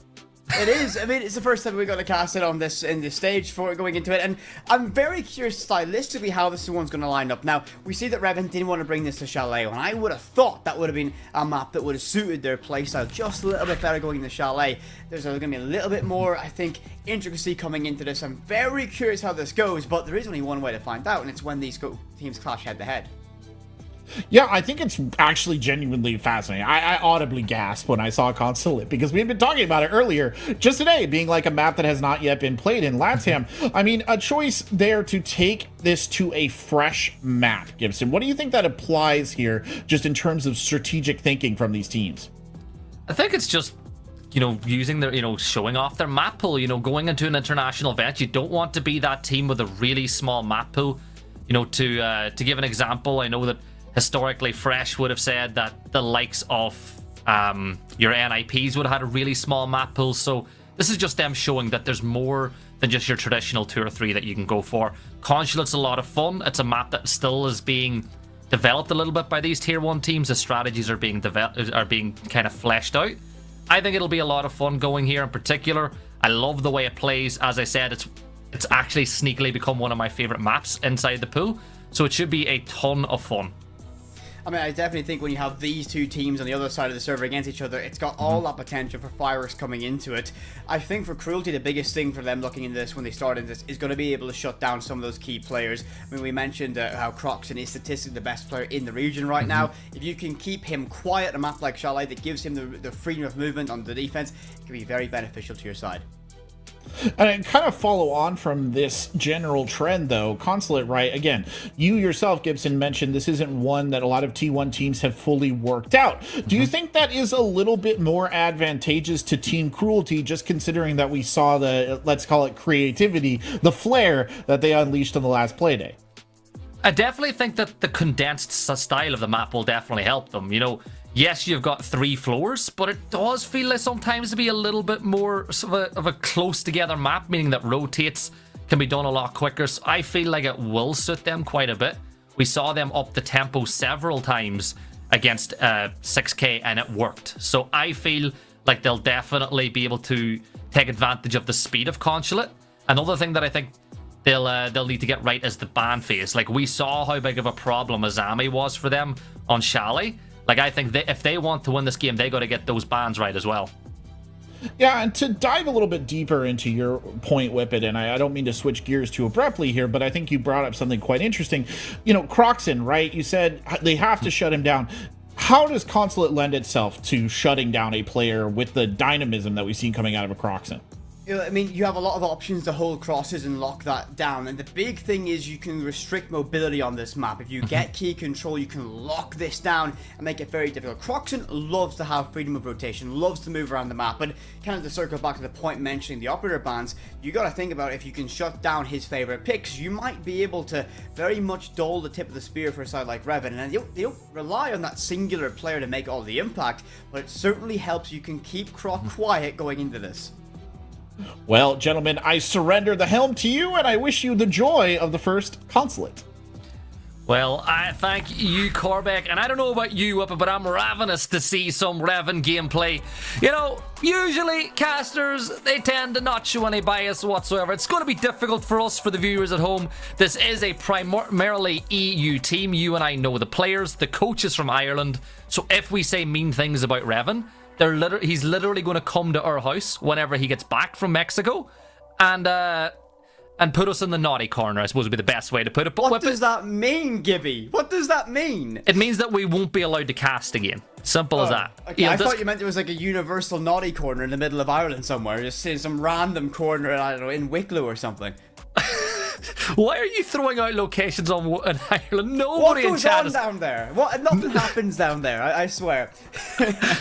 Anyways, Team Cruelty, but the Mexicans, they're going to be going into this game hoping for some national pride, right?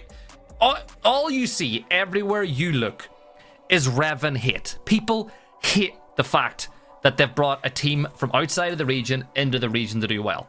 You and I are on the other side of the coin, right? We feel that a team like this coming in is only going to, in the grand scale of things, make this region better. It's going to improve their scrims. If you're bringing in an import team, you have to be better than them if you're everyone else. And if you're not better than them, you have to improve so much that it makes the idea of bringing an import team into your region non-viable. So I feel like Revan in this region is a good thing, and I know that I'm going to get destroyed on all the Reddit, Twitter for saying that, but I do think that this will improve the region. I'm gonna let you. Obviously, you'll take the blunt brunt of that one because you said it first. But I secondly agree to that one. I mean, come with this one.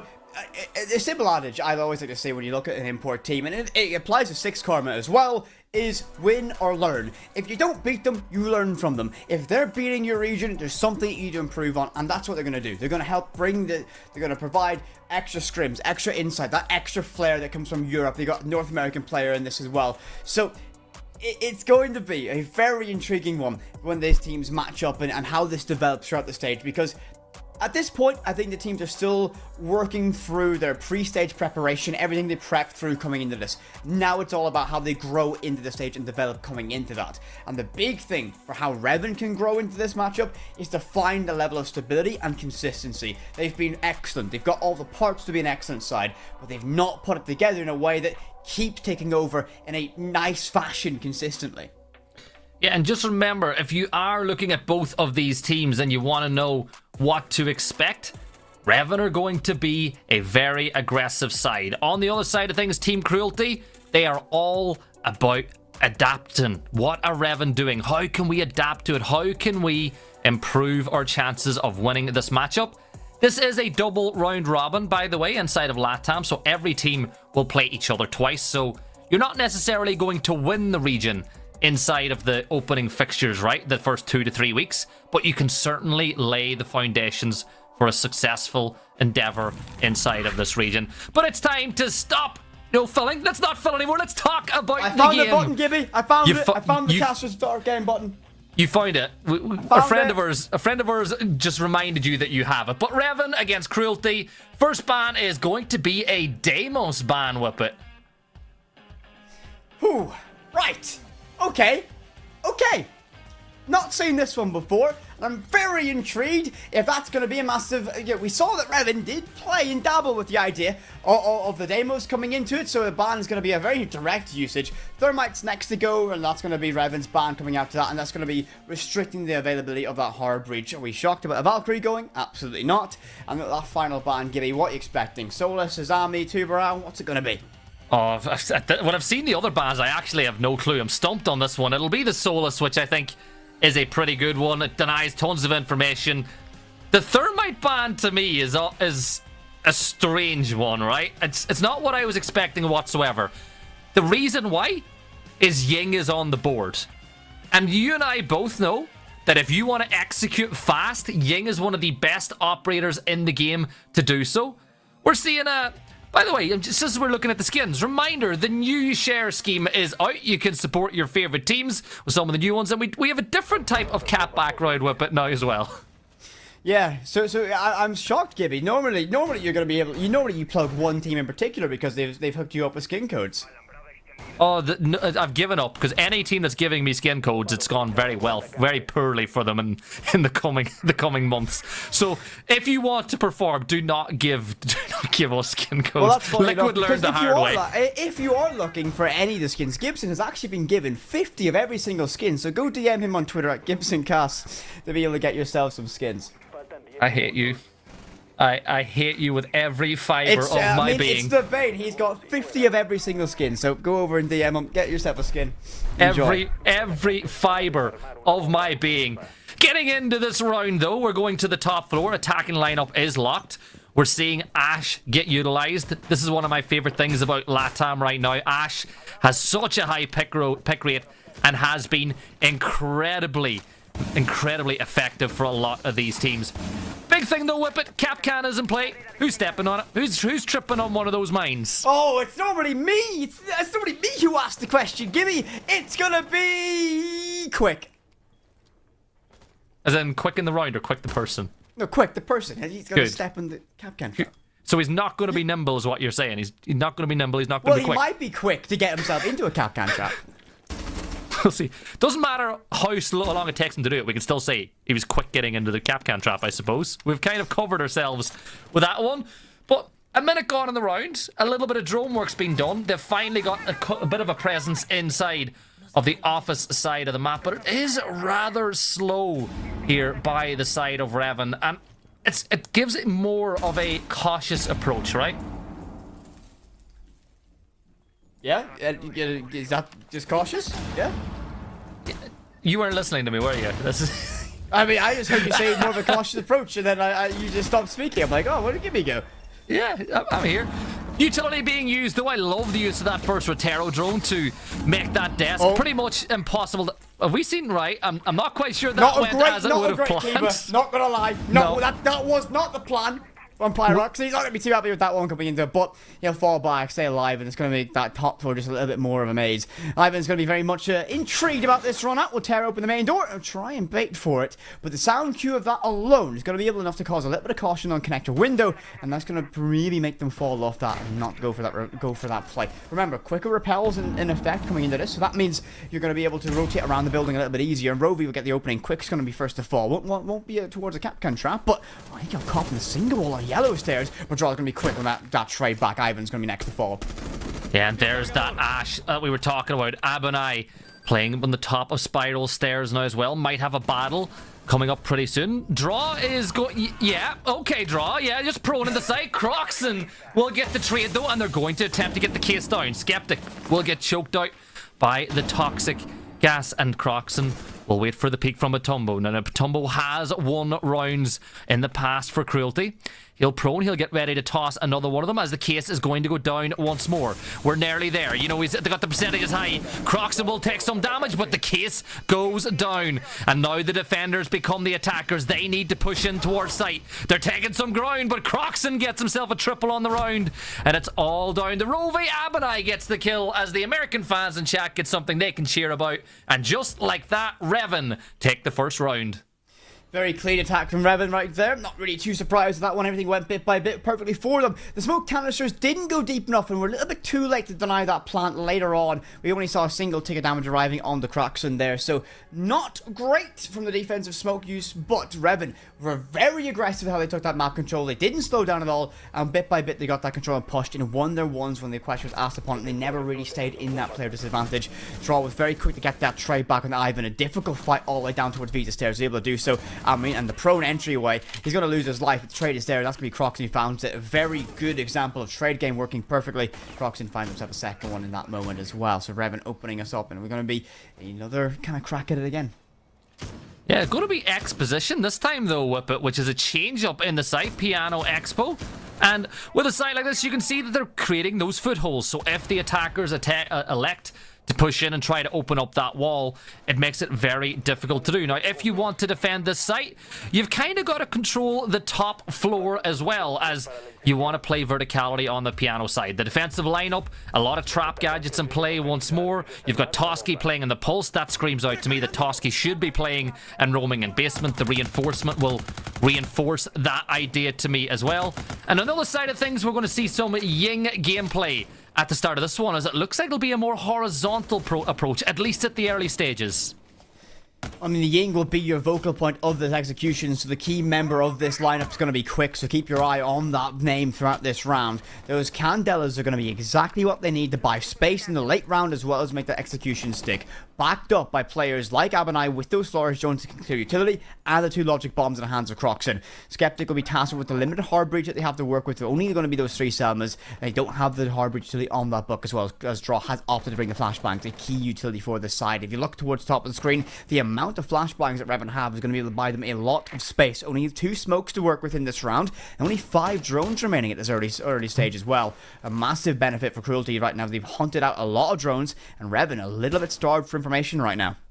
But you spoke about the fact that they have 9 stuns. What's Ying's ability as well? So as well as having the smoke grenades, Ying has the ability to go for some shock and awe here as well. Quick repositioning now as they start to move to take control of the top floor of this map. So Skeptic should open up the breach, push in, but it's very slow again from Revan. So they're playing a more passive style. They're working out where these defenders are. As you pointed out, 4 drones to deal with, and there's the pulse as Croxon will fall. And after a huge round in round 1, Croxon will have a limited impact this time.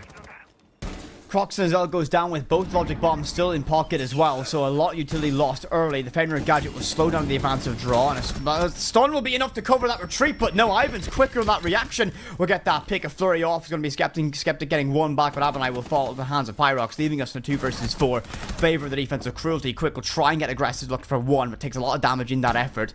Can't find it all the way out towards Connector, and Skeptic has to try and deal with the pressure down below as well. Revan in a difficult spot now of this round. They've got control of top floor, but at what cost? And they're very split nicely from each other, so they're all going to be a question of winning their ones. You hear the player close to 1 yellow. Quick has a difficult task ahead of him. Try and use his utility best course. Stuns, pushes forward, but no one's there yet. He descends the staircase, but Draw will dance to the devil. Only 30 seconds. He needs to win this one. He would have seen that player is stunned with his hand held above his eyes, but it's not going to be an easy one. He'll dance all the way up yellow stairs, and Toski will find his teammate, and it will be a trade. Matumbo with the super short. He shuts down Draw, and the round goes in the favor of the defense this time. Cruelty get themselves level. 1 round apiece, but I gotta give Cruelty a ton of credit. They set up that building in such a way that Revan were just stalled out, and even at the end of that round, right, they had a 3-player cross looking towards Office, so even if Revan were playing the trade game, they were still going to get outnumbered. It forced the reposition, and it didn't work then either. It all started off with that C4. We know how vital the opening pick can be, particularly when the defensive side are able to get it. They doubled down, they got the 3rd, they got the 4th, and then they won out the round with that trade. Moving on to round 3, we'll see a 3rd different site from Cruelty. This time we're going down towards the basement. I'm looking at that defensive lineup with it. They've got no denial on the breach, but they do of course have 4 impact grenades that they can use. With Thermite being banned away though, there's a couple more Selma charges. And I've just noticed that in the early stages, Revan are doubling down on the hard breach. I think the double down here is going to be the wise call. You want to act in, close your eyes, North America. A little bit of split theory coming into this one. You want to be able to attack from all the way in server room as well, apply that pressure and opening up that main breach. You want to make the defense have a dilemma and not an easy, but no easy way to solve the problem presented to them. And having that extra bit of hard breach gives them that potential. Quick will be on that Nomad. The air jabs can be very important for restricting the movement of everyone on this defensive side of Cruelty. They've shown that they do like to move around the map, so you can deny that those air jabs just a little bit. Well, but you've said split theory every night on LATAM. Is your bingo card? Skeptic gets the opener as Rovi will fall. Rovi went for a peek on printer window, and well, he got himself deleted from the game. It'll be a little bit of push down through secret this time around. Toski using the castle to protect themselves from yellow, but this is a push from the other side of the map, and you can see a very heavy roaming presence indeed. Now, if Matumbo uses his gadget right, he should be able to spot out the fact that there are a lot of these attackers coming from the other side. And that Pulse's job right now is, just as you mentioned, to relay absolute buckets of information. Every single heartbeat, every single player in this proximity, that's going to be revealed. So they will be able to exactly formulate this plan. They will know where everyone is and be able to react accordingly. So while Matumbo isn't going to be able to directly affect this with his C4, because no one's going to be playing in that position they're exposed to. Maybe Croxon might be. A little bit dangerous for him to be sitting stationary. They have no idea that Pulse is down there, though. They can react perfectly to this, and Revan, a lot of time being wasted right now, and Ivan's on the flank, C4 prep from Mutombo as well. This could be very quickly unraveled into a difficult round for Revan. Just waiting for that C4 to get tossed. It's just like a real standoff between these sides. 1 minute and 15 seconds to go. Pyrox falls back. This is another very slow defense by Revan, but there's a flank coming from Oryx. Now, Oryx could be a big problem for the side. They seem to have no clue that Ivan is waiting. A goo mine will be set off. That'll give even more information on this push. Now we're seeing the information get fed. Draw gets the 1v1. Ivan does win his one, but he gets traded back instantaneously. 4v3. Mutombo going for the flank again. They're going for a doubled down attempt at getting behind the attacking lines. 43 seconds to go, Whip It. And Revan are playing such a slow game. Gibby, there is only one drone available for Revan. They have no information on this attack to work with at all. Nothing to relay them where these positions are. They need to go for the open peaks. They have got no way to predict what this position is going to be. So this is going to be a very difficult round. Croxon will use that absolute menace of those flashbangs. Totsky will get blinded. That's going to be an opening. Draw gets into the action, and Croxon's going to find one more. Pyrox alone against 3. 15 seconds to hold the line. An impact for free damage, but can't find it. Croxon shuts it down, and Revan take round number 2. And that's a round where their mechanical ability digs them out of a very, very difficult position. Man, Croxon at tier 1 just feels right, doesn't it? He's so good. You and I said it before. He had a opening kill differential in Spanish Nats of +40. Like, he was so good on entry. He's not even playing an entry role for Revan, but he is still finding a ton of kills, and it will force a tech pause here. But I think while we let that tech pause go through, let's digest what we've just seen. Revan are playing a very slow game. I think Cruelty are doing a good job of forcing Revan to take the pace down a notch. However, it just feels at times that Revan have that little bit more firepower, right? Yeah, I agree with you massively on that one. When you look at how this has been playing out, the map, the style, the structure so far is going to slow down Revan. Cruelty can play around that a lot coming into this to make it a difficult job in that early stages. Revan, they need to win that mid stage of the round, because you're not going to find opening engagements very early on this map. It's going to be a little bit of extra work for that.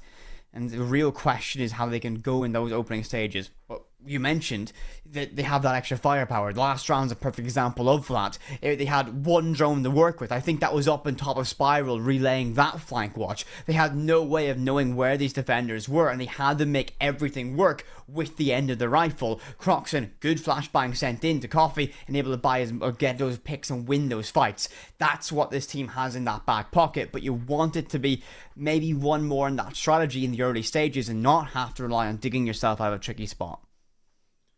And I think that if you're Cruelty, maybe, just maybe, try to get a little bit more aggressive at times in the round. Like, they're doing a fantastic job of slowing Revan down, but Revan have got several picks so far that have not been traded back. Now, I know that we're moving into a world where we're seeing, how would I put it, a lot more trust, right? In the past, you would have seen a buddy system used by roaming defenders where you would be within, usually 2 to 5 seconds of each other, where if somebody gets in a fight, you can get there really quickly and trade it back. We've moved more so to a new world where defenders have very specific tasks and they've got full trust in each other that they can pull off those tasks without as much assistance as they would have had in the past. And I feel like Revan are taking advantage of that with these roamers. Like, we saw it with the Oryx. Oryx did a great job, got in a fantastic flank position. He died, he got traded out, and there was nobody there to retrade the Oryx. Yes? Drone economy. For Revan. 2 drones gone already. I'm going to be very, very, very cautious about looking at that drone economy so far, because it's not been great for the side of Revan. You're going to be cautious about it? Sorry. I'm going to be critical of it. No, they've got 10 drones. What are you talking about, buddy? There was 2 drones. Nah, mate. You're going crazy. Bro. You're tripping. Whip it be tripping. No, they lost. No, it's a whip trip. Whip trip. Gibby. You know that you're not even casting on me right now. You're literally just sitting in your room by yourself. But anyways, while I leave you to contemplate that concept, Quick will rappel up towards printer window already. You can see that they've actually... Look, they've actually tried to stop the push from backside entirely, with Secret being, electroclawed. Draw's going to prevent any sort of a run out by the main door, and that's much better from Cruelty. Opening pick is going to be found, and down goes Quick, and down goes your kind of automatic flank watch. Much better start from Cruelty. That's going to be Abadai getting that trade back. A huge shot on the Pyrox. Well done. Oh, it's going to be able to find a second one. Absolutely easy. A little bit of extra spray to make sure that one's locked in, and just like that, Revan's man disadvantage turns into a man advantage, 4 versus 3, and that's going to be the benefit of being able to have an R4C with an ACOG, not in the hands of Ash, but this time going to be in the hands of that Ram. Lots of verticality destruction, lots of destruction and potential with those boogie drones. We see them carving through this floor, creating lots of lines of sight for Revan to work with now. I like the way you said that, a boogie drone. That's what they're called. Go for wee That's what boogie. they're called. That's what they're Yes. called, Gibby. Rams there like, yes sir, I can boogie. As we are inside the halfway point of round 4. Looking at the defenses again, it's a top floor clear. It's a full clear that we're seeing from Revan. And I love how aggressive we're seeing Cruelty be on these hatches as well. And he's going to spot out the player, but he's going to have to dip into cover. Abanai with the R4C almost getting that kill to give themselves an extra man advantage. 1 minute and 2 seconds to go. Let's see where that next engagement's going to come.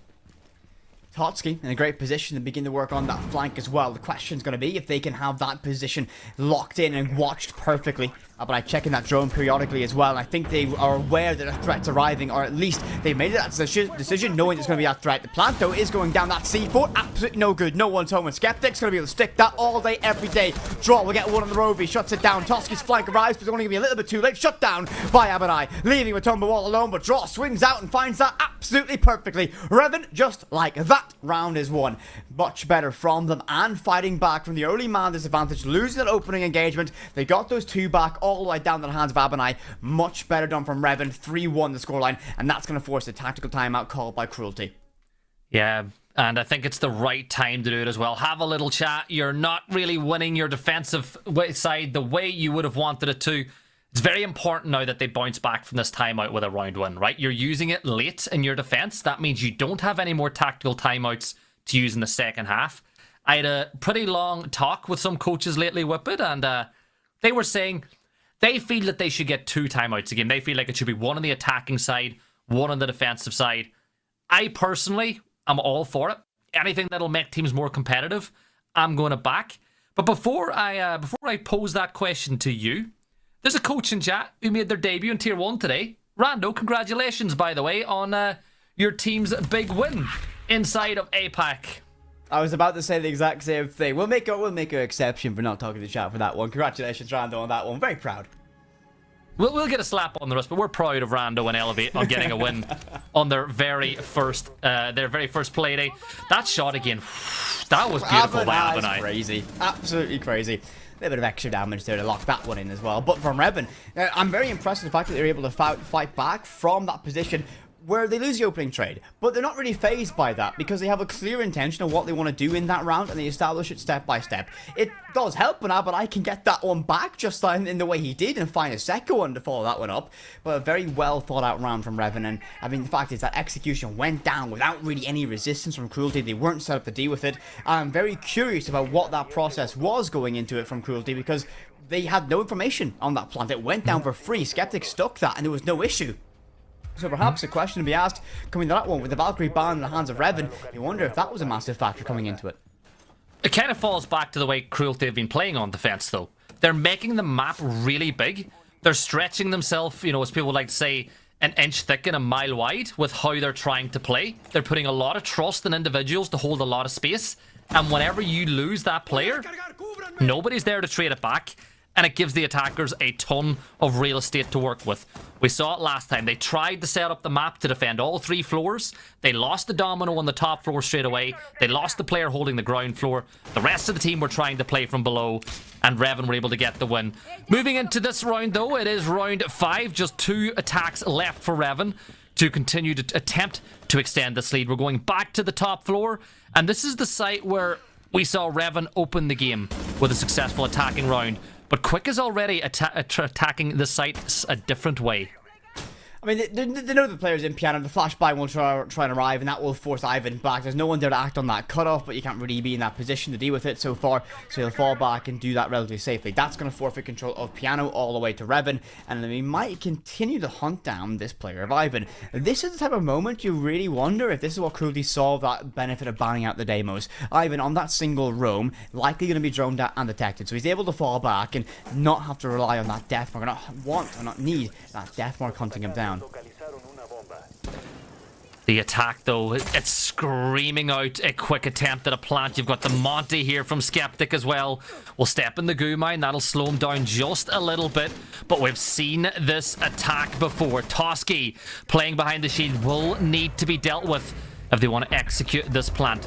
Croxon's playing below, making sure that nobody is in a position to prevent the plant from going down. Ivan will get the fur. You see a lot of damage done to the player on the window, but it's Pyrox that gets the opening kill of the round. 4 versus 5. More goo mines being thrown as they look to continue to slow down this Revan attack. Croxon has a difficult position ahead of him. No! Rovi looks away. He could have got a freebie. Croxon's going to get that reward. Siege timing absolutely brutal. That C4 decimates draw, blinded by fear, and Revan 1 player down now. 35 seconds. Skeptic's gonna be met in a rock and a hard place, and Ivan shuts it down. Croxon and Quick, the last 2 standing, and not much of Quick remains. Single round away from his demise. Shotgun in hand of Croxon ascends yellow stairs. Will this be his last attempt to save this round? Matumbo with that shotgun might be a problem, and Quick's gonna be smited early by Totsky.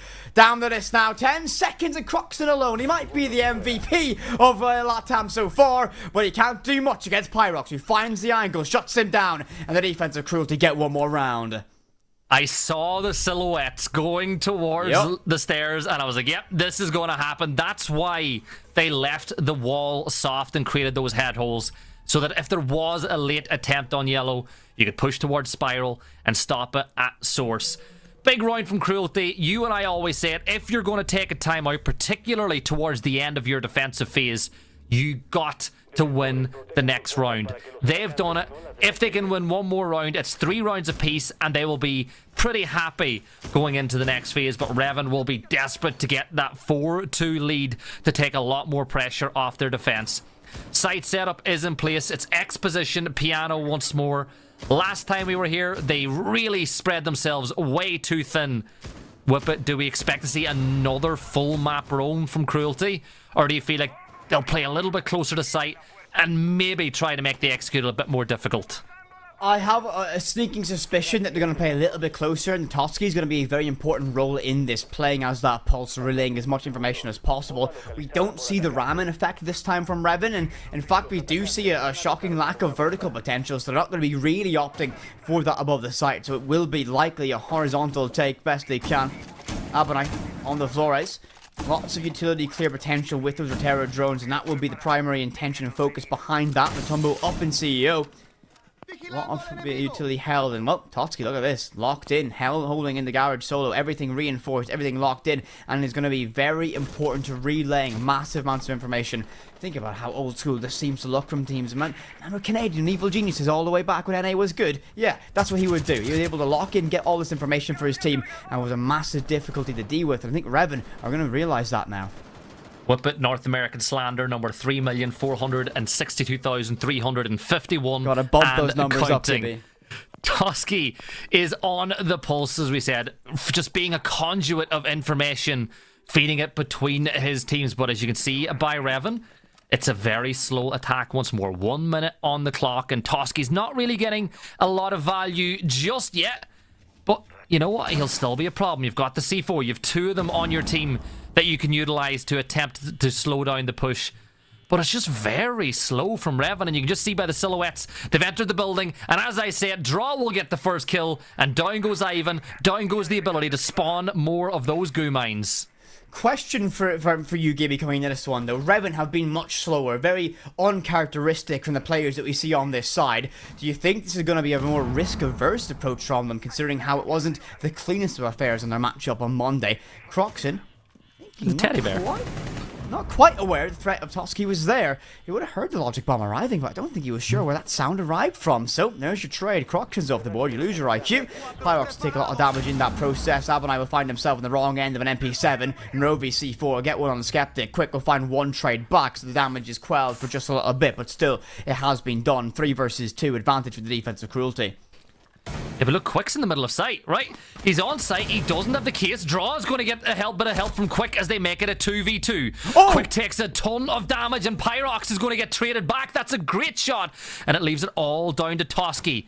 But it's the Pulse. He's playing below. Now a decision has to be made. This is great, right? He's using the fact that he can scan with a heartbeat sensor to see if he can get the res. He's realized he can push up to the top floor now. He can get his teammate back up, but it's a race against time. But no, Quick will find him.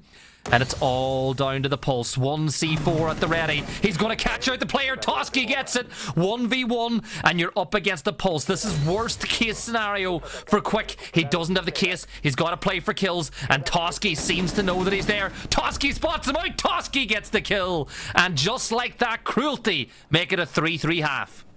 A perfect rotation, a perfect play, an example of how Pulse can be so effective at dealing with that one. That smoke grenade not good enough to cover all of the yellow stairs, meaning the player in connector gets caught by that freebie, and it's going to be a difficult one for Revan. A round that we feel that they maybe should have been able to close out, but Cruelty played that perfectly. Huge from them, and they get themselves level on that half, moving on to the offense.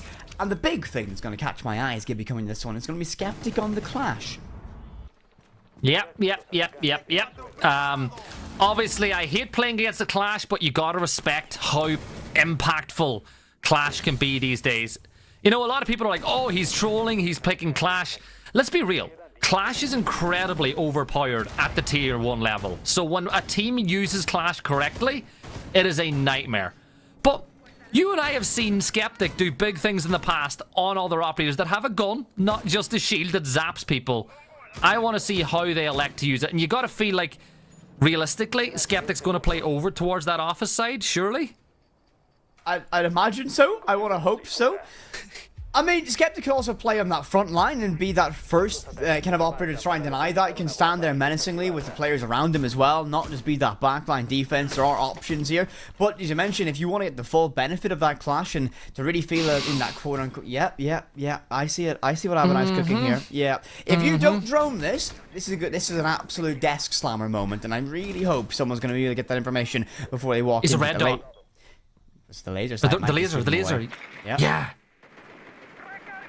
Oh, if he didn't have the laser sight on there, but that might have been a freebie. But I still don't know if they've actually droned this out. He could still be in a position to cause a ton of chaos. Oh, there. Hey, Sublik. Hello. As we see him in the background of Abonai's screen. But he's still waiting in this position. This is the position you've got to clear if you want to get the plant off on the window whippet, and they've not done it yet. But they're getting ready. The Grim is pushing up to the window here as well. This is screaming that they want to plant beneath the window.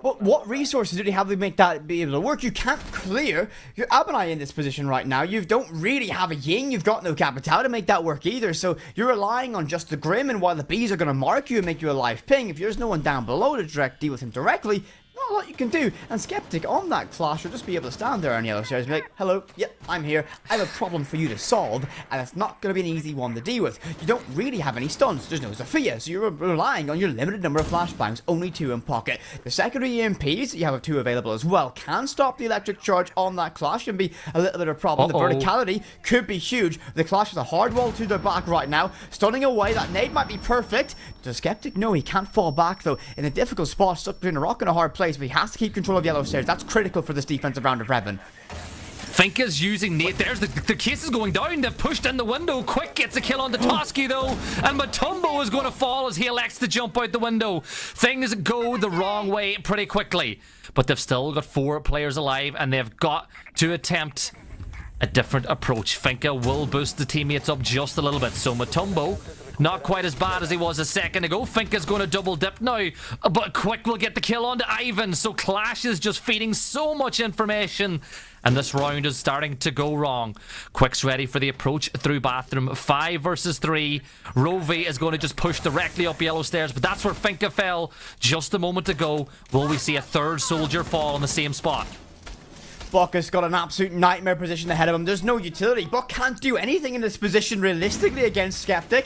They're going to try again to get that case down, but Mutombo wins that fight. The C4 goes cold. They've got an option to try and stick this, but that's going to be a draw. Second in the round now, leaving it all down the Rovi. And well, this is essentially a one round at this point for Revan. Choked out by the Clash, and the peek from Crocs is absolutely perfect. Swings out from bathroom and gets that job locked in. Revan win their very first defensive round here on Consulate.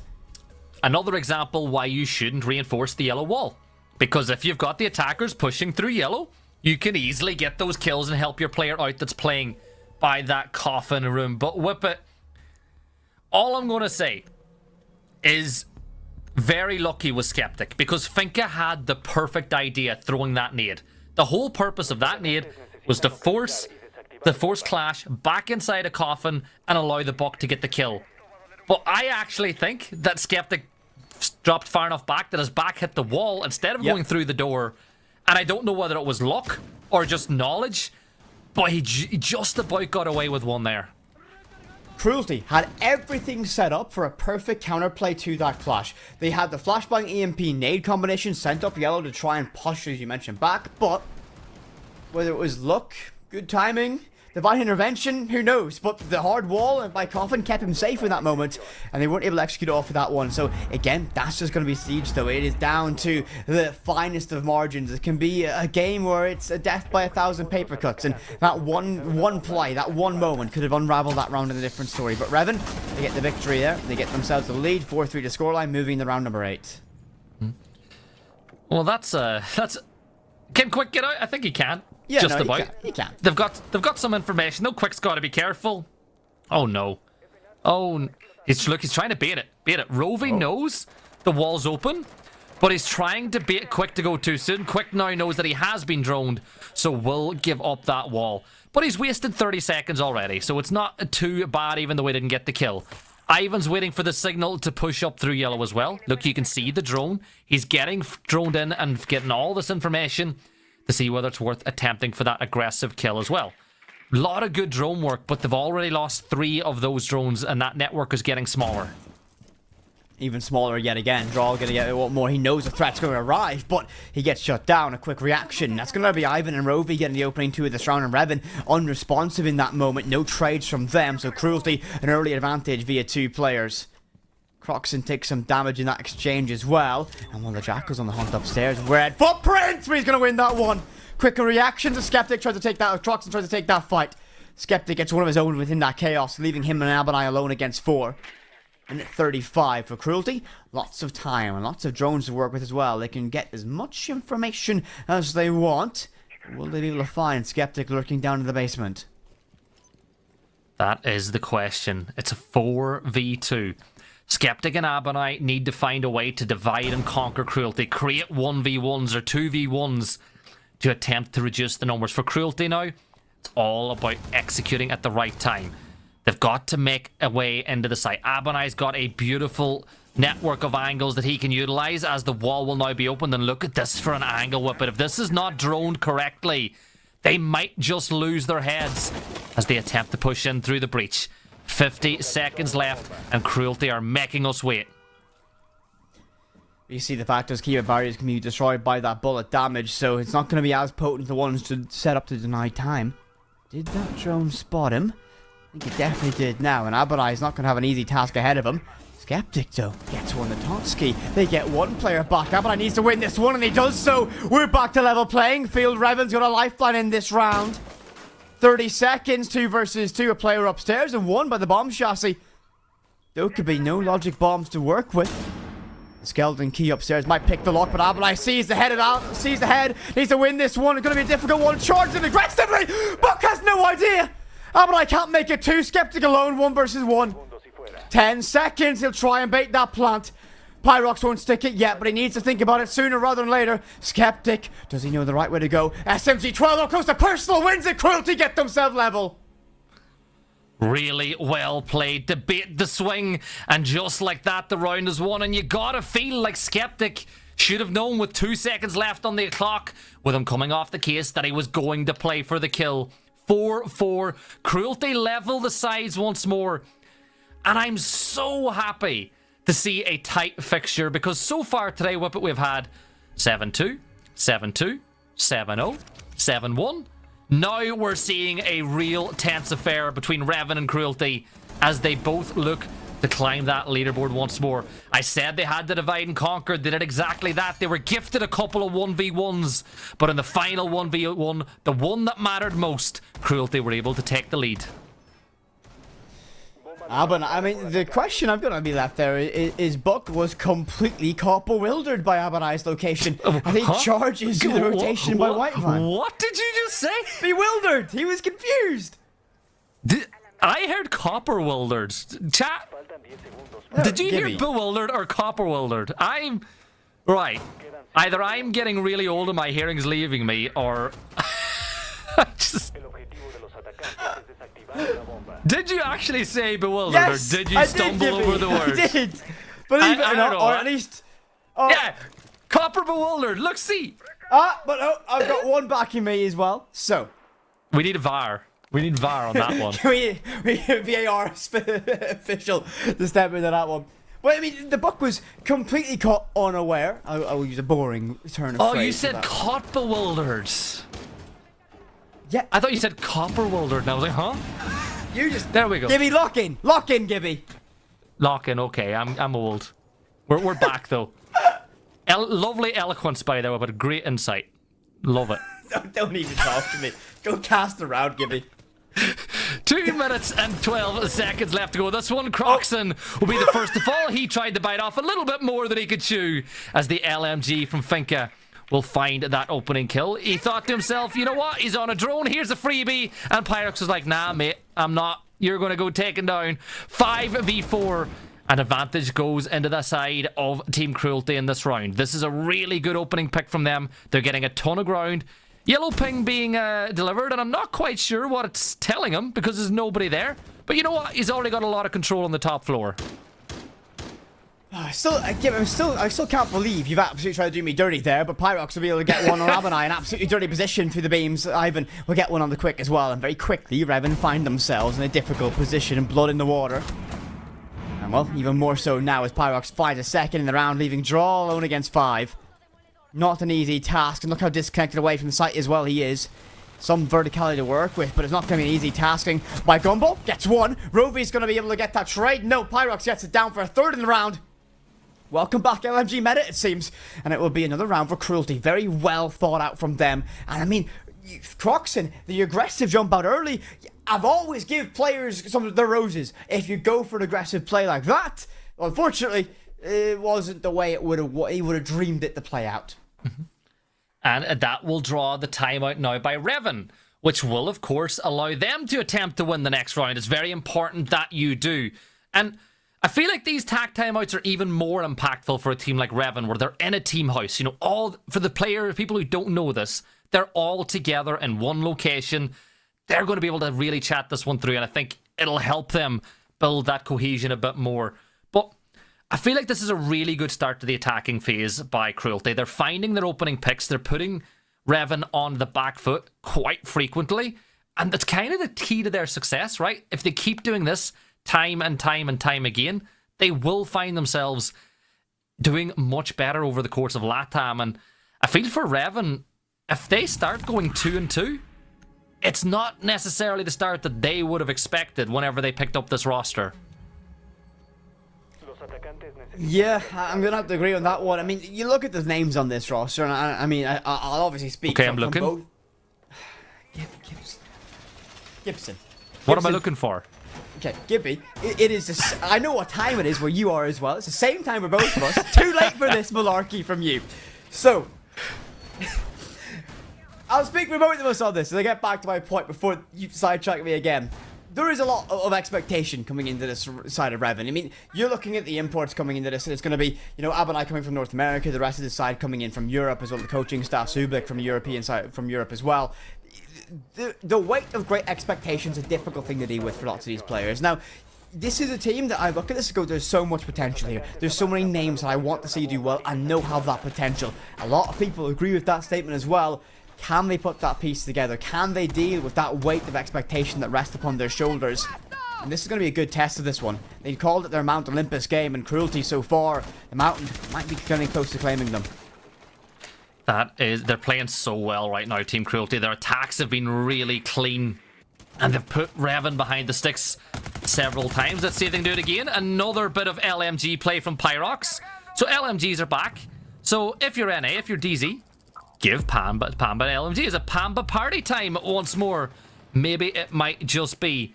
However, Ying is a very important cog in this machine of an attack that Cruelty are trying to put together. Ying is going to be the player who signals the push as they attempt to go in through that window. They've already got control inside of Piano. That means they can create the verticality. They've got plenty of utility to deal with the Aruni gate as well. So the laser gate has been removed. The Ying will be the signal for the plant. And as I look with it, Smoke, Abanai will be very important here once more. Buck down below is going to be a problem, though. They relied on having desk control to try and deny this. The longer range smokes have less consistency. But Tumbo, first of all, Abanai gets that credit. The case isn't cold, though. So that's going to be still in possession of the offensive side of Cruelty. The clash in the same position yet again. It's all well and good having information, the live ping with the Grimbees, but you can't do anything about it. You got no stuns. You got no Zafia. You've only got EMPs and nades to work with. No nades even. Yeah, when's the execute coming though? We're already over the halfway point in the round. It's the same setup. Skeptic is still playing on yellow with pressure coming that way.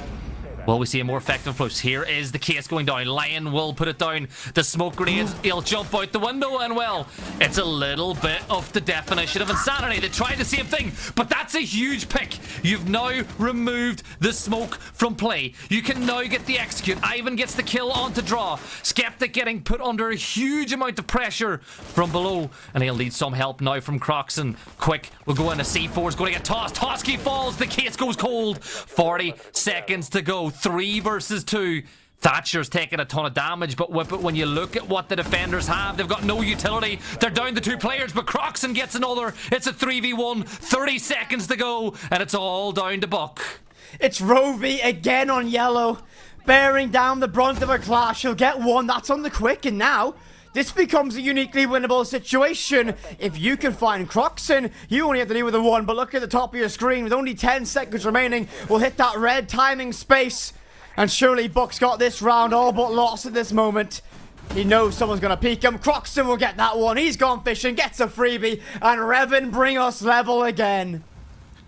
They needed that round. That was a huge round in the scale of the game. The timeout was taken. And Croxon, look at him. He's celebrating. He loves that one for the team.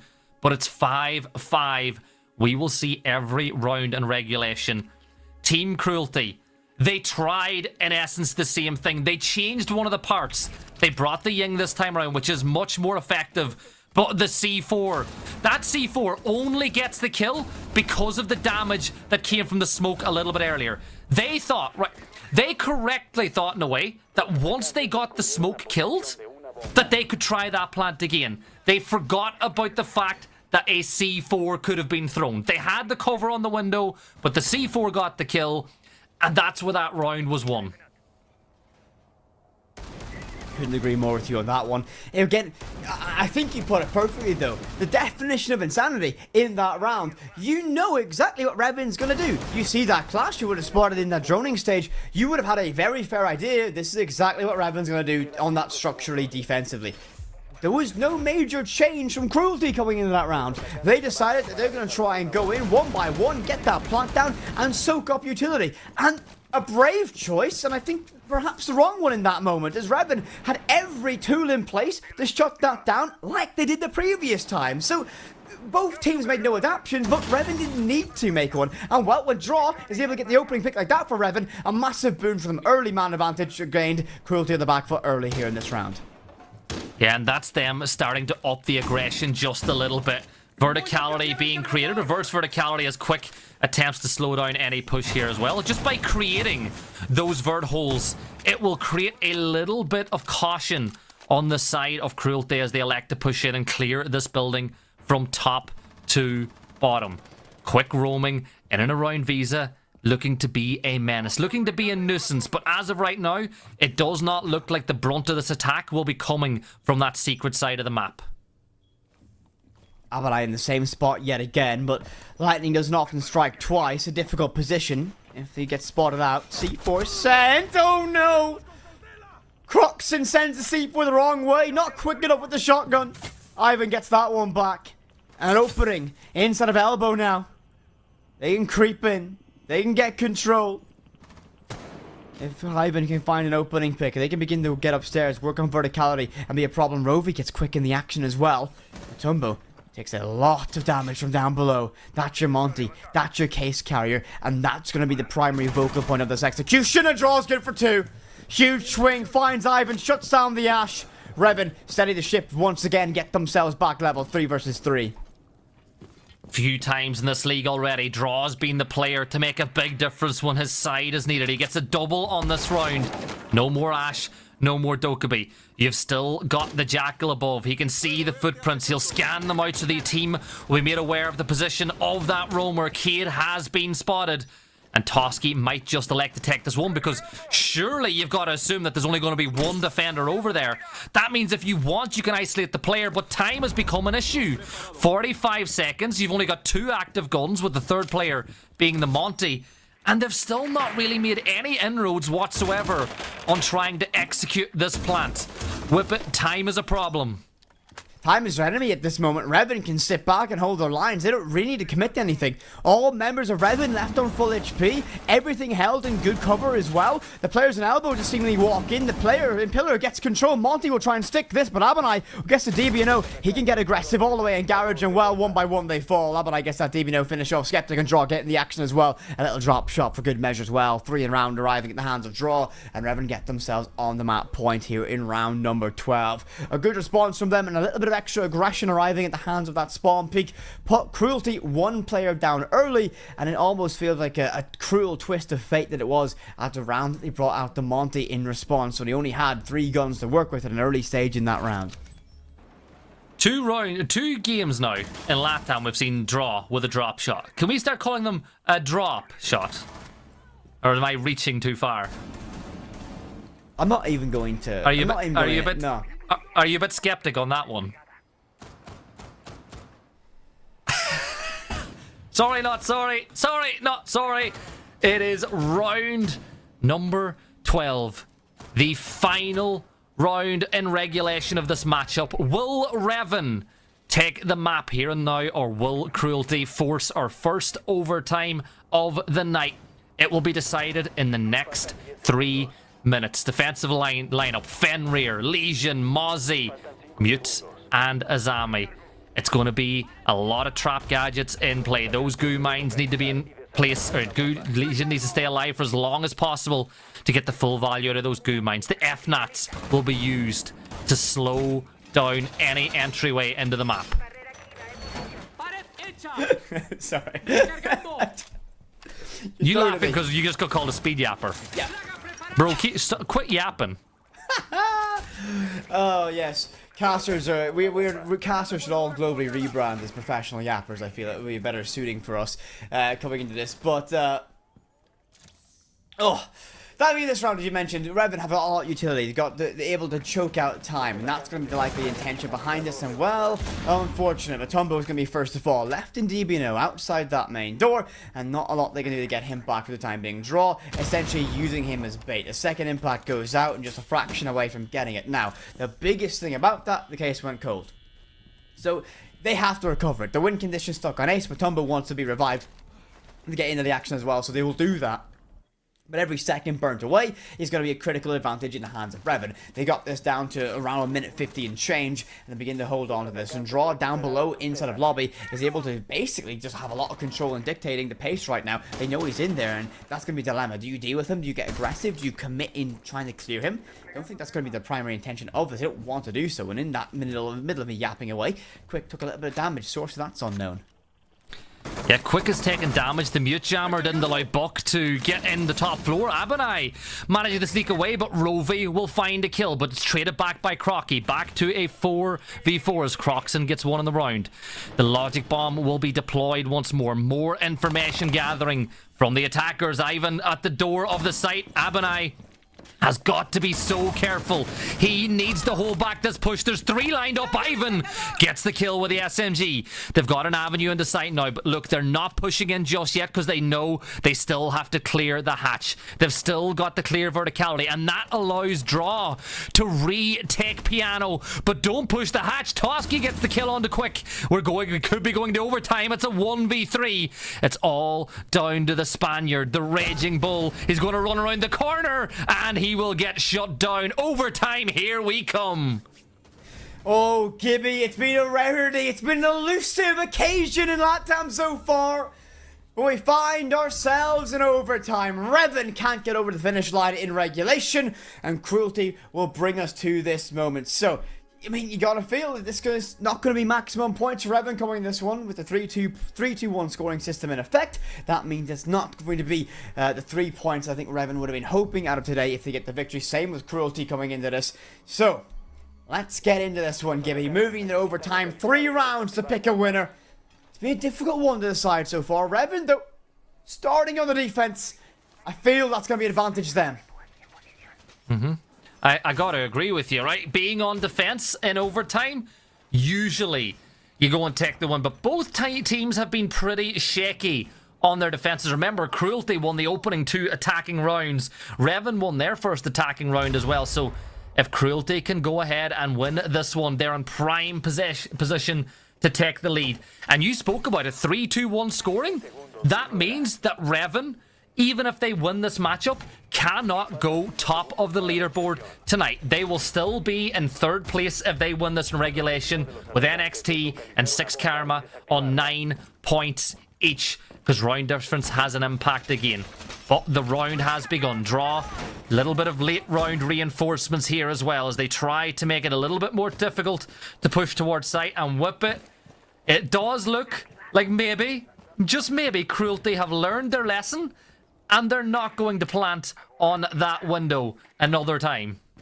I mean, that's all well and good, but Revan aren't doing the same thing again either, so it's going to be an example of both teams going to try something new on this site, and really curious to see how this one plays out between these sides. An admin side pressure arriving in the hands of Pyrox so far, and he's very much aware that players are lurking around him. It's going to be a difficult one for them lurking around, and again, the benefit of these keeper barriers being destructible by ballistics is that you can just shoot them away in those difficult positions. So, bodies stacking up, they got a good little network of drones scanning away, providing information. Abinai lurking and wants to take these fights aggressively, but the keeper barriers keep him safe for the time being. Ivan, we're going to take a little bit of damage, but first of all, that will be Draw at the hands of Rovi. The CH finds a way to shut him down, and that's going to call a fallback immediately. They want no intention of staying a little bit longer than they need to, so they'll fall back, stay alive, and try and hold on to what map control they can. This is big for Cruelty. The opening pick once more, and Draw has fallen. The joint top fragger for his side. Ivan and Pyrox with 12 kills apiece as well. Breach has been opened now by Ivan on the ace. That means that an avenue of retreat for these defenders has now been cut off as well, if they manage to take this position. The next pick is vital. Toski's repositioning now as well. There's a player waiting on the stairs though, but the kill won't come through.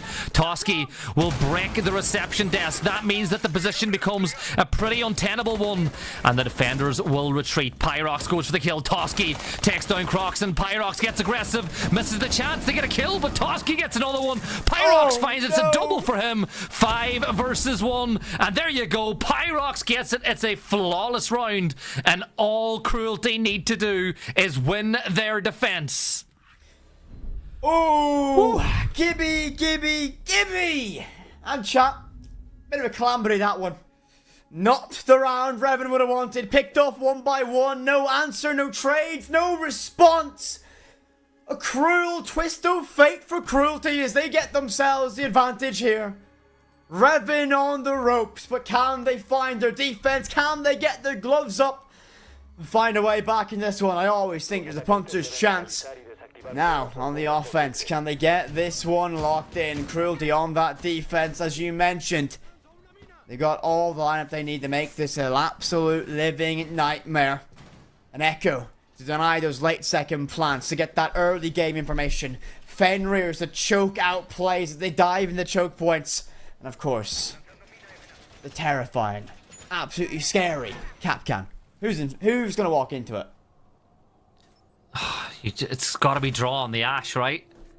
Ash is too busy searching for heads to look down at his shins, or at her shins, to spot out any potential traps.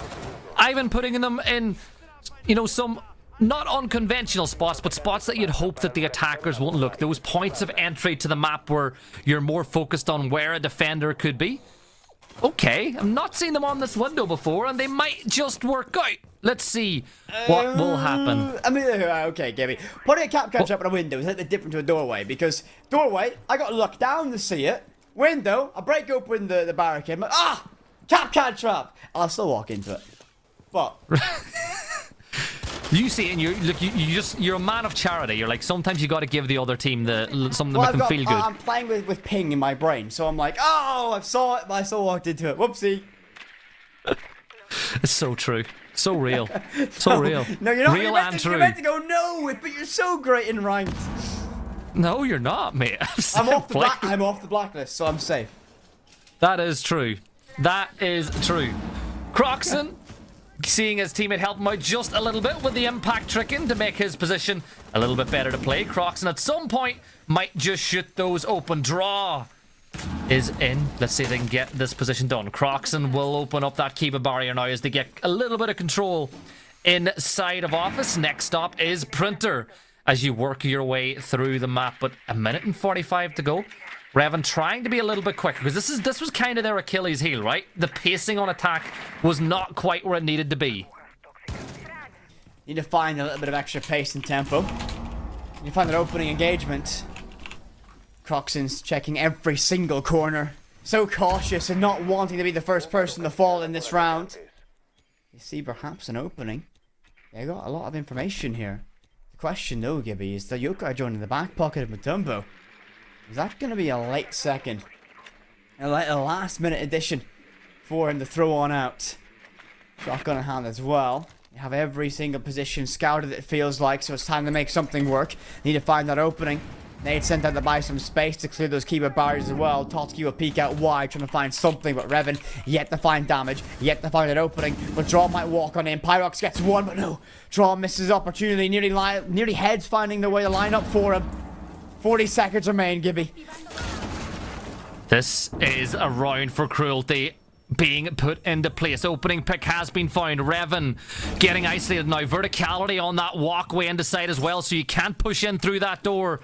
As Ivan's position's revealed, Draw will use a little bit of confusion. Skeptic takes a ton of damage though. Ivan using the verticality. Ivan falls all of a sudden. The case can go down. Croxon falls at the hands of one. Draw. It needs to hold the covering fire. Skeptic will try to get the case down once more. The double comes through from Pyrox. Skeptic has got Quick for cover. It's a 2v3. Quick dancing around the door. 1 HP. He falls. It's all down to Skeptic. The Echo drone goes off. It's a GG. As there you have it. Team Cruelty take the win. And just like that, Revan will not gain any more than just a singular point, as Team Cruelty will now climb that leaderboard just a little bit more. Brilliant performance by Cruelty, particularly on their attacks. Cruelty really were exceptional in this one, and we kind of spoke about it a little bit coming into this after the game we saw against them on Monday with 6 Karma. They're a team that can be adaptable and flexible. We didn't see it to the same degree of creativity in this matchup, you could say, but they certainly were able to read into what Revan were doing and find a way around every problem. That last round was a great solution at dealing with this, but Gibby, a great performance from the side of Cruelty. It was fantastic. It was a really good game by them. Corbeck, what did you make of that last matchup as we bring in our fantastic host once more? Oh, that's fantastic. Anyway, well, you know what? You said it was a Mount Olympus game for Team Cruelty. They ascend Mount Olympus, right? They get there. Maybe not godhood. I don't know. I don't think we got there. But they got, demigod. We'll call him demigod here for the LATAM region today. I mean, I don't think it was a very entertaining game. I loved it. I thought it was a lot of fun. Very back and forth. You always want to see that in Siege, right, guys? But I don't think you want to call that champagne Rainbow Six, right? That was more like cheap wine behind the supermarket. Let's see how the evening develops. R6. And I mean, was taking them to Consulate a mistake, Gibson? Do you think that was a critical error here for Revan? I don't actually think that was the error, if we're being honest. Like, that's a map that they felt confident on. The reason that they lost was just their pacing. Like, Cruelty read it really well. I feel the problem for Revan is they started here, played A1, a 7-0, and it's just been really poor since. Like, I hate to say this because I love the guys, but it's a very discombobulated, not quite fluid style of play they're playing with since then. I think Cruelty got that win. I feel like they just did a great job of slowing them down. And if you slow any team down that wants to play a bit more aggressively, usually you put them off timing wise, and it means that they start making rash decisions that they wouldn't normally make. Yeah, I mean, I have to agree with Gibson on this one. It just doesn't feel like the team of Revan that we'd expect coming into it. You maybe feel like there was perhaps an early season adrenaline dump getting the massive victory against Six Karma in the opening day, and they've not really found their stride since then. They've not been, and again, it almost pains me to say this as I like the guys so much. I really do see potential in this roster, but that consistency, the decision making, there's just not everything's on the same wavelength from this team. Individually, they're all able to make plays. They're able to dig themselves out of some very difficult positions time and time again. When you think about that opening round with Croxon down in the basement where he's able to win just based off mechanics alone, but that can't win you games on a consistent basis. You need to be able to outplay, and they haven't been able to do that on enough rounds, enough games so far at this stage. Yeah, and this puts Revan at what, 2 losses now? I don't think, 2 losses. They've lost to NXT as well, so it's not the worst situation for them, but certainly I don't think this is where they wanted to be at this stage outside of Playday 4. Transition over to Team Cruelty, though, kind of shift the lens. Is this where they want to be, Gibson? Because this was a good win for them, but I don't know if it was good stylistically. They got what they needed, but we said we wanted them to be less scrappy. I don't think we can say that they were. They made a lot of mistakes, but they still came out the right side. It was scrappy, but as I kind of always say, a win's a win. You look back, and at the end of the day, when you look at all your resources, when you look at the leaderboards, they won that match. It wasn't pretty to watch. There was a lot of mistakes, but you take it and you move on. When you consider the fact they won the first game of the very first game of the season well, then they took that horrible loss in game day 2, play day 3. They took that that I'm not going to say horrible loss, but that hard to take loss against Six Karma. They'll feel pretty good winning today.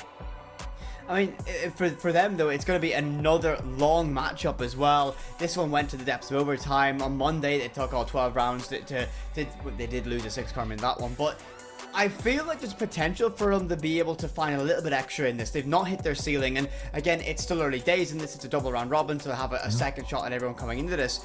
But there is a lot of space for this team to grow and grow and grow. I just want to see them find a little bit more in that form of consistency. A similar story to Revan, I guess, but again, still early days for Cruelty.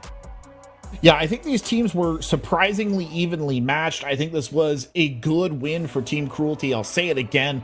Revan, they're not done, and I think you guys have hit it on the nose. They're not done. They're just improvements need to be made across the board. But irregardless of that, I'm sure Team Cruelty, they're going to be celebrating. They took a run at the big bad. They got their W in the box.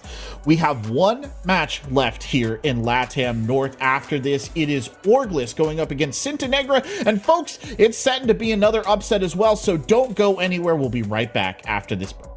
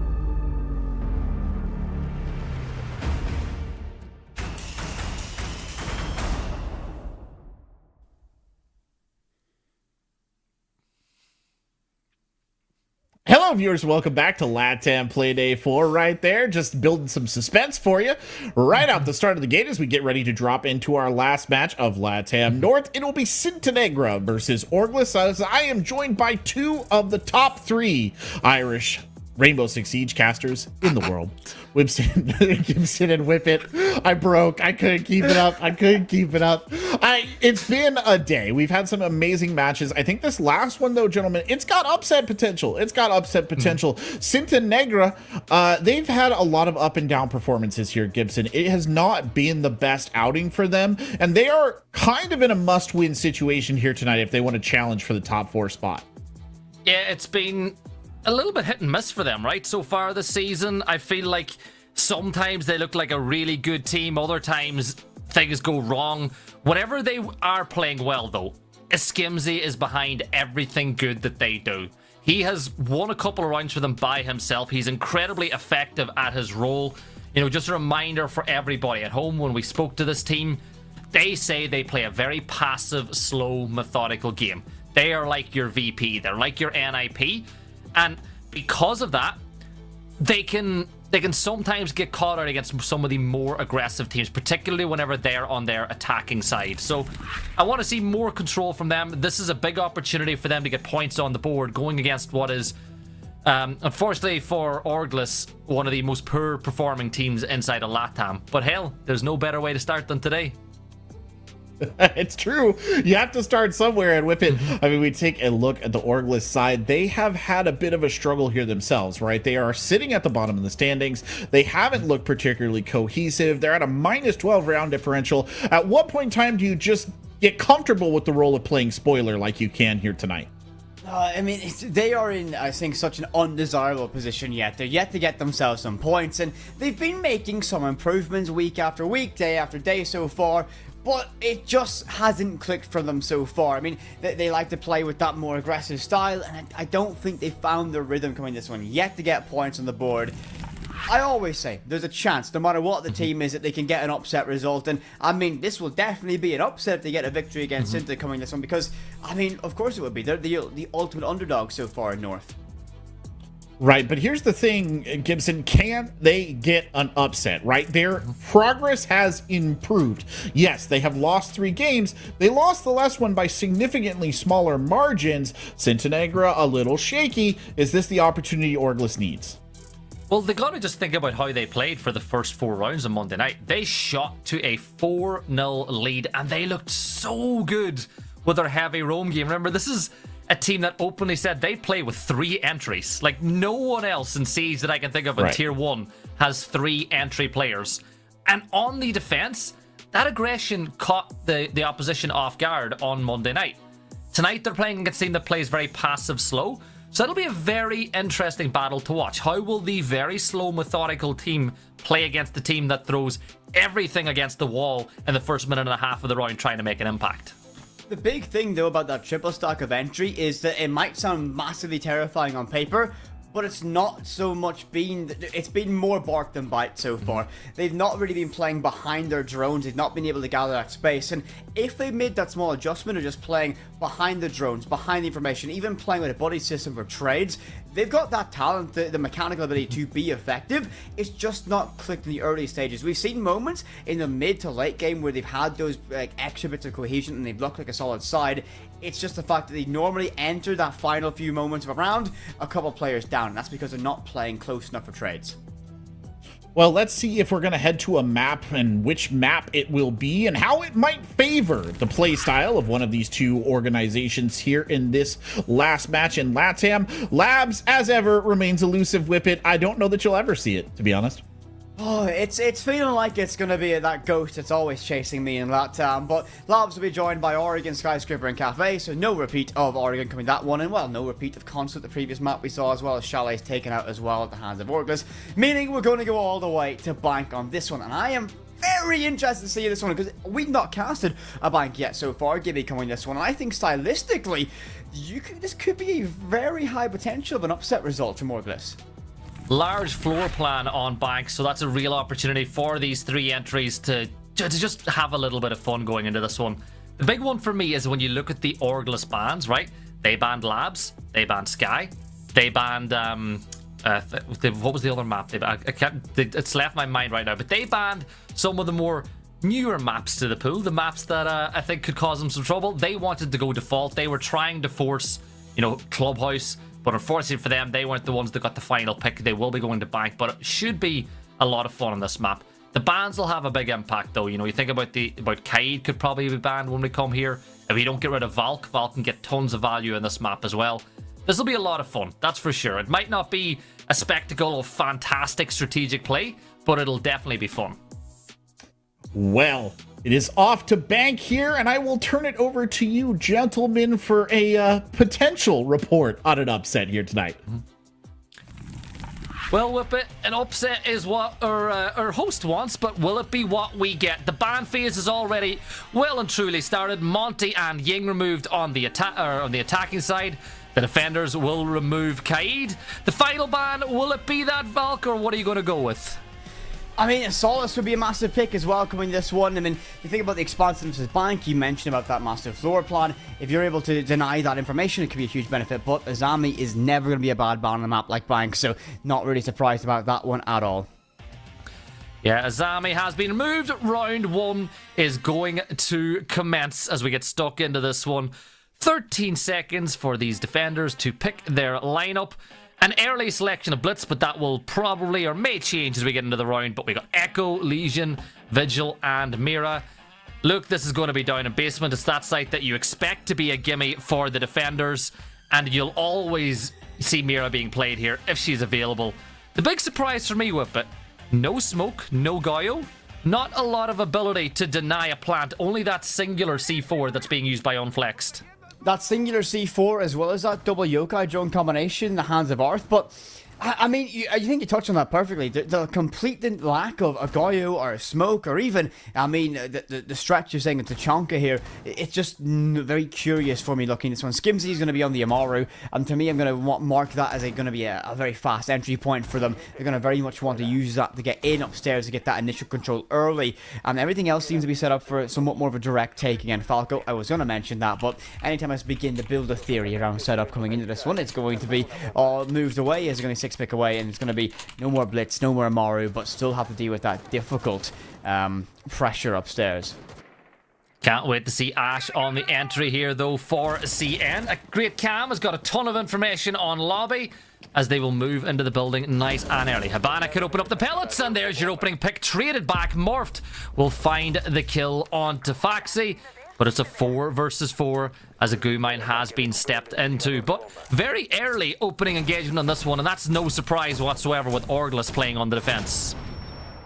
Oh, wow, well, this is quick. Well, Morph is just wasting no time at all, but that's going to be the case, Dan. I mean, with 4 SAM cams in back pocket as well, a tremendous amount of utility goes straight into the vault. Arth will get that one for free, but the case is cold. It's in the middle of sight, and they're going to be able to storm around this, and you got to feel that might be a tremendous lapse of judgment. Skimzy peeks around, tries to get one, but shut down by Jesus on that Vigil. Caden gets that trade back out towards Ronnie, but still, the win condition is all the way inside a vault. Not an easy way to get that one back. Bit concerned right now. Don't you hate it when the random takes the diffuser and just runs onto site? Normally that's you, Gavin, can't lie. That was a rough start to this one, but it is still a 2 versus 3. There's 1 minute and 30 seconds to go in the round, so plenty of time to get more information on where these defenders are playing. Lion scans, none available left to be utilised. Pre-fire down blue stairs. Flacco will get his kill. It's a 2 versus 2. This round suddenly becomes very winnable. But the problem is they will funnel through the singular door. That is their biggest issue. They've got no way to get these walls open. They've got no way to even disguise it with no smokes or no stuns. They've got to maybe rethink their plan here as they notice that Mira is playing inside of red. But this is going to be a struggle of an attack. This is going to be... Basically, everything's up against them again. A single round of damage would be enough to take both the attackers out of this moment as well. Mirror window would have been cleared. Arth takes a bit of a beating, though. That DMR gets 1 and a second. Okay, this is winnable now. Arth alone against 2. Yokai Jones for information. Both attackers split, so he knows exactly what he needs to do. hold off, hold position all the way towards stairs. His teammates should be able to hop on this yokai drone and relay all the key information, but he drops it down to keep it safe, as he knows the drones will be hunting for it. He gets spotted out inside of lockers, he makes that rotation. Case is still down, I believe. So he'll be able to creep his way around. Teammate relays information to the Berry. 9's good for 1. Caden falls after your Ash, but he's going to look the wrong way. The DMR misses him narrowly. Keeps his shoulder just in cover. Has to swing out wide. Pops the mirror. Gives himself an angle to work with. Difficult gambit now to work with. All the way inside of gold. Lion need to take this fight. The win condition isn't in his hand, but Berry 9 up close and personal can rip through anyone. The DMR hits too hard. And that would be CN grabbing the very first round here on Blank. And it was a very scary one, considering that the fuser went down in Vault in the first couple of seconds of the round. Yeah, and that was, in essence, a whoever fires first wins gunfight. Both players were down to one shot, and the win comes through for the attacking side. CN recover pretty well. I think we saw the reason why the Orgla style of play can be problematic.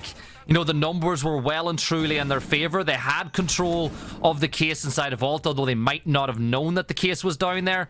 They tried to keep putting the pressure on the CN, when in reality, all they had to do was sit back and allow the attacking side to press the issue. So they lose the first round. They'll go back to basement this time. You look at the lineup, and again, it's not really a lineup that is set up to prevent a push. You've only got that one C4 again. We're not seeing smoke. We're not seeing Tachanka. But what we are seeing is a very aggressive lineup once more. Surely they must have known that the case went down in Vault, right? Like, surely?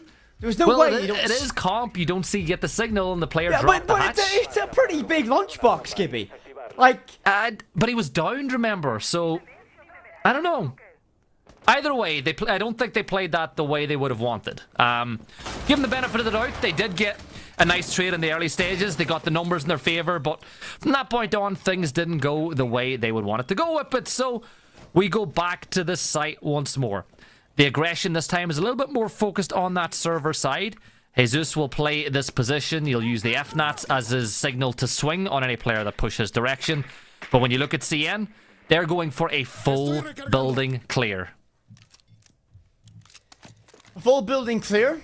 No roam presence, so you'd hope they'd be able to find this reasonably quick, that they're going to have the map to themselves. Set up your flank drone, set up your flank watch, and begin to work our way through this map pretty concisely and consistently. No Kaid on the board, so going to be easy to chew through those hatches and get everything open that you would have wanted. You know, that's exactly what they'll do. Hard bridge can openers are deployed. They'll be able to get those angles open, and you can begin to work away and put that direct side pressure.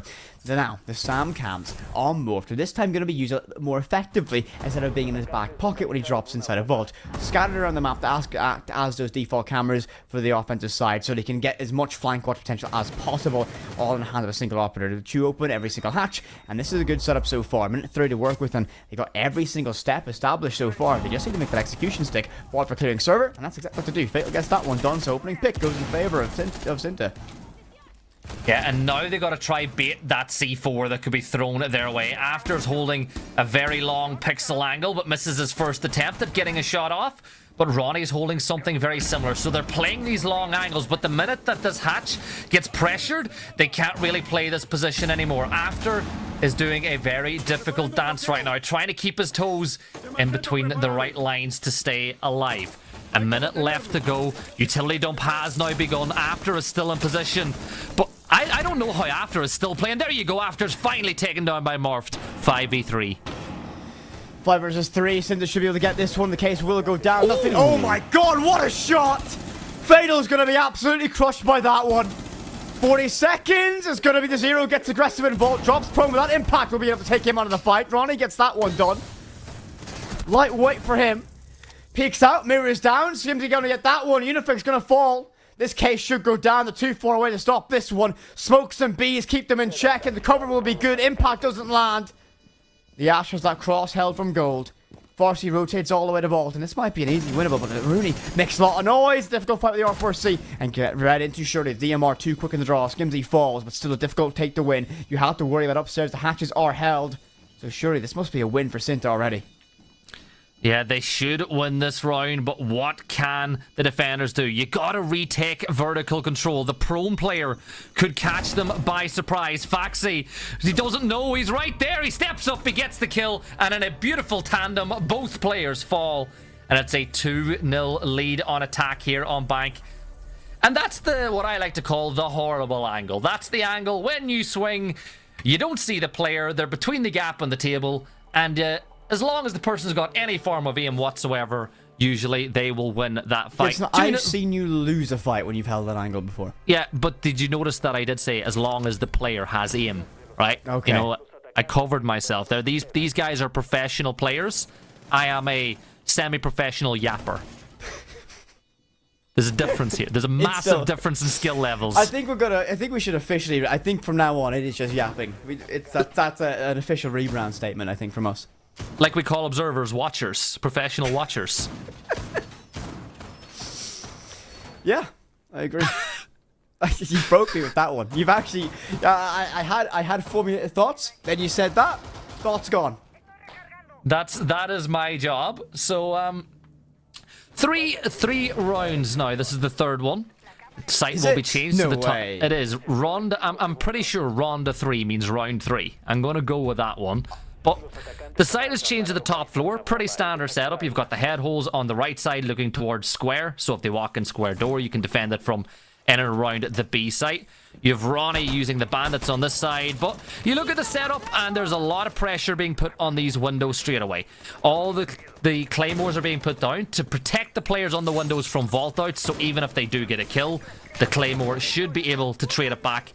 And if you want to play in the windows, you also need to control lobby, and that's exactly what Morphed is going to do. Everything in position, exactly what they need to hold to get this one working, and the sends in play. So that will be the primary focus of this execution. They're just going to likely try and dump utility in to make this one stick. Defensively, there's no one down below. The Solace could be played here. They haven't brought that, so they could have played with a Solace down below, a Pulse down below, and Tellers to try and stop this what would be potentially a very easy plant once they dump that utility in. Caden thinking about this rappel again. The speed increase of this rappel makes this a very dangerous angle. He can drop in very quickly, get a pick, get out as well. They'll open up Kanto to give themselves that long line of sight to help cut off that rotation. And Caden, that's exactly what he's going to do. Right into. Farsi shuts that down, though. Opening pick as the Ash falls off the roof. Why do people try that rappel? Why not, Gibby? Gibby, don't tell me you don't ever look at that skylight and be like, oh, I want to go down that. Oh, the call of the void that is the skylight talks to me all the time, but I never do it. After we'll take down. Okay, that's a nice net angle. Does a ton of damage onto Jesus. Faxi will get the kill. This is good because he Hello. He drops the hatch, and CN have got a 2v3. Flacco gets another one, and all of a sudden this has become a very winnable round. 1 minute and 15 seconds left to go. IQ will still have a scan from below to see what information that can be found. But this has been a very back and forth round so far. Multiple phases of this round. Advantage still sit at the defensive Orglis. Lots of time for Sinta to get one back at least. Well, the hopes of that round win might have just went out the window with that one. Unfortunately.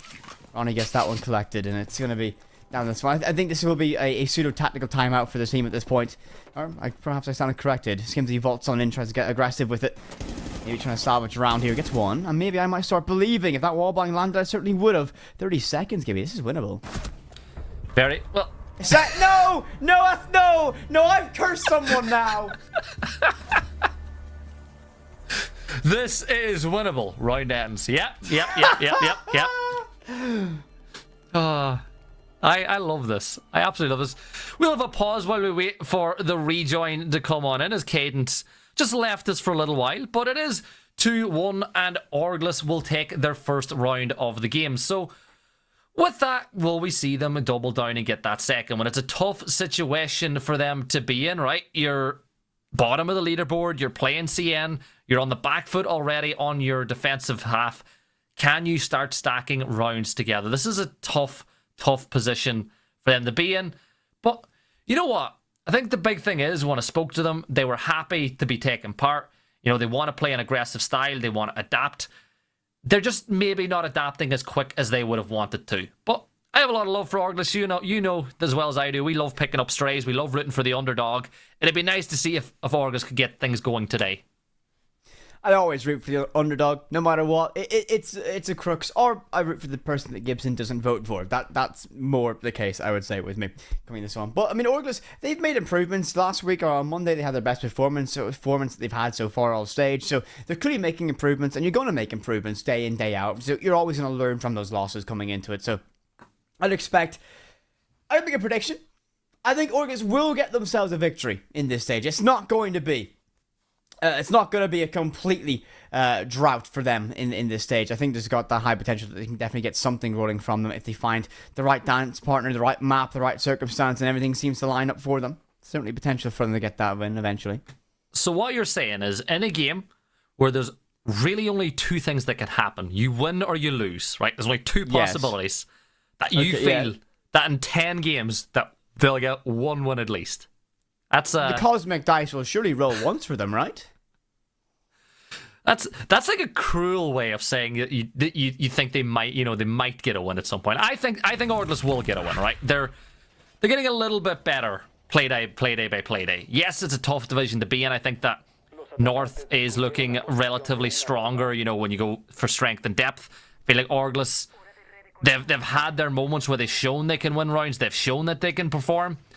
I just think that the whole concept of 3 entry players, 1 support and 1 flank watch, will get picked apart by stronger teams because they'll expect the early game aggression.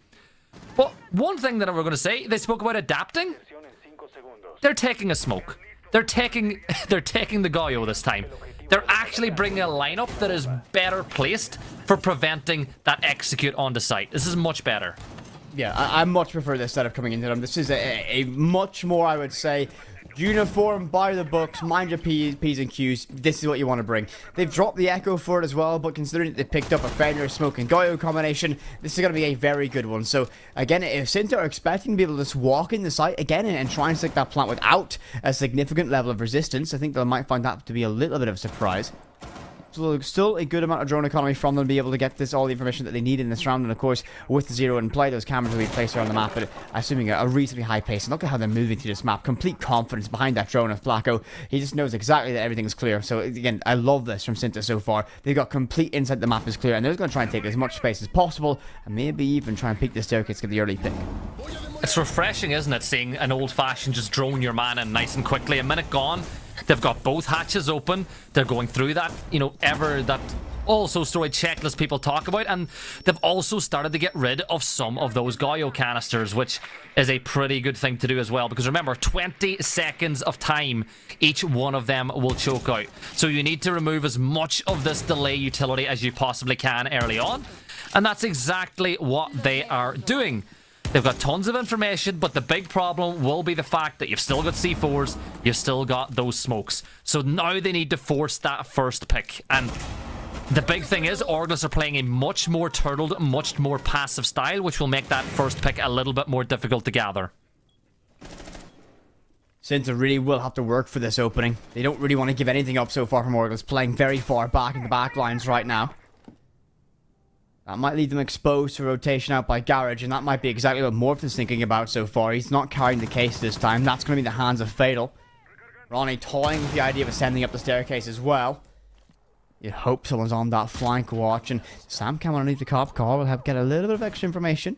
Scouring around, and that will be Farsi's job to hold on best they can inside of Garage, lurking behind the pillar, but they do have that active Fenrir gadget watching this flank, so you can't walk in Garage and do it in a stealthy manner.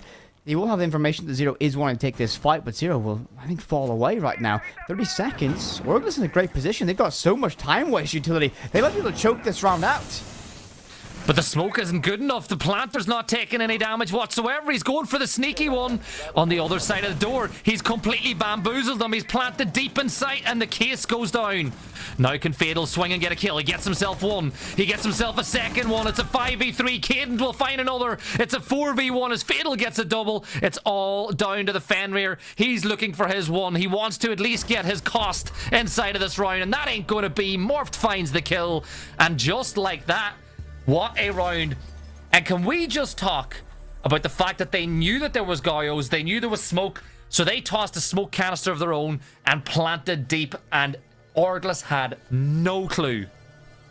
That was a beautiful execution. Absolutely beautiful. The real thing, as you mentioned, they knew that this entire defensive setup was a backline setup. They're planning to use the smoke C4s, the Goyos, to burn out as much time as possible. So, yeah, we'll plant deep. Do it within the cover of smoke. Absolutely perfect from them. Massive response from Sinta. They go 3-1 up.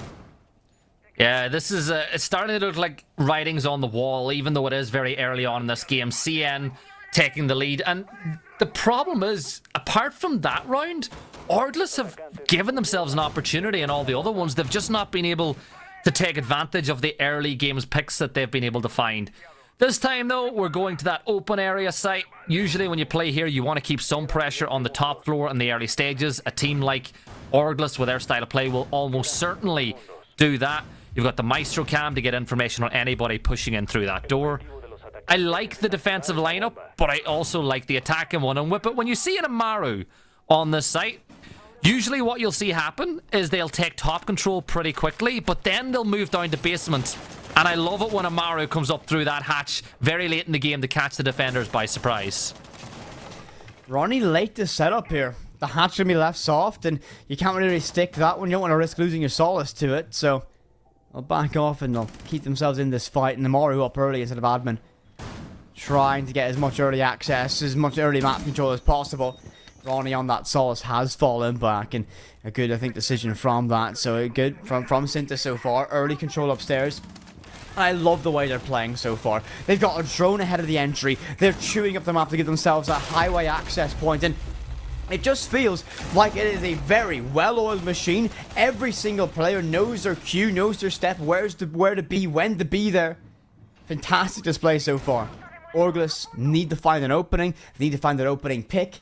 Need to not be traded away. But the drone game is too good. That's going to be an easy one. Morph gets the opening. Farsi's first to fall. Sinta start off this round exceptionally well.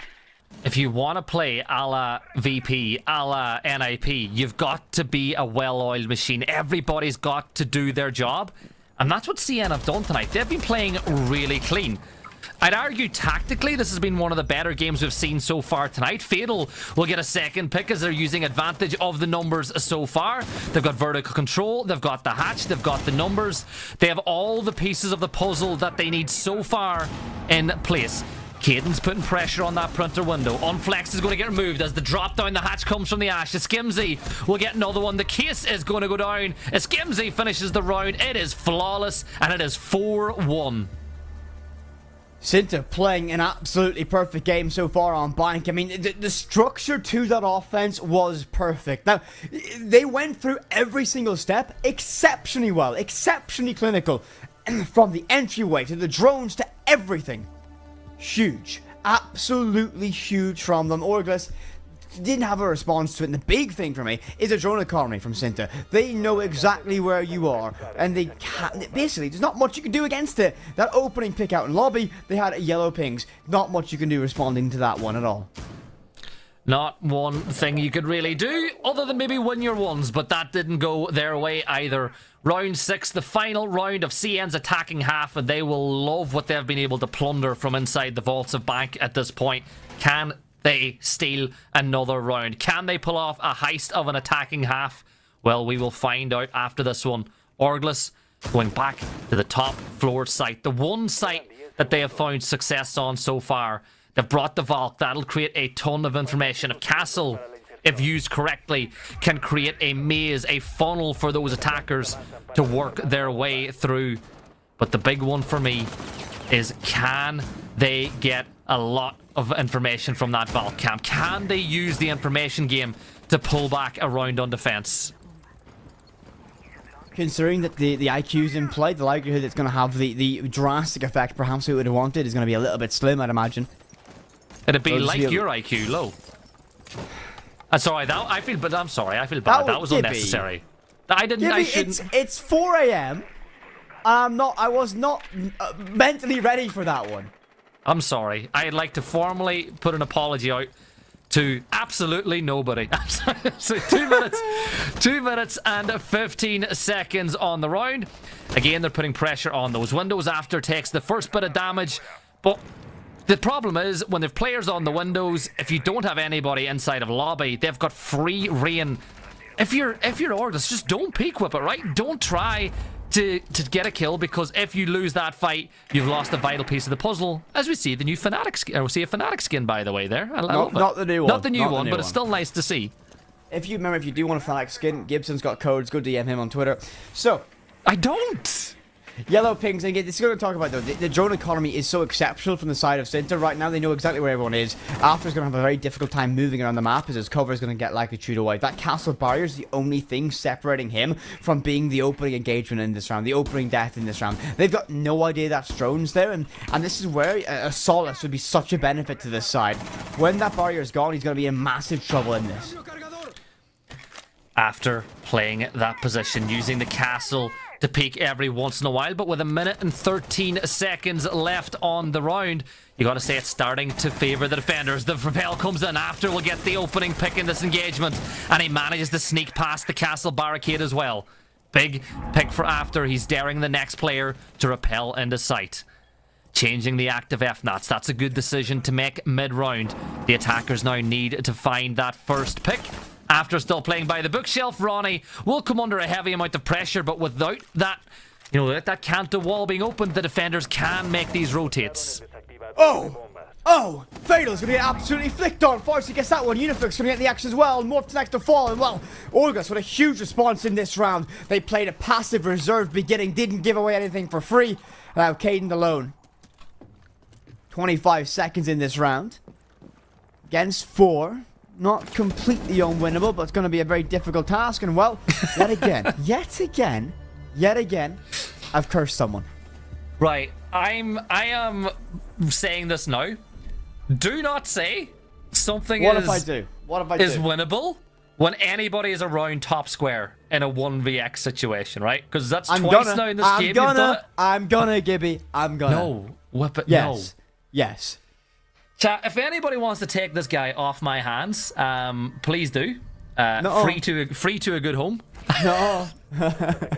As we take a look at a replay. That's a nice reaction kill there by After on the repel in. I think it caught them completely by surprise, and usually you'd want to be in top square with it before you open up that wall. So the attacking opening of the wall didn't really do the attackers any favors in the grand scale of things.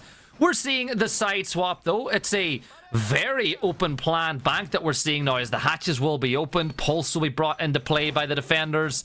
They've got the Solace in action. You've got Oryx, who can freely flow through this whole map.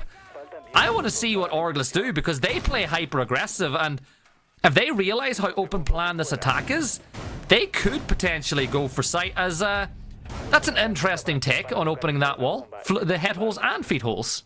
I mean, listen, if the head holes are good, why not put both on it? You know, it's double the trouble, double the danger, double the dilemma for Orglis when they get in the site, you see? Mm-hmm. I love this how aggressive teams are holding back tonight, right? This is the second time we're seeing a very aggressive hold. Oryx is going to try to hide inside Kanto, though, in the early stages. No, he's not. So, Gibby, we need to stop predicting things. It's not our night. It's not our night so far. It is 13 minutes past 4 in the morning for us two casters. We're in demon hours now, which is a fun time as always to cast. All I'm saying is, Gibby, we're booting up ranked after this, of course. C4, that's me. Good night. Bye-bye. Bye-bye. Skims gets the opening in this one. For Orglis, though, as I'm going to mention coming to this one, the big issue that I have for this one is going to be, they might have that aggressive playstyle, but when you have that kind of very spread out triple roam or triple entry without a primary trade-off that happens there, you're going to find yourself in positions where you leave yourself vulnerable to getting caught off in that one, and there's no trade to that C4. When you have a Solace on Flacco being able to hunt around, and that's going to deny your drone economy and make things even more difficult. And with a massive roam presence like this, it's going to be very important to have solid information. So this is not going to be an easy round for Orglis at this stage, and with the Pulse Solace being able to scout out everything, it's going to be a systematic destruction if they let it be. They need to find this next trade, and Jesus is going to take an absolute beating on top blue. Good kill from Jesus, but well, all of a sudden we're back to a 3-3 as Ronnie finds one. Cadent will trade one back on the Oryx. But still, the attackers need to make some moves. Case is cold as things stand, and Oryx will retreat back to site. Orglis have now picked up that case, but where do they elect to plant? The defenders, they've still got smoke, and that could be big, because with 59 seconds left, that smoke can almost effectively choke out the rest of the round as Orglis prepare for their execute. Again, resources available with the 2 smoke canisters, perfect to try and choke this one out. And that's 10 seconds of denial, 40 seconds left in this round. The Lion going for that default plant. They need to time this right. Lion can stick this. He's going to be able to stick this no matter what. So this case is going to go down. Control of that hatch is so critical, so it's going to be a fair 3 versus 3 brawl. Hatch control is key, but they're going to lose it now. This is a problem position. A quick scramble. They need to retake that hatch as soon as possible. Well, they bought some space. Hatch and server open. They need to win this one as soon as possible. Caden's going to try and run in that smoke, but he's going to be met by the rifle of Uniflex, leaving us all down to 1 versus 2. Fatal. Alone. Get shut down. Orglis get themselves the very first offense, and I'm so happy with that one from them. A great early Sage fighting back from the early man disadvantage that they lost in Electrical. Big bounce back from them. Round number 8. Next up on the board. Yeah, and that's a huge round, and that's going to force a timeout here on the side of Orglis. They won that round, and I think they're like, hold on, fellas. We could win this game, right? It's not an Orglis timeout, Gibby. It's pink. It's pink, not Orglis.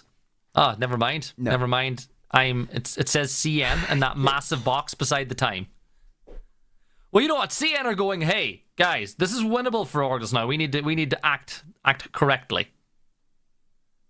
Behave ourselves just a little bit. I can't believe you went, oh, the writing's pink, so it must be Orglis. I am an old man. You're forgetting this. You know, we could have used that tactical timeout to talk about what they would be discussing, but instead you just wanted to like point out the fact that I made a mistake. You had all the time to, you could have done your analytical yap. And Stop yapping. I mean, it was a very good round from them, and I was very actually concerned coming into this one that when we look at Orglis' attacks, that was going to be a massive weak point on a map like on Bank in particular, especially when we saw the setup that we were getting brought out by Sint on that defense. A massive expansive roam presence, a solid pulse combination for information on that middle floor, a lot of flexibility in that roam presence. You feel like that was going to be a very difficult one to break down from Orglis, and they were able to bounce back. They did lose that player early instead of Electrical, but they never really felt they never really felt that pressure. And the big thing was, it was a late denial of that smoke. That smoke grenade went too late in that plant, so perhaps they had a lack of information. They didn't know if that was going down when it was, and they were able to stick that one out. So, I mean, you got to really give credit to that defensive setup as well. So I'm very impressed with the offense was able to do. Yeah, they had a small window to defuse in the post-plant situation as well, but they waited too long and allowed the attackers to retake the hatch after they got that initial kill onto the player on hatch. Also, really nice of the players to give us a tech pause, you know, because we wasted the tactical timeout. Yeah, so we got a tech pause to talk about it. We wanted to break down the round for you guys, so they're letting us. So yeah, very very nice of them. So at this point, it is a 4-3 lead. You've still got to feel like on bank CN are going to go ahead and take this win. You know, they've doubled up on rounds before. Orglis have started to pull a little bit back, winning back-to-back rounds. But the big question now is, can they take a couple more? Can they make a game out of this one? I want to know. I want chat to type. They've made a game out of it already, Gibby, so far. It's 4-3. Only one round difference.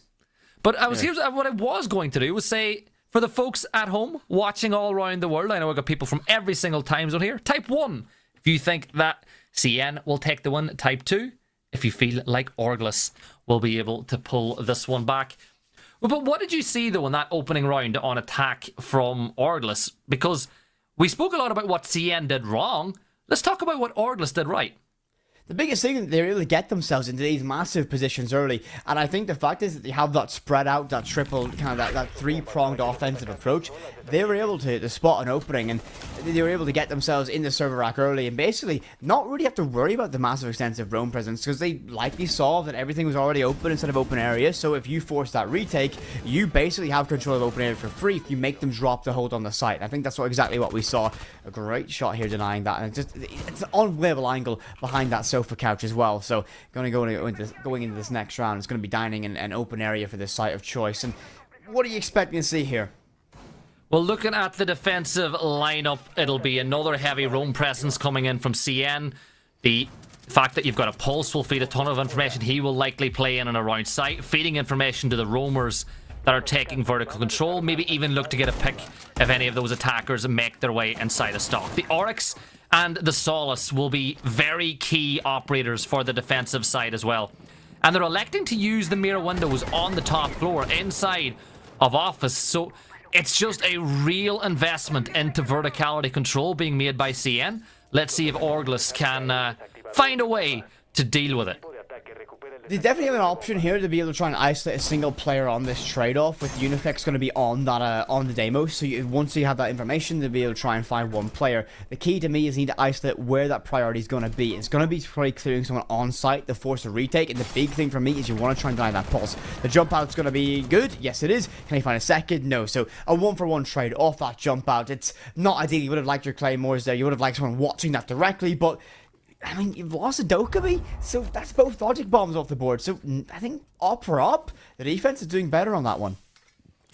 Not the first vault out of that window we've seen this week. Did anyone see the plays from the one and only Packbull on EU earlier this week? Packbull vaulted out with a Maestro and got himself a double. Listen, Gibby, I'm not going to lie. It's a tough time to be a Wild fan, so I've been watching with my eyes mostly covered. Yeah, they lost that round. It's not been a great start.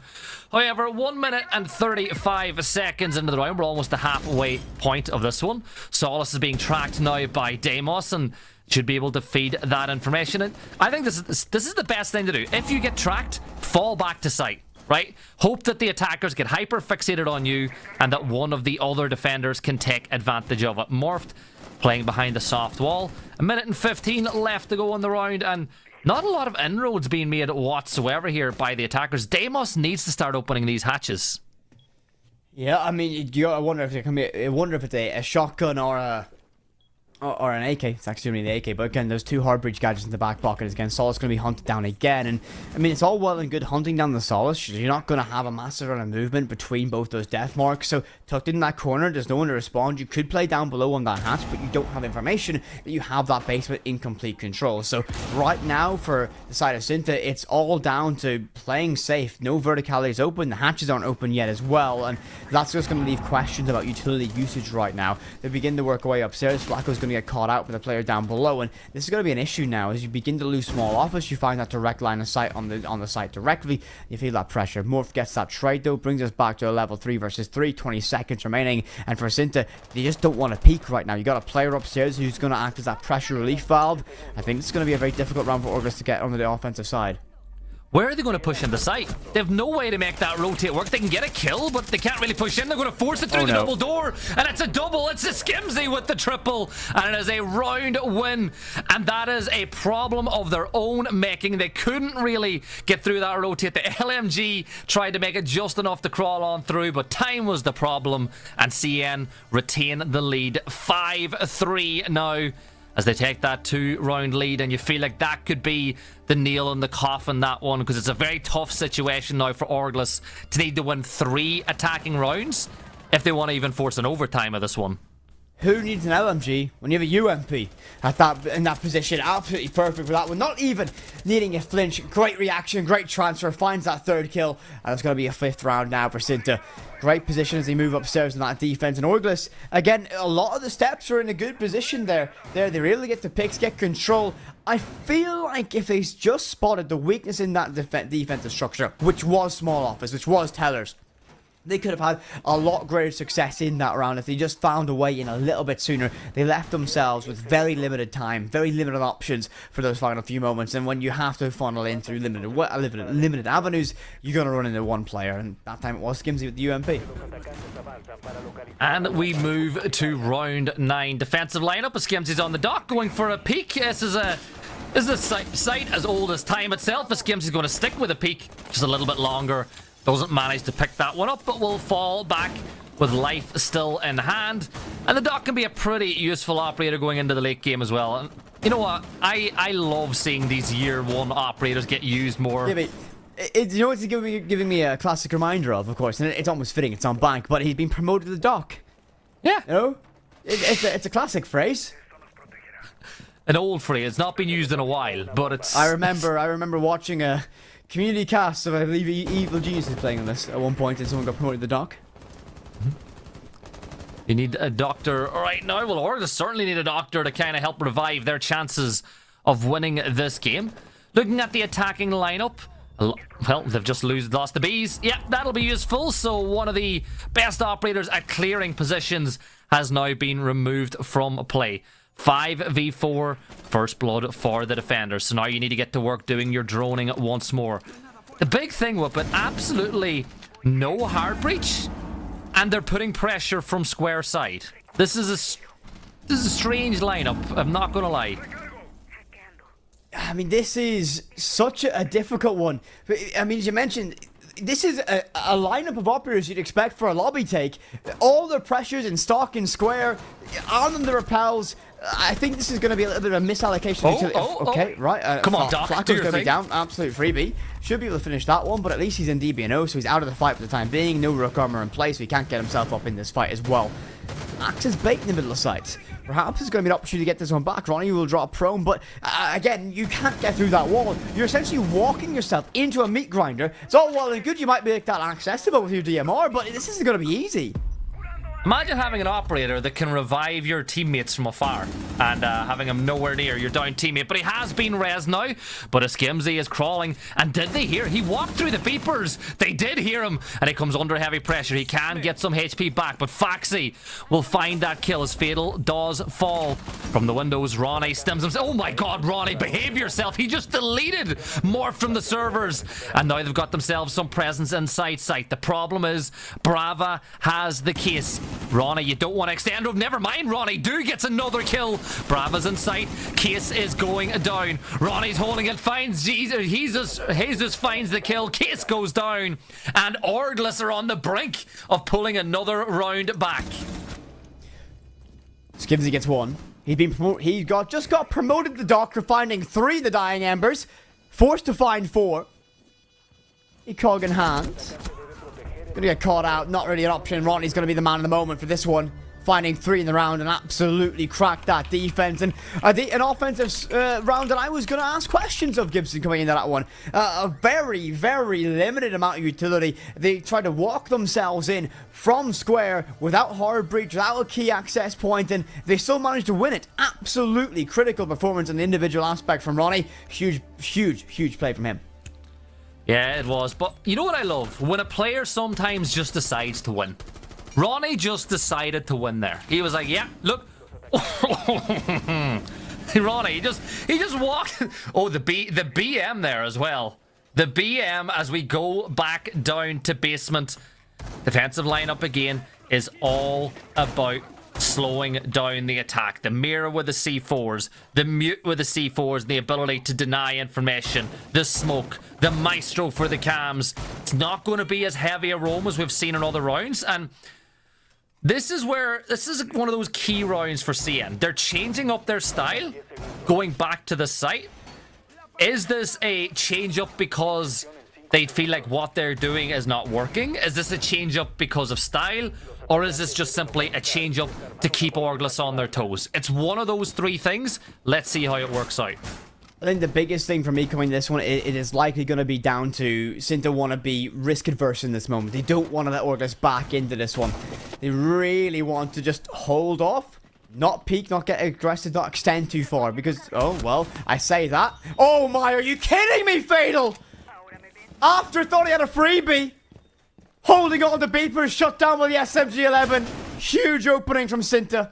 And this is what I'm mentioning. Now they're going to fall back. They didn't want to play risky, but for Orgles, this is, you might have those 3 players on entry. Where's that trade? Now unanswered, unreplied, but huge opening from Cinta. Great beginning of this round. Another potential issue is the lack of hard breach. They've only got those 2 can openers. So what do you do? Do you open both hatches? If you do open up both hatches, you cannot open the server wall. If you open up the server wall, you can't open both hatches. The big problem is, with it being the can opener as well, it can't be a walk-in. That nade will deal with Warden's shield, but he will stay alive for the fight. uses his utility a little early in case there's any stuns being thrown his way. Swings and peeks, does a lot of damage on the Lion, but will fall back, will retreat. 1 minute and 30 seconds left to go, and will the lack of hard breach utility be the downfall now of Orglis as they get ready to execute? It's certainly not going to help them having a limited amount of resources to get through these walls. You're going to open up these hatches as well, so not going to be ideal. And a full backline setup brought out yet again. All 3 toxic canisters left in the back pocket of smoke as well. Ronnie got left in deep, you know. Thankfully, in Finka, you can get yourself back up, but shut down very, very quickly. And then what? He gets the back up and he's shut down straight away. That's unfortunate. It is unfortunate, Whippet, but a minute to go. They've got hatch control. They've got the case. Are we going to see another plant close to the wall where the footholes here should make that a lot more difficult to do? The death mark went on the smoke. They're trying to get the information of that primary plant denial. 3 canisters in pocket. That's 30 seconds of clearing. This is going to be a very, very perplexing round. Not a lot of options to go in this one. You can begin to choke this one out. The full back line is going to make things so difficult. Gibby, I think the smoke is going to be the linchpin of this one. Fatal started off this round. He might just be the one to deny it as well. The Maestro camera is stunned and cleared, but every second, oh so critical. You might have the hatch, but you have nothing to stop the smokes. You can't get this plant down. Or maybe you can. Unifix can stick this. Jesus' cover is good. No way Organs get this one off, and they do! How have they pulled off this heist twice in a row? The case goes down, and now they can lock down the Warden. And this is big because that means that one of those defenders, every single move is being watched. Faxi is playing for the retake. You can see 2 defenders. Oh no, Skimsy's going to fall at the hands of Cadent. Mira will walk in. Mira should fall. A retrade will be attempted. It's a 2 versus 2. Fatal gets it. It's all down to Unflex now in the 2 versus 1. Playing inside of blue. Pushes back towards site, catches one, gets the DBNO. It's a 1v1. The round has been secured. Warden's going to lose, and just like that, Whippet, we are level 5 rounds apiece. Gibby, that C4, correct me if I'm wrong, but it went from open area into sight for the team kill. Yeah, through the hatch. Woo, that's a team kill and a half. It was a Kobe. Like, literally. Corey would be proud. Was that a 3-pointer? Oh, a 3-point Corey? I think so. I don't. Honestly, how do you get that plant away in a 4v3? Like, but Fatal has all the smokes. Oh, what a shot from Jesus. Like, you have 3 smokes. You had all the time to deny that. You had C4s to work with as well. Where's the information? You lose the Maestro camera, but surely that might go to you. All right, time to start dumping every bit of plant denial we have at this. First your C4, then your smokes. Unfortunately, I think, but again, did we just see the smoke go deep again? Because I think it landed closer to that door, so he was able to stick it, wasn't able to take damage. Just, again, the backline defense makes that throw a little bit harder for these players, and you wonder if he just missed that smoke. It wasn't deep enough to try and deny that, and they were banking on that being good enough to do so. They missed the smokes, but I am going to point out something that would have stopped that whole execute from being possible. This thing called a reinforcement. If you put a reinforcement on a soft wall, it takes hard breach utility to open it up. And wait, are you telling me if server wall was reinforced in that moment, and the team that has been running limited hard breach operators might have struggled? Yeah, it's a concept. It's a stretch of a concept, but it might have just worked, right? You know, a reinforcement, you get 10 of them. You should use them sometimes. Remember the old days when you only had 2 each and somebody wouldn't reinforce? And you'd be like, bro, who didn't reinforce? I was always the one that forgot to reinforce. But 2 minutes and 15 seconds to work with now for Orglis. They've got the sides level at 5 rounds apiece. This has been their best showing so far inside of LATAM. Let's see if they are able to push it one more round to force the overtime in this match at the very least. The Skimsy is playing on the in stock, trying to create a heavy roaming presence. And the first Lion scan will go off. Freezes a Skimsy by the window. And that's a scary one. See, when the scan goes off and you're standing by a window, you're like, I can't move. If they shoot this window, I'm a goner. But there was nobody there. Do they know Skimsy's there as well? He's going to be very close to be able to find some impact with that. If you just get... Oh, it's so tantalizing and close. Of course, we can see it. He can't. Flacco, his phone will begin the ring. He'll find that pressure inside of Tellers, instead of Archives, correction. Oh, huge shot. Gets one to Jesus. That's just the start they want, but will the trade be good? Yes, it will. After gets that one back. And now they walked into Archives. That was the weakness of the site previously for the defensive side of Cinta. So now you got to feel that there's an opening for us to get themselves the match point. It's in their hands. As the attacking team, it's down to you to set the tempo, but a Skimsy could be about to snatch that one away. He peeks around. Timing. He didn't spot the player just stepping outside. The player's just spotted him out and a Skimsy falls. We're talking fractions of a second there. And a Skimsy would have been the one to find that kill. 3v4, 45 seconds to go. Caden's got to be very careful. Printer window is open. And now Fatal's getting pressurized by Blue as well, but he's got the perfect weapon for a close range engagement. A little look at the cam there for us at home. I seen that. I seen you staring at the cam. Caden, we're getting... Oh, no! It's a 3v1. What's gone wrong? No! Caught slacking on the drone. No idea. No insight. Deimos now forced to try and fight for something. Double-edged sword. You might have the live information, but you give away your position too. 44 Vendetta in hand. 10 seconds on the clock. Might just be a consolation to get one. Can't even find a Legion. Huge bounce back for the defensive side of Cinta. They move themselves a match point here on Bank. I loved how when he peeked through the window, he had that cursor slap bang in the center of Legion's head, but he lost. He just didn't pull the trigger. Oh, that's a heartbreaker, though. For Orglis, that is a heartbreaker. You had that round in your hands, and it's snatched away. But I suppose maybe it's just karma, because they won 2 rounds that they really shouldn't have. And the scoreline is 6-5. Big opportunity now for CN to close this one. Look at that. Like, the timing there, Whippet, is just unbelievable. We often say Siege timing can be a very cruel mistress. I think that's a perfect example of it. Morph, though, huge 2k in that round. Wrapped it up with a nice little third. He took 1 round with the 44 Vendetta. Still to live to tell the tale. But more importantly for his team, on the match point here on Bank. But I'm going to say this plain and simple. Orglis, for the side that we might think perhaps might be the whipping boy of this group so far, finding 5 rounds and looking this good on their offense, I'm going to give them the roses. They're making improvements for this side. They're yet to get themselves points. To get themselves this 1 round, they will get that point though. Remember, 3-2-1 scoring in play in every single region in Siege. So if you force overtime, you're guaranteed at least 1 point. So we're going back to the site that has been a very tricky mistress indeed for both of these sides to defend correctly.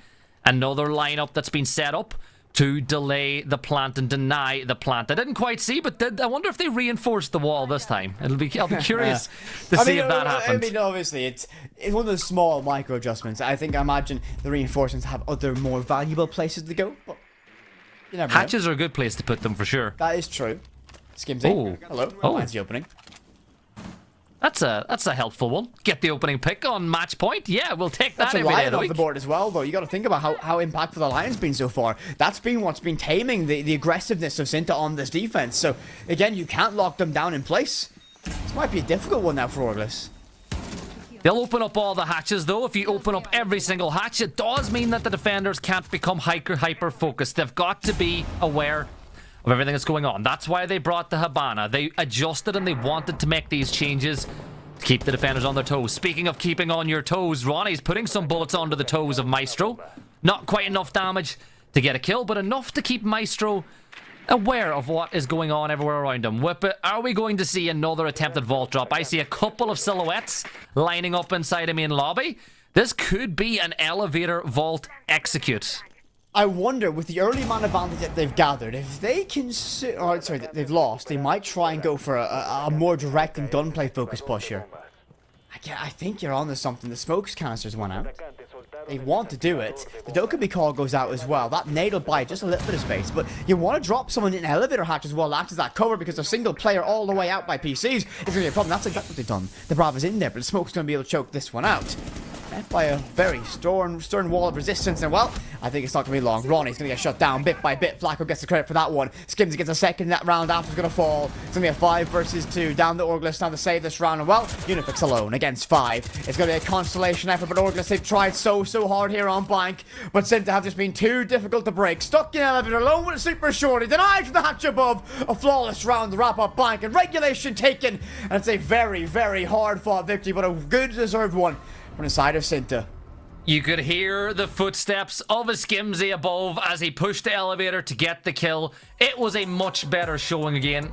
Obviously, no points this week either for Orglis, but it's a huge improvement over what they put onto paper on week 1. Let's see if they can continue these improvements going forward. But for CN, they get the win that we all expected them to get. It was a lot closer than anybody could have thought. But I'll tell you what, it's a great way to finish off the night. And as we take us through the end of the night, let's bring in our fantastic host one last time to talk about everything LATAM.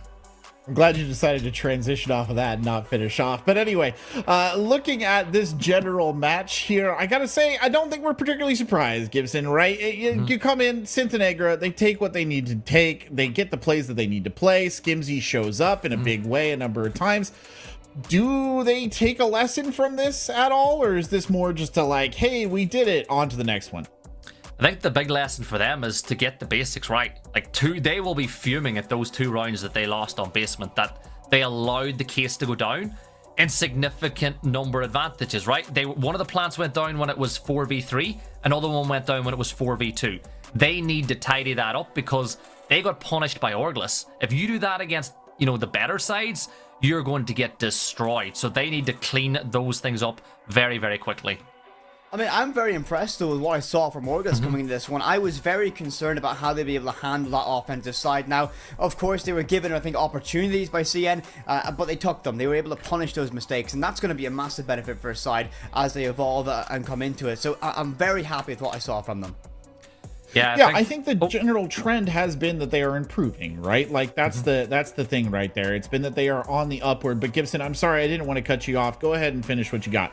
I was just going to say, I'm so sorry. That was so rude of me. But what I was going to say was, I think for CN, it was a good tactical showing for the most part, though. They did describe themselves as a slower, more European-style team. We saw that quite a bit, and it's a really big improvement for them as well. Yeah, you say that it was a tactical improvement, but I wish we had replay. We don't have a replay, right? But I want to go back to just really quickly round 10, which was one of the rounds of Siege. And it might be the one you remember because it was the Nitro Cell friendly fire kill. And Whip It. We cited 2 basement wins for Orglis as being big turning points. Is that one really kind of a improvement, or is that more of a luck? It was a good individual play by Deimos, right? That's the thing to take away.